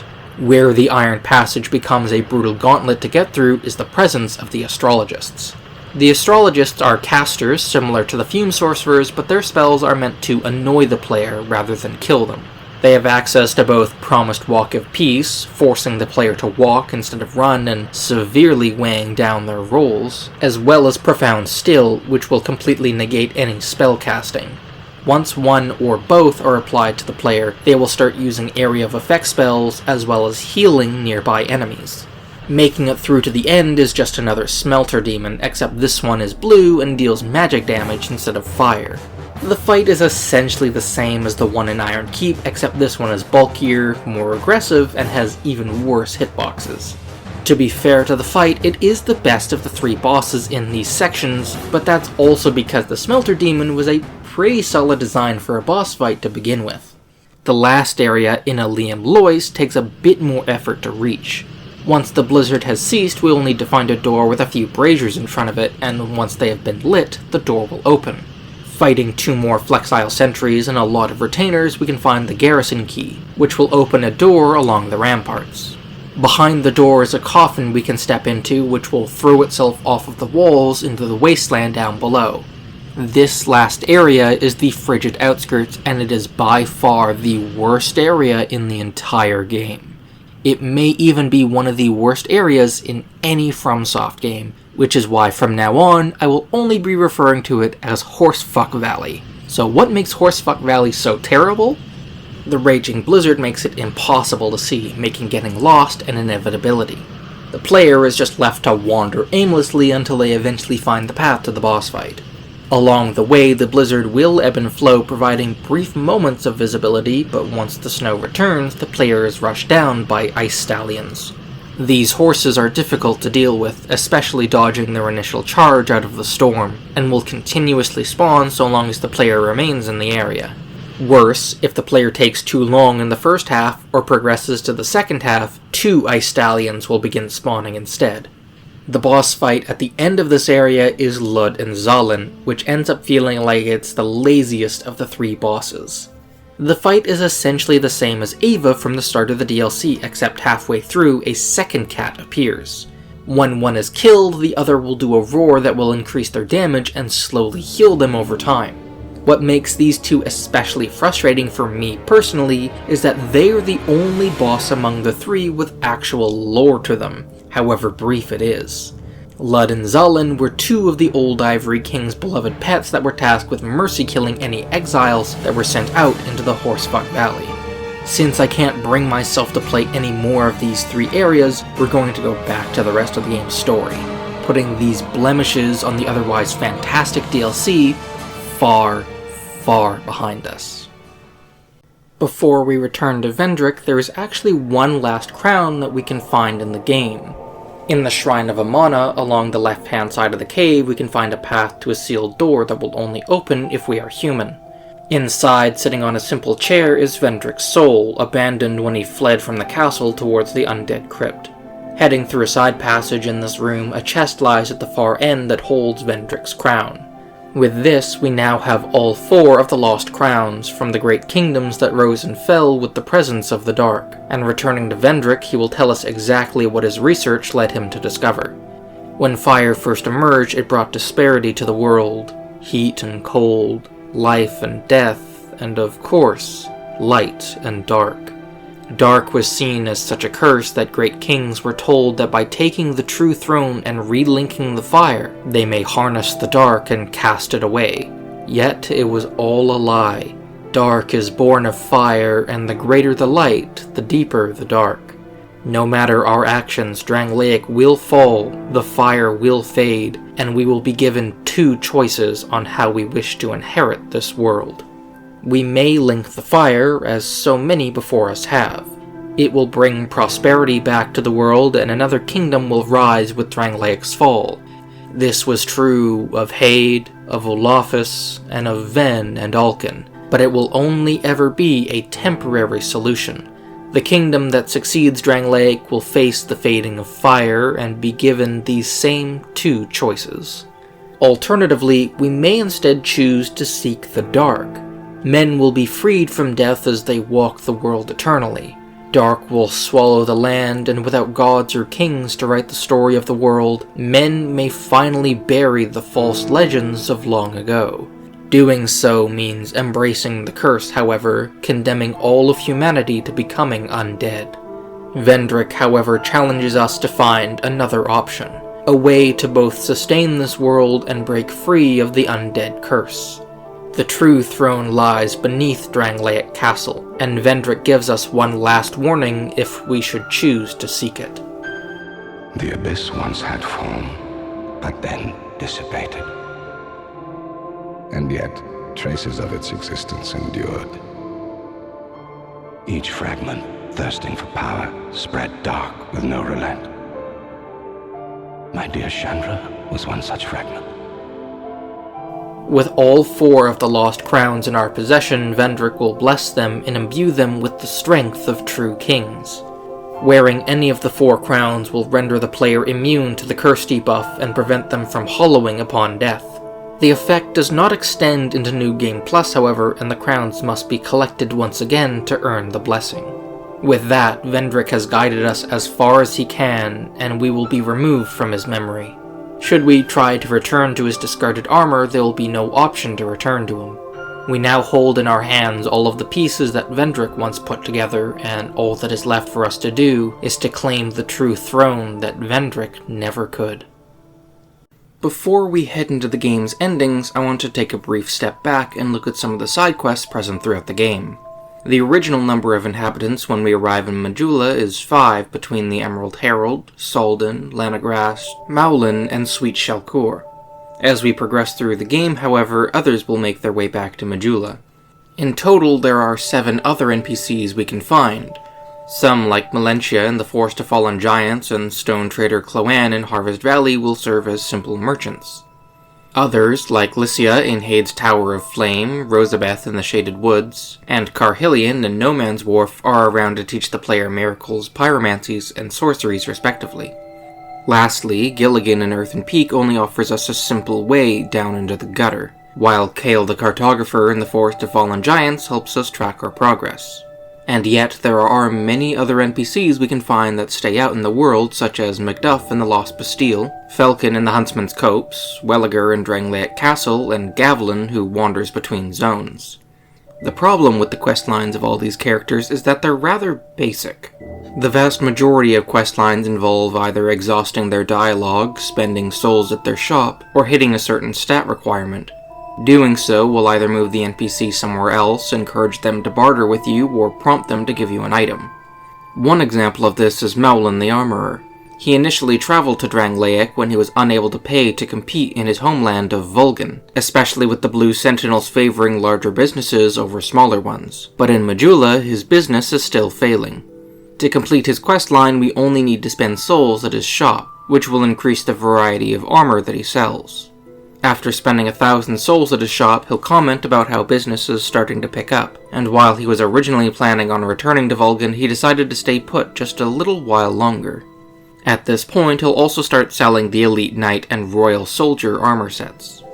If the player has defeated the Smelter Demon, Lost Sinner, or Looking Glass Knight, their armor sets can also be purchased. He'll have brightened up from the timid merchant that he used to be, but to finish his questline, will need to spend 15,000 souls. Doing so, Mowlin will proclaim himself rich, as now numerous people are coming to him for his high-quality armor, going so far as to say that we may not even be able to afford his wares now. He has abandoned the idea of ever returning back home, instead content to hoard his newfound wealth in Majula. More armor sets can be purchased, including additional boss sets such as Velstad once defeated. If we return to him with no souls, however, he'll take pity on us, gifting us the armor once worn by the founding king of Hugo. The armor, however, is completely invisible, as it is said it cannot be seen by cowards. Of the characters that we can bring back to Majula, the only one with a longer quest chain is Kale the Cartographer. In the Forest of Fallen Giants, we can hop across some rickety wooden platforms to find a small cave, inside of which is a few more enemies, and Kale sitting at the far end. He's a bit of an absent-minded fellow, forgetting a few details here and there, but lately he's been squatting in the manor in Majula. In the case we wish to visit him there, he gives us the key to the manor, mentioning a map he found in the basement. For the moment, he can't remember exactly why it was he came to Drangleic, but ends up chalking it up to the map in the manor. When we return to Majula and go to explore the abandoned manor, Kale is standing in the back room, where a map of Drangleic is clearly mapped out on the ground. Assuming we've killed the last giant, there will also be a small flame. Kale's questline is as easy as defeating a number of bosses throughout the game, causing more fires to light up. The bosses needed to light up the map fully are the Last Giant, Lost Sinner, Old Iron King, Duke's Dear Freya, the Rotten, and the first of the game's final 3 bosses.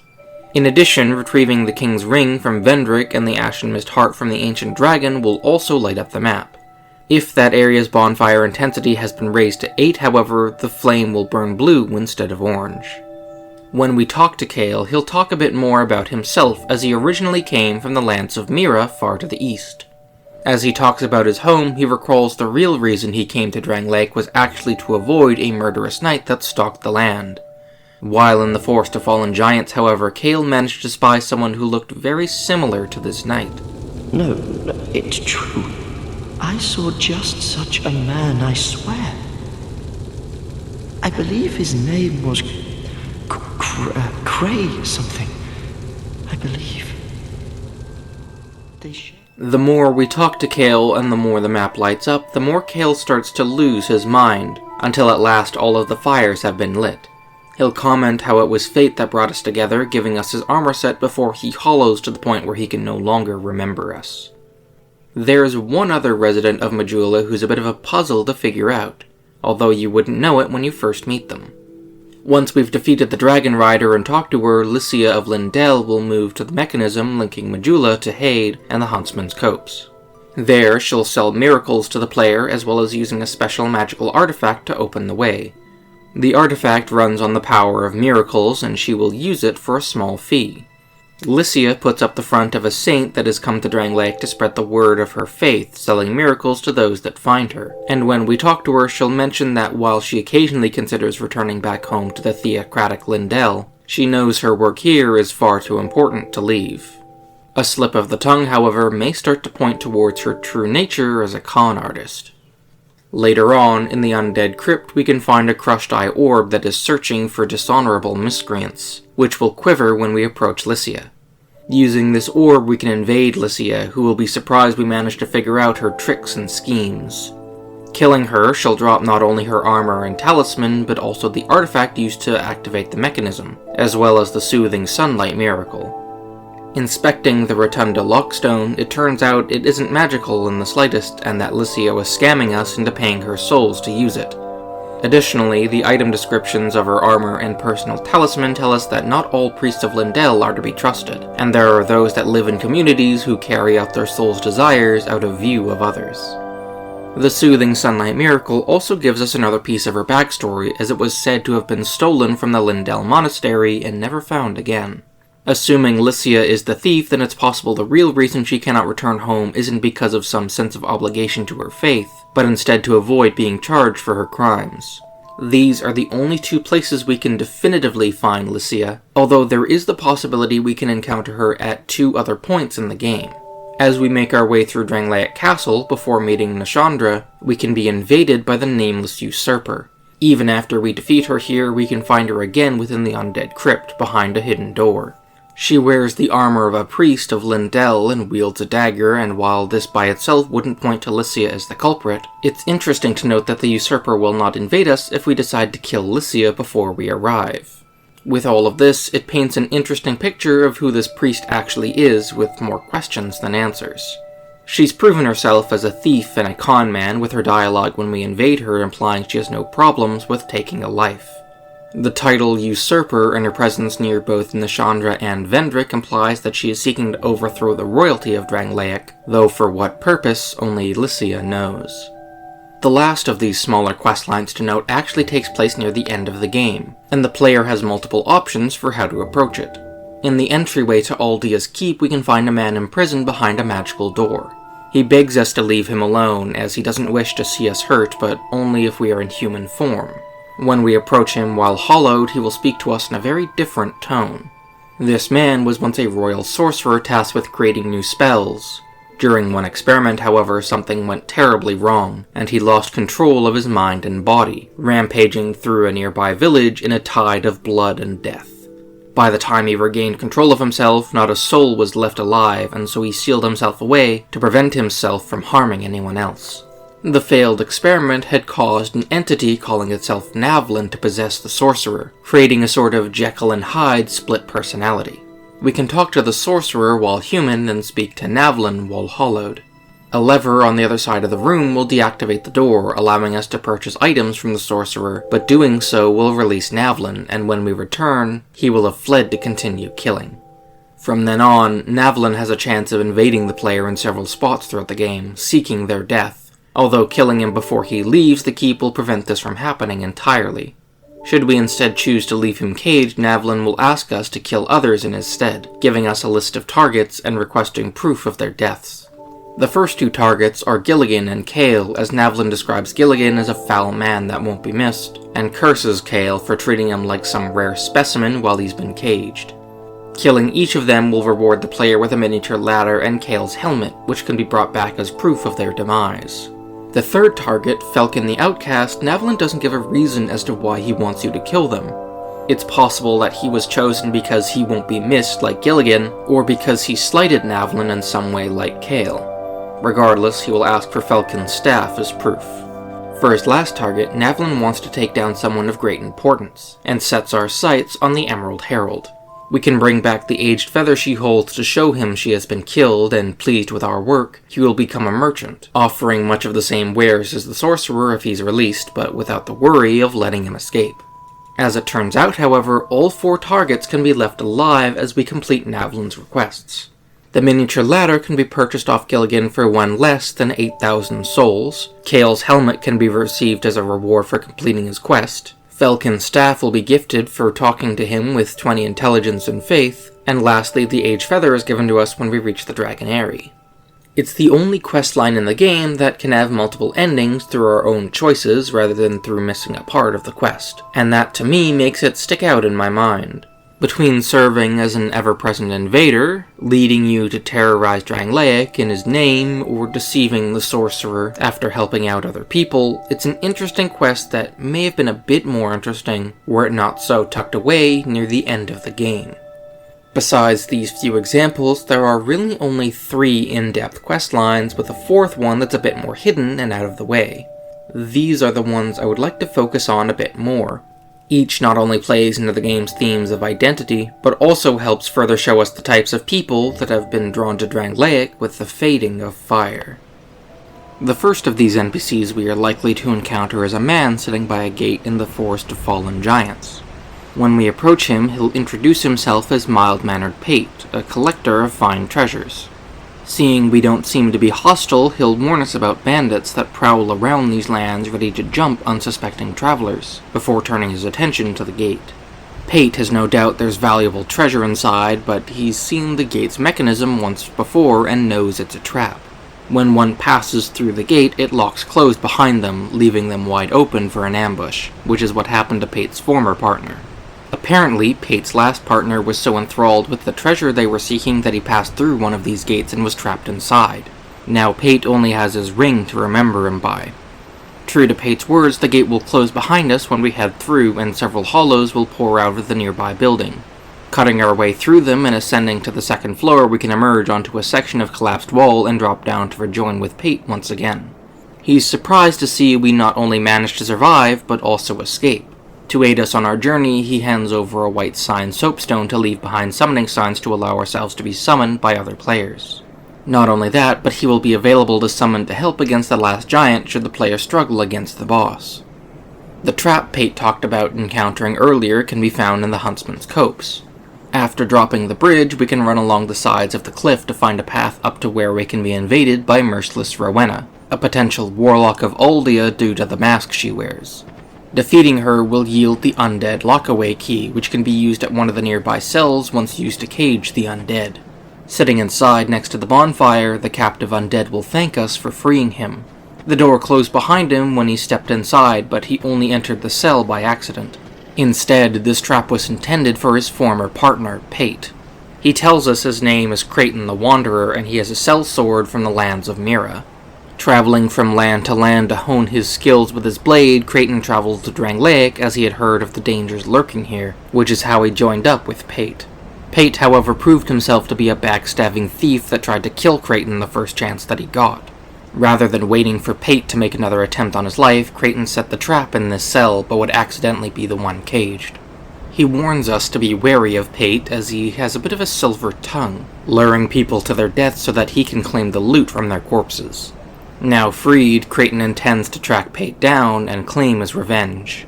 The next time we can find Pate, he's just a little ways down the road in Earthen Peak, hiding in a room full of poison-filled jars. Here again, he has come seeking treasure, but the door ahead does not open from this side, and the peak is too dangerous to wander through blindly. If we search around and find a safe path to drop down onto the other side of the door, we can find a chest containing a great heavy soul arrow, and open the door for Pate. He'll comment about how we can keep the treasure as we were the one to actually find it, and give us his armor if we allowed him to help us defeat the last giant. He'll remind us to be careful about who to trust, as trust can be a dangerous thing. The example he gives is that there is now a man that is coming to claim his life due to a simple misunderstanding. The man, Creighton, is the same one Kale was trying to warn us about, and when we climb one of the crumbling towers in the shaded woods, we can find him resting. Supposedly, Creighton managed to track down Pate's house in Saldora, and he is on his way to ambush him. Both men are untrustworthy scoundrels, and it is left up to us to decide who of them is worse. On one hand, Pate is a thief who kills and traps others in order to pillage their supplies, and takes glee in bringing harm to other people. On the other hand, Creighton has a reputation as a serial murderer that managed to escape before he could be executed, and uses armament to imitate a soldier of Mira. The biggest difference between the two, however, is that an outside party can confirm Creighton's crimes. The only one that ever talks about Pate being a knave is Creighton himself. His history as a murderer and his heavily skewed opinion makes Creighton a rather biased voice, especially when Pate has been nothing but friendly up to this point. He has warned us of traps as we encounter them, as well as allowing us to keep whatever treasure we find instead of trying to kill us for it.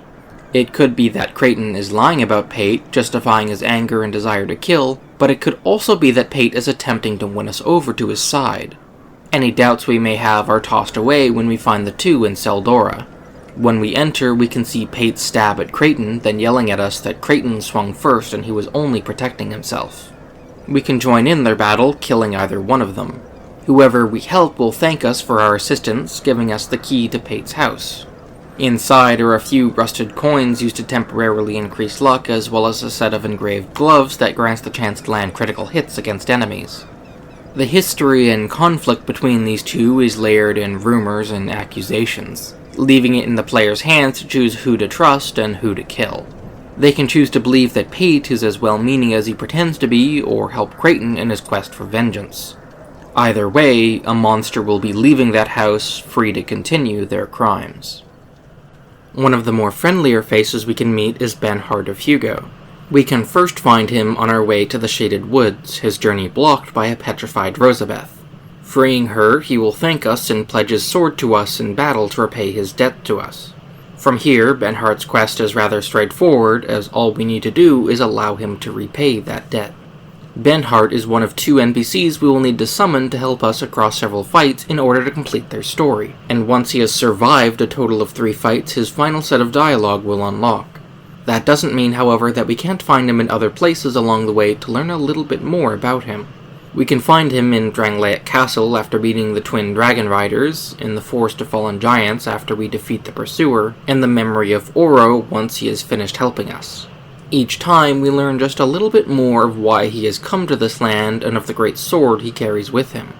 The desert lands of Hugo, from which Benhart hails from, is known for the great ants that secrete a corrosive fluid, the desert sorceresses that were adept at both pyromancy and enthralling weak-willed men, and its honorable warriors focused on honing their skills in the wars they waged. Like his fellow countrymen, Benhart wishes to perfect his swordsmanship, and so he left Hugo and ventured to Drangleic after hearing of powerful beings that dwelt across the land. When he arrived, he found Drangleic had fallen to ruin, however. With Vendrick gone, the citizens falling to the curse and all manner of beasts stalking the shadows, Drangleic has become the perfect place for Benhart to test his skill.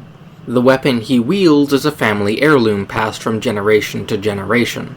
He claims only a true man may wield it, and that he was told that it was fashioned out of pure moonlight, granting it the ability to ward off evil. No man has ever been able to draw out the incredible true power of the blade, although he is confident that he will be the one to unlock its hidden potential. Across his travels, he met Maulin and Majula and Magerold in Iron Keep, both of whom expressed an interest in purchasing the sword, but there is no amount of gold that could convince Benhart to part with his precious heirloom. There are a total of 6 bosses that Benhart can be summoned for. These include the Prowling Magus back in Seldora, Looking Glass Knight in Drangleic Castle, Giant Lord in the Memory of Jay, and Alana the Squalid Queen in Shulva. He can also be summoned for 2 of the game's final bosses, but these will not contribute to the 3 needed in order to finish his questline. Our reward for completing Benhart's quest will be receiving the armor he wears and the sword he carries, and in this instance, it is more likely to be the game rewarding us with a copy of his equipment rather than him relinquishing them. Regardless, we can now have a look at the Blue Moon Greatsword he carries. This greatsword is very reminiscent of the Moonlight Greatsword found throughout From Software's games, with the iteration in Dark Souls originally having come from the tale of Seath the Scaleless. It is entirely likely that following Seath's death, the sword found its way into the lands of Hugo, where it was taken up by Benhart's ancestors. The only real problem with that theory is that while the Moonlight Greatsword is said to be brimming with magical power, this one feels inert and lifeless. If we take the sword to Maulin, he will initially display a great interest in it and take a closer look. As he studies it, however, he comes to realize that this sword is actually a fake, with the real sword likely somewhere else entirely. Where the real one is hard to say, as over the thousands of years since Anorlando's fall, it could have traveled anywhere in the world. Throughout his whole life, and throughout the lives of his ancestors, Benhart has been fooled into believing that this heavy and worthless slab of glimmering metal is actually a valuable artifact. He has used it to carve away numerous foes, hoping that one day its magical powers will reveal itself to him, when in fact the first of his line mistook this for the real sword. However, that does not mean that his pursuit was all in vain, and in fact, while the sword is the Moonlight Greatsword in appearance alone, it carries on the blade's story. In ages to come, legends will be spoken of a man that came from the east, wielding a blade made of shimmering moonlight, and used it to fight back against the monsters of a fallen kingdom. Telling him the truth will do him no good. Instead, we will leave him to carry on in his quest, letting the legend of the blade live on. Perhaps, as it is passed to his child and the children long after them, the tale of its supposed origins will continue to inspire them to carry it into battle themselves, seeking to draw out its power and adding to the great deeds attributed to the legendary sword. The other questline similar to Benhart's belongs to Lucatiel of Mira. Like Benhart, Lucatiel can be found in numerous places, namely No Man's Wharf, the Lost Bastille, Earthen Peak, Black Gulch, and Aldea's Keep. While talking with her will allow her to tell us more of who she is, her questline will be advanced by summoning her across boss fights. She can be summoned for 5 of the game's bosses, including the Flexile Sentry, Lost Sinner, Smelter Demon, the Rotten, and the Burnt Ivory King in Aleum Lois. It should be noted that for both Lucatiel and Benhart, the player does not need to summon them for 3 different bosses. Instead, they only need to be summoned and survive for 3 bosses within a single playthrough. If the player wanted, they could use bonfire ascetics to summon either of them 3 times against the same boss fight, and still be rewarded by the end. Lucatiel's homeland of Mira is a kingdom of knights and war. Moving up in society is only achieved through knighthood, proving oneself as an honorable warrior in order to escape the poverty and hardship of the lower class. Some would choose to become assassins that strike from the shadows as Shadow Knights, while few others would wield shielding magic as Wizard Knights, specializing in fighting back against mages. The vast majority, however, would rely upon their own swordsmanship and serve Mira dutifully as Zealous Knights, wielding shields and greatswords into battle.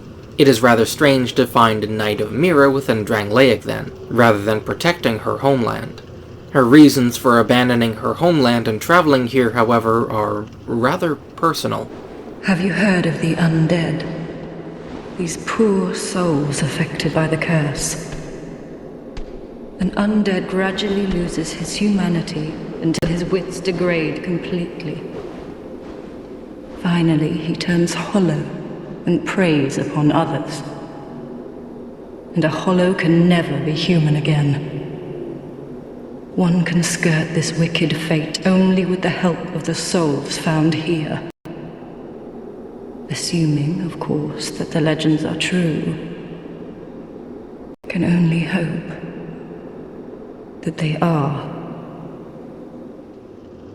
Lucatiel, much like ourselves, has been branded by the curse of the undead and has come to Drangleic in search of a cure. Supposedly, the king of this land once sought such a cure, but he has long since disappeared, leaving Lucatiel to search on her own. She was born to a family in poverty, and from a young age she joined up with the military and ascended through the ranks.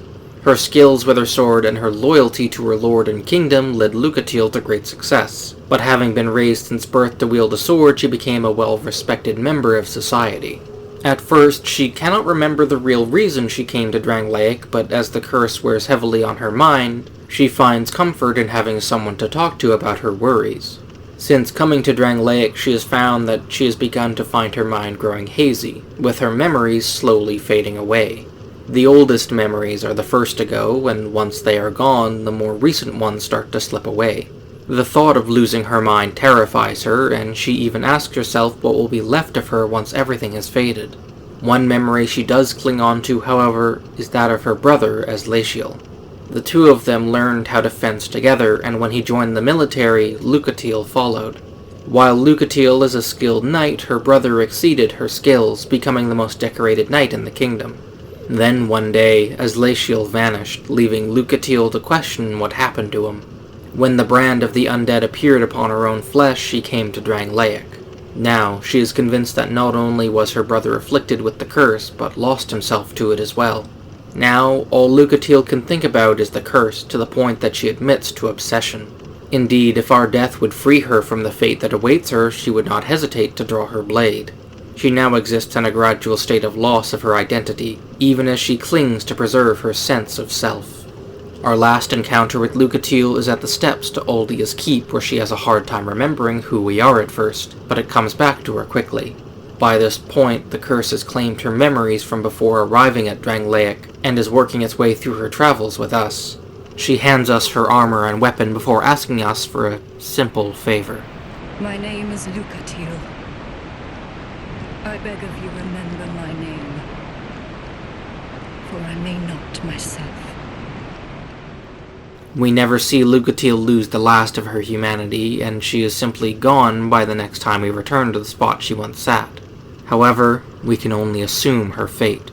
The tragedy that is her story is not unique, but has been told innumerable times across every undead that falls to the curse. Every undead we have slain was once human, but like Lucatiel, they found their memories fading one by one, until all that was left was a wretched hollow. They would know no true death until one would rekindle the first flame, suppressing the undead curse until it inevitably fades again, damning a new generation to suffer as Lucatiel has. Here, in the entryway to Oldia's Keep, we can confirm the fate of Aslatiel as also having his mind eroded by the curse, as he invades us when we enter. Lucatiel was so close to finding her brother again, but perhaps it's for the best that she never made it this far and never knew of the fate that befell her beloved sibling. In a cruel twist of fate, Lucatiel finds a human effigy early in her travels, and not knowing what it is, she gives it to us to find some use out of it. The effigy was the one thing that could have saved her, and could have held the curse at bay just a little while longer. We are not given the option to tell her what it is, instead forced to watch the slow and brutal process of what it means to become a hollow. A fate that will befall us if we cannot find a way to end it. Relinking the first flame is a way to definitively end the undead curse, if only temporarily, but seeking the light is not our only option. Instead, there are those that seek answers within the dark, and if we walk their path, we can seek those answers for ourselves. Beneath Drangleic Castle, through one of the side rooms opened by a golem, we can find a man next to a strange altar. He can sense the dark within us, but we are as of yet unprepared. Though we have wandered far to find him, he will send us away, telling us that we will surely meet again if we wish to seek the dark. Using the key guarded by the giants in Black Gulch, we can drop back down the side of the cliff to open a door and find the old man a second time, where he begins to believe that we may have what it takes to traverse the dark. Still, he sends us away, confident that we will meet again if we continue seeking the dark. His third location can be found by dropping down a hole in the shaded woods, falling onto a ledge in the same cavern we can free Ornifex. Here, he introduces himself as Dark Diver Grandal, one who seeks and gives dark. He will grant us as much dark as we desire, offering us the opportunity to join the game's final covenant, the Pilgrims of the Dark. Like the Covenant of Champions, the Pilgrims of the Dark is not dedicated to the game's multiplayer. Instead, it serves as an optional side quest for us to descend into the dark. Giving Grandal a human effigy, he will open a portal at each shrine, allowing us to venture into the dark chasm of old. When Manus was slain, his spirit split into multiple fragments, becoming his 4 daughters, but the abyss that he had created still remained. Over time, it too fractured into pieces, which we are now left to explore. Grandal and the other Pilgrims of the Dark have sought out these fragments of the abyss and have come to worship it. According to Grandal, the dark is the mother of all things, as all things were born from within it. In a sense, he is not wrong, but nor is he right either. In the Age of Ancients, ruled over by the everlasting dragons, no light existed until the emergence of the First Flame. However, it was the First Flame that brought disparity to the world, including light and dark. Men, however, are intrinsically tied to the dark, owing this to their progenitor, the Furtive Pygmy. Having found the dark soul within the First Flame, he gifted it to all of his children, allowing it to grow and spread as humanity thrived. As the First Flame fades and the power of light and the gods grows weaker, dark inversely becomes stronger, and with it, humanity. The choice given to all who stand before the First Flame is whether or not to sacrifice themselves to rekindle it, prolonging the Age of Fire. The alternative is to allow the First Flame to die out, bathing the world in an age of dark, where men are the new rulers of this land. The dark holds many maddening dangers, however, and while there is no telling exactly what an Age of Dark will look like, creatures such as the Daughters of Manus and the horrors that crept out of the abyss during the time of the chosen undead do not paint a kind picture. We will need to venture into all 3 dark chasms of old, defeating the enemies inside and lighting a brazier hidden in each one. Only then may we throw ourselves off of a precipice at the far end and return to the world above. But in terms of story or lore, we won't be finding much here. Instead, we just carve our way through each location, finding more questions than answers. It's a neat side quest, and in order to complete it, we simply need to light the braziers in all 3 locations. Once the 3rd brazier is lit, however, we will not find ourselves back on the surface when we drop down, but instead, somewhere even deeper within the chasm. This fight is my favorite in the entire game for a multitude of reasons. While it may not have any sort of backstory assigned to it, the Dark Lurker more than makes up for it with the fight itself. The Dark Lurker uses a wide array of attacks that the player will need to dodge while sticking close to the fallen angel. While in melee range, the Dark Lurker will attempt to slash at the player with a blade of dark energy, potentially multiple times in a row. Occasionally, it will blast the area surrounding it in an explosion to force the player to back off or teleport away to gain some distance. At range, the Dark Lurker has multiple tricks in its arsenal, including a dark version of Soul Spear, and flying up into the air to fire off a laser at the player. This laser can be easily avoided by simply standing underneath the Dark Lurker when used, but the same cannot be said for its last 2 attacks. The Dark Lurker can also create a large orange ball above itself which will fire off 3 explosive fireballs towards the player, as well as conjuring 2 black orbs around the arena. The trick to these dark orbs is that after a moment the Dark Lurker will fire its attack into the orb above itself, which will then come out of the opposing orb at the player. If the player is not paying attention to where the orbs are, instead choosing to keep their focus on the Dark Lurker itself, the attack may seemingly come out of nowhere as they are suddenly hit in the back of the head with a dark explosion. The moveset is satisfying with the variety of its attacks, and on its own, it would make the fight fantastic, but no better than other fights like the Fume Knight or Alana. What does put this fight over the others is its 2nd phase, and the brilliance comes in its simplicity. At 60% health, the Dark Lurker will split into 2 identical copies, both of which will contribute to the overall health bar. Other than that, nothing changes about the fight, but adding a 2nd Dark Lurker dramatically amps up the pressure. Its long-range spells can already catch a player off guard when there is one of them to deal with, but the fight becomes much more difficult when trying to keep an eye on 2 different sets of attacks. The first phase of the fight does prime the player, however, to understand how the fight works. No new attacks are introduced into the 2nd phase, meaning the player will already know how to dodge through each of their attacks. And while having both angels sync up their attacks would make the fight infuriating to dodge around, the Dark Lurker's AI was designed to be fought both one-on-one and in a pair. The 2 Dark Lurkers will alternate with each other between one casting spells at long range and the other aggressively staying within melee to attack with its magic sword. The 2 may sync up to both be in melee or range when they transition between each other, but with this one distinction, it prevents their attacks from overlapping too often. This issue can be seen in other bosses such as the Valiant Gargoyles in Elden Ring. During this fight, the player faces down 1 gargoyle until a 2nd one appears in order to start off Phase 2. But the problem here is that either gargoyle was originally designed to be fought as a single enemy. More often than not, the 2 will charge at the player at the same time, and dodging away from one attack means dodging into the other and getting hit. It makes the fight feel much more frustrating to play against, as the windows of opportunity to dodge are exceedingly small. It's a fight that I initially struggled with when I first beat it, but on subsequent attempts, the fight has gotten significantly easier to deal with. It's a fight that I could continue talking about for pages and pages of the script, but we will instead be moving on with its death. Returning to Dark Diver Grandal after we have completed one of the Dark Chasms of old, he will gift us with the Dragon Chime, one of the most powerful talismans in the game for miracles, and after defeating Dark Lurker will give us the armor set for the Xanthus King Jeremiah from Dark Souls 1. With that, the only thing left for us to do is to seek the throne, as Vendrick guided us towards. With the King's Ring, we can return to the locked door beneath Drangleic Castle and finally open it. Behind it is a long, forsaken cavern with a stone bridge that leads to the far end, where the Throne of Want awaits. Because the only requirement to get here is the King's Ring, we can actually come here as soon as we leave the Undead Crypt. As we make our way to the far end, we will need to keep our journey in mind, as well as questioning whether we wish to futilely continue the cycle of fire, or plunge the world into dark. These are the two choices those before us were given, and the two we will face when we stand before the throne itself. Vendrick, however, did not leave the throne undefended, and we will need to overcome one last test before we may approach it.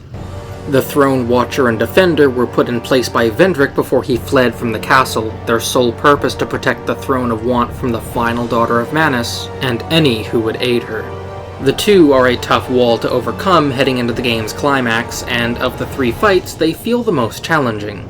The player will need to dodge around one while fighting the other, all while avoiding the large cliff dominating the back half of the arena.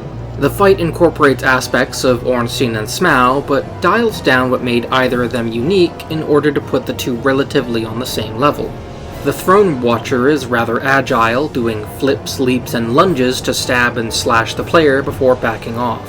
The Throne Defender, however, is much bulkier and slower, utilizing a larger shield than the Watchers and swinging a heavier sword. Each will focus down the same target, making them much harder to split up. With the Watcher's agility though, they will more often than not split the two of them apart by simply running in, with the Defender lumbering in behind. This is only true for the first half of the fight, however. Once one of them reaches half health, they will imbue their weapon with an elemental enchantment, with the Watcher utilizing magic and the Defender using lightning.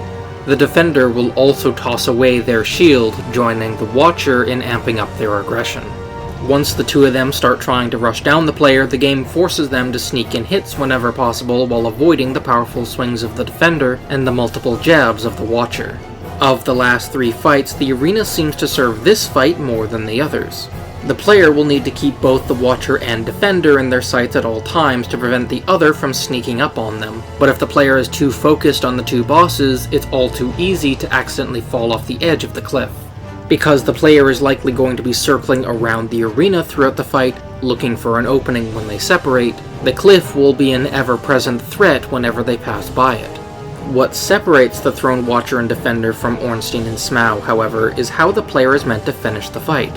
When either Ornstein or Smaug was killed, the other would be healed to full health, incentivizing the player to focus one down before moving on to the other. Here, however, if either one falls, the other will resurrect them back to full health. This means that the player will be forced to confront both of them throughout the whole fight, giving two options for how they want to overcome it. The first option is to focus down one, then the other, doing so without killing them, and waiting for both to be low health before sweeping in for the kill. The other way is to alternate their focus, keeping the two at relatively the same health as they wear them down. Both approaches have their pros and cons, as it changes how much the player will need to deal with each of their second phases, but the outcome regardless is that the player will need to time it so that both are killed around the same time. Giving each boss their own health bar also helps to differentiate the two from the game's other multi-boss encounters. With other fights, such as Dark Lurker, both entities share the same health, and so damaging one will damage both of them, and if the player can hit both at the same time, it will increase the total damage they receive. Here, the player is forced to deal with both of them an equal amount, as the punishment for doing so will be the boss's healing back to full health, which can be done infinitely. We've overcome many other challenges, however, and the two of them will fall beneath our blade, although what happens after the fight depends on how far we've progressed. If we come here after claiming the King's Ring, nothing else happens. The Throne of Want on the other side of the chasm will be inaccessible, and we will be forced to leave to come back later. Instead, in order to open the way, we will need to meet with the Ancient Dragon and claim the Ashen Mist Heart, using it to enter the memories of the fallen giants and claim the giant's kinship from defeating the Giant Lord. With the blessing of the giants, we can return to the throne, finding the Emerald Herald waiting for us. Here, she has guided us as far as she can, and all she can do now is give us an explanation and a warning. My journey is already complete. My name is Shanalot. The dragon gave me this name. For I was born with none. I was born of dragons, contrived by men. By ones who would cozen fate herself. They are the ones who created me. But they failed. I did not come out as intended. Fate would not be bested, and men were cursed once again.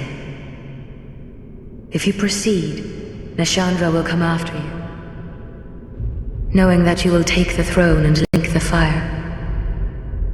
She covets the first flame and the great soul. Put Nashandra to rest. Through the fog door this time we will find Drangleiac's queen, although she will not be the same as when we encountered her on her throne when we first arrived at the castle.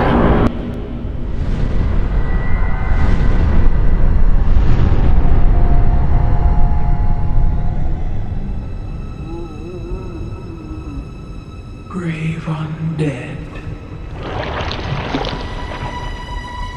You have proven yourself to me.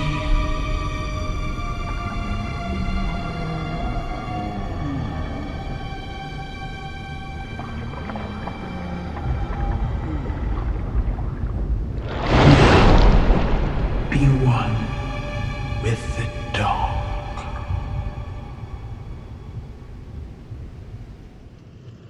At last, we confront Vendrick's queen, the cause of Drangleiac's fall, and the final daughter of Manus. Nashandra is the manifestation of Manus's want and desire, and thus she covets power more than any of her sisters. Taking on the guise of a beautiful woman, she seduced Vendrick and manipulated him into making her his queen, as well as waging war on the giants to claim their power. Yet it was never enough for her, and so Nashandra set her sights on the first flame. She encouraged Vendrick to sacrifice himself as kindling, and her plans likely would have worked were it not for Vendrick's research into the world's history and the invasion of the giants. Realizing what it was she truly coveted, he fled from the castle, sealing himself and his soul away, denying Nashandra access to the throne. That is, however, until we cleared the way for her, and now Nashandra intends to use us to rekindle the fire, and claim the power of the first flame for herself, ruling over her new world. And so, we must slay the queen. Nashandra's fight is a battle of attrition, as while she is content to mainly remain in place and swing at us with her scythe, her attacks aren't the fight's primary threat. Instead, Nashandra's attacks will afflict curse upon the player, and the white wispy orbs she summons will apply curse to anyone standing nearby.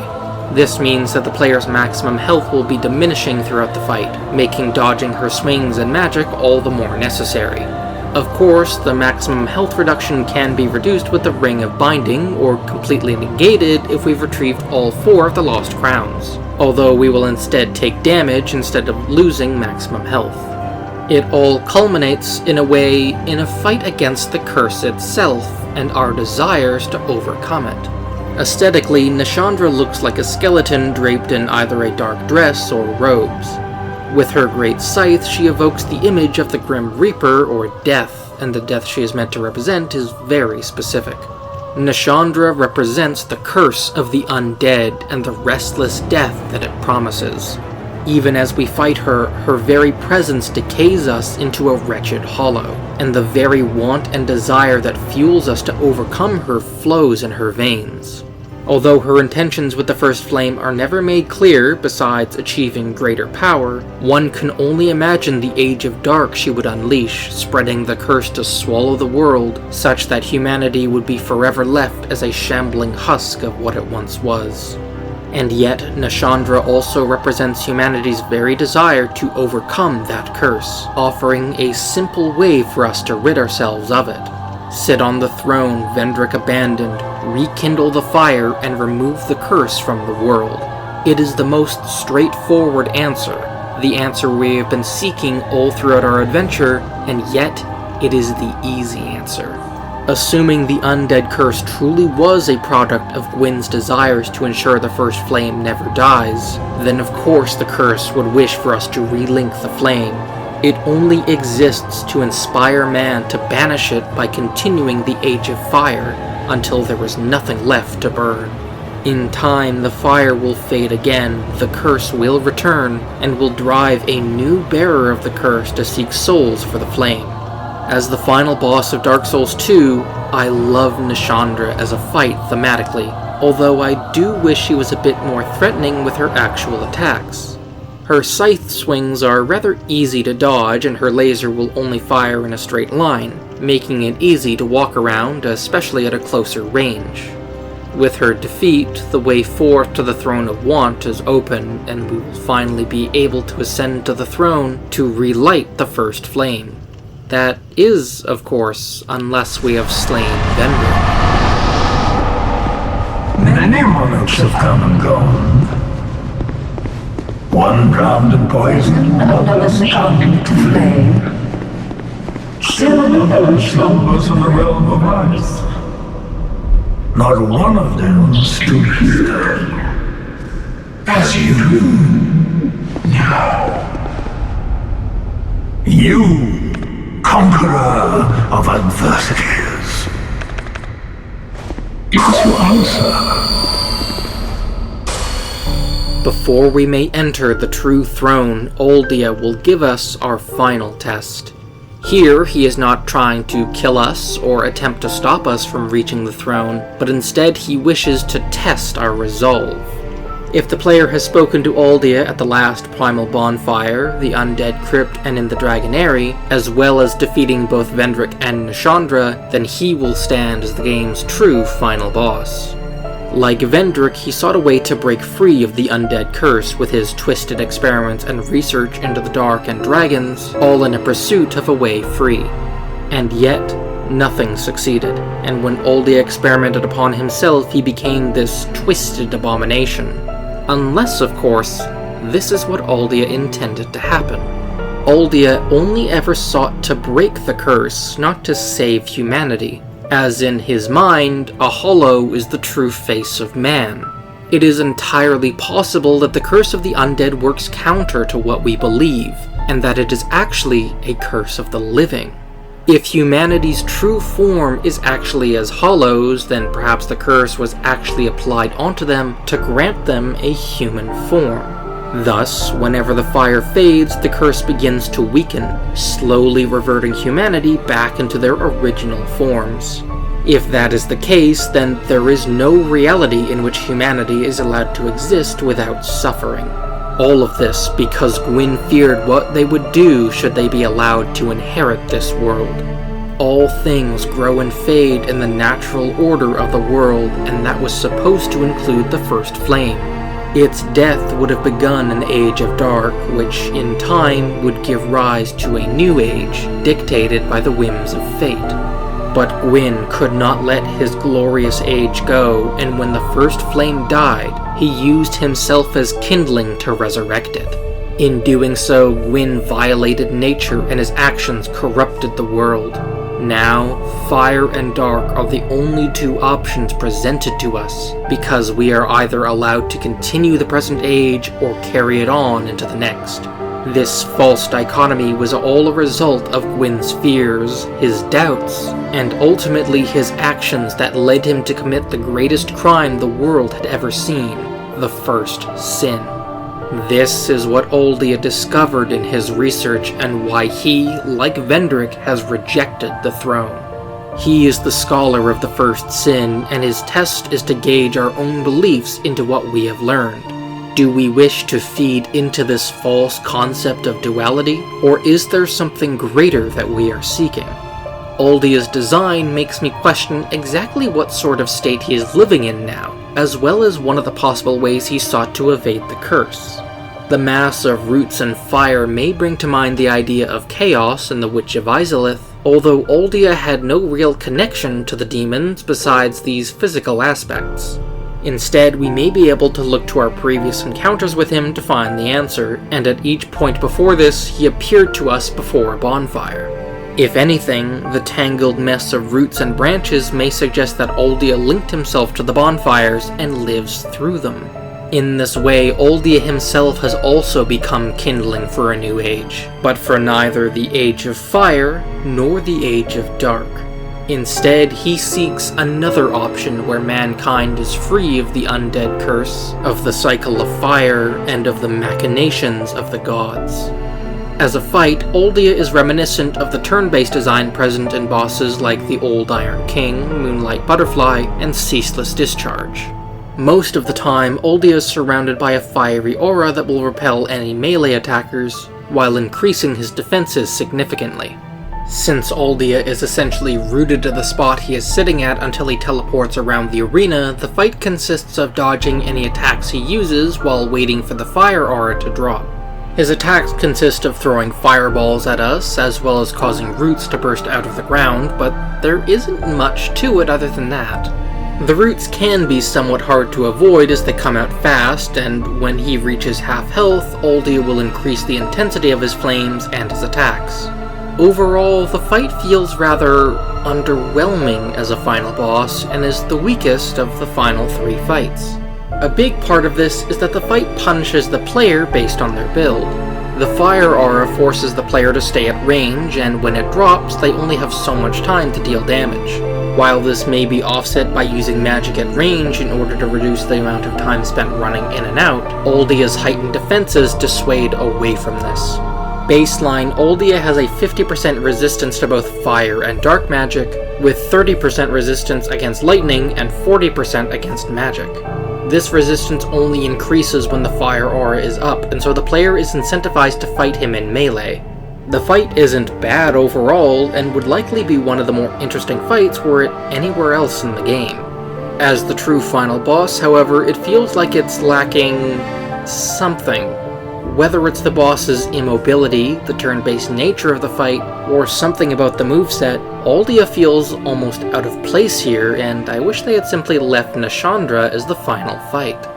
When we defeat Oldia, he tells us that we are now free to go on ahead and ascend to the throne, as it will surely accept us. However, is the throne truly what we have been seeking all this time, or do we wish for something greater? Now, we are presented with our choices. If we approach the throne, then the golems positioned beneath us will rouse from their slumber, granting us the path forward. We will ascend to the throne of want, taking our rightful place as the monarch of this world, and thus its fate will rest in our hands. We are not told of what that choice is, however, and it is left up to the player to imagine. As we sit upon the throne, we may choose to relink the fire, banishing the curse and the dark from the world, only for this story to play out once again in the future, as it has so many times already. Or we may choose to let the fire fade, plunging the world into an age of dark. Whatever age we choose isn't really the point here, as that isn't the most important decision that we have made. Instead, it is that we chose to participate in this blasphemous dichotomy of light and dark, feeding into the lies set by Gwyn all that time ago. There is, however, an alternative choice that can be made. By walking out of the Throne of Want, leaving Drangleic Castle behind us, we can reject both the Age of Fire and the Age of Dark. We will join the many, such as Vendrick and Oldia, that sought an alternative way to bring an end to the undead curse. Their efforts were all met with failure, and there is no indication that our own attempts will be any more successful. We leave the throne with no answers to stopping the curse, but what we do have is the hope of finding a true cure. One that does not rely on cycles of rebirth and oppression, and one that does not promise that the curse will return one day down the road. To some, this may seem like it is not enough. We are turning our back on the one definitive way we can break free of the curse, when in reality, both endings leave us slaves to it. We are still cursed when we leave the throne with no promises of finding a true cure, and we either push back the curse or embrace it if we accept the throne. If anything, rejecting this false cure is the first step to finding a true one. The world we will come back to will be one without kings or gods, and with no true leader on the throne, the only thing we will cling to is hope. This is what we must decide when we approach the Throne of Want, and what it was that Oldia and Vendrick were asking of us to choose. Ultimately, that decision is left up to us, and so I ask all of you, Will you inherit this world, or strive to find a way to overcome the curse forever?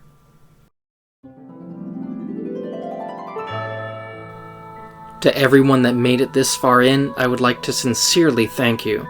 After over a year of switching jobs, dealing with burnout, and both starting and stopping this video numerous times, I am ever glad that it is finally finished and I can now put it up for all of you to watch. I had cut back the number of shorts I was releasing in order to make more time for this video, and rather than going back to the daily uploads, I instead want to look towards making other videos similar to this one. Rather than jumping feet first into another video of such an immense length, I'm going to focus on something smaller for the next while. In fact, I've already begun a script to work on for the next video, which I would like to get out in a much more reasonable time frame than this one. After that, I could move on to covering either Bloodborne or Dark Souls 3, but I think I will instead set a goal both for myself as well as for all of you. Assuming this video does well and people want more of this content, I want to set a subscriber milestone before I begin working on the next massive video. As of recording, I'm sitting at around 390 subscribers, and so I think it would be reasonable to set the milestone to 500. Once we reach that number, we'll take a stroll through the best game From Software has released to date, exploring the story of Bloodborne. To everyone that is already subscribed, either through this video, my original Dark Souls video, or through my shorts, I want to thank you for your support thus far. I have much more plans for videos in the future, and hopefully by covering a few smaller games, I can release these kinds of videos a bit more frequently alongside my shorts. Until next time, this has been Lore Master Zarek, and I look forward to seeing you all again very soon.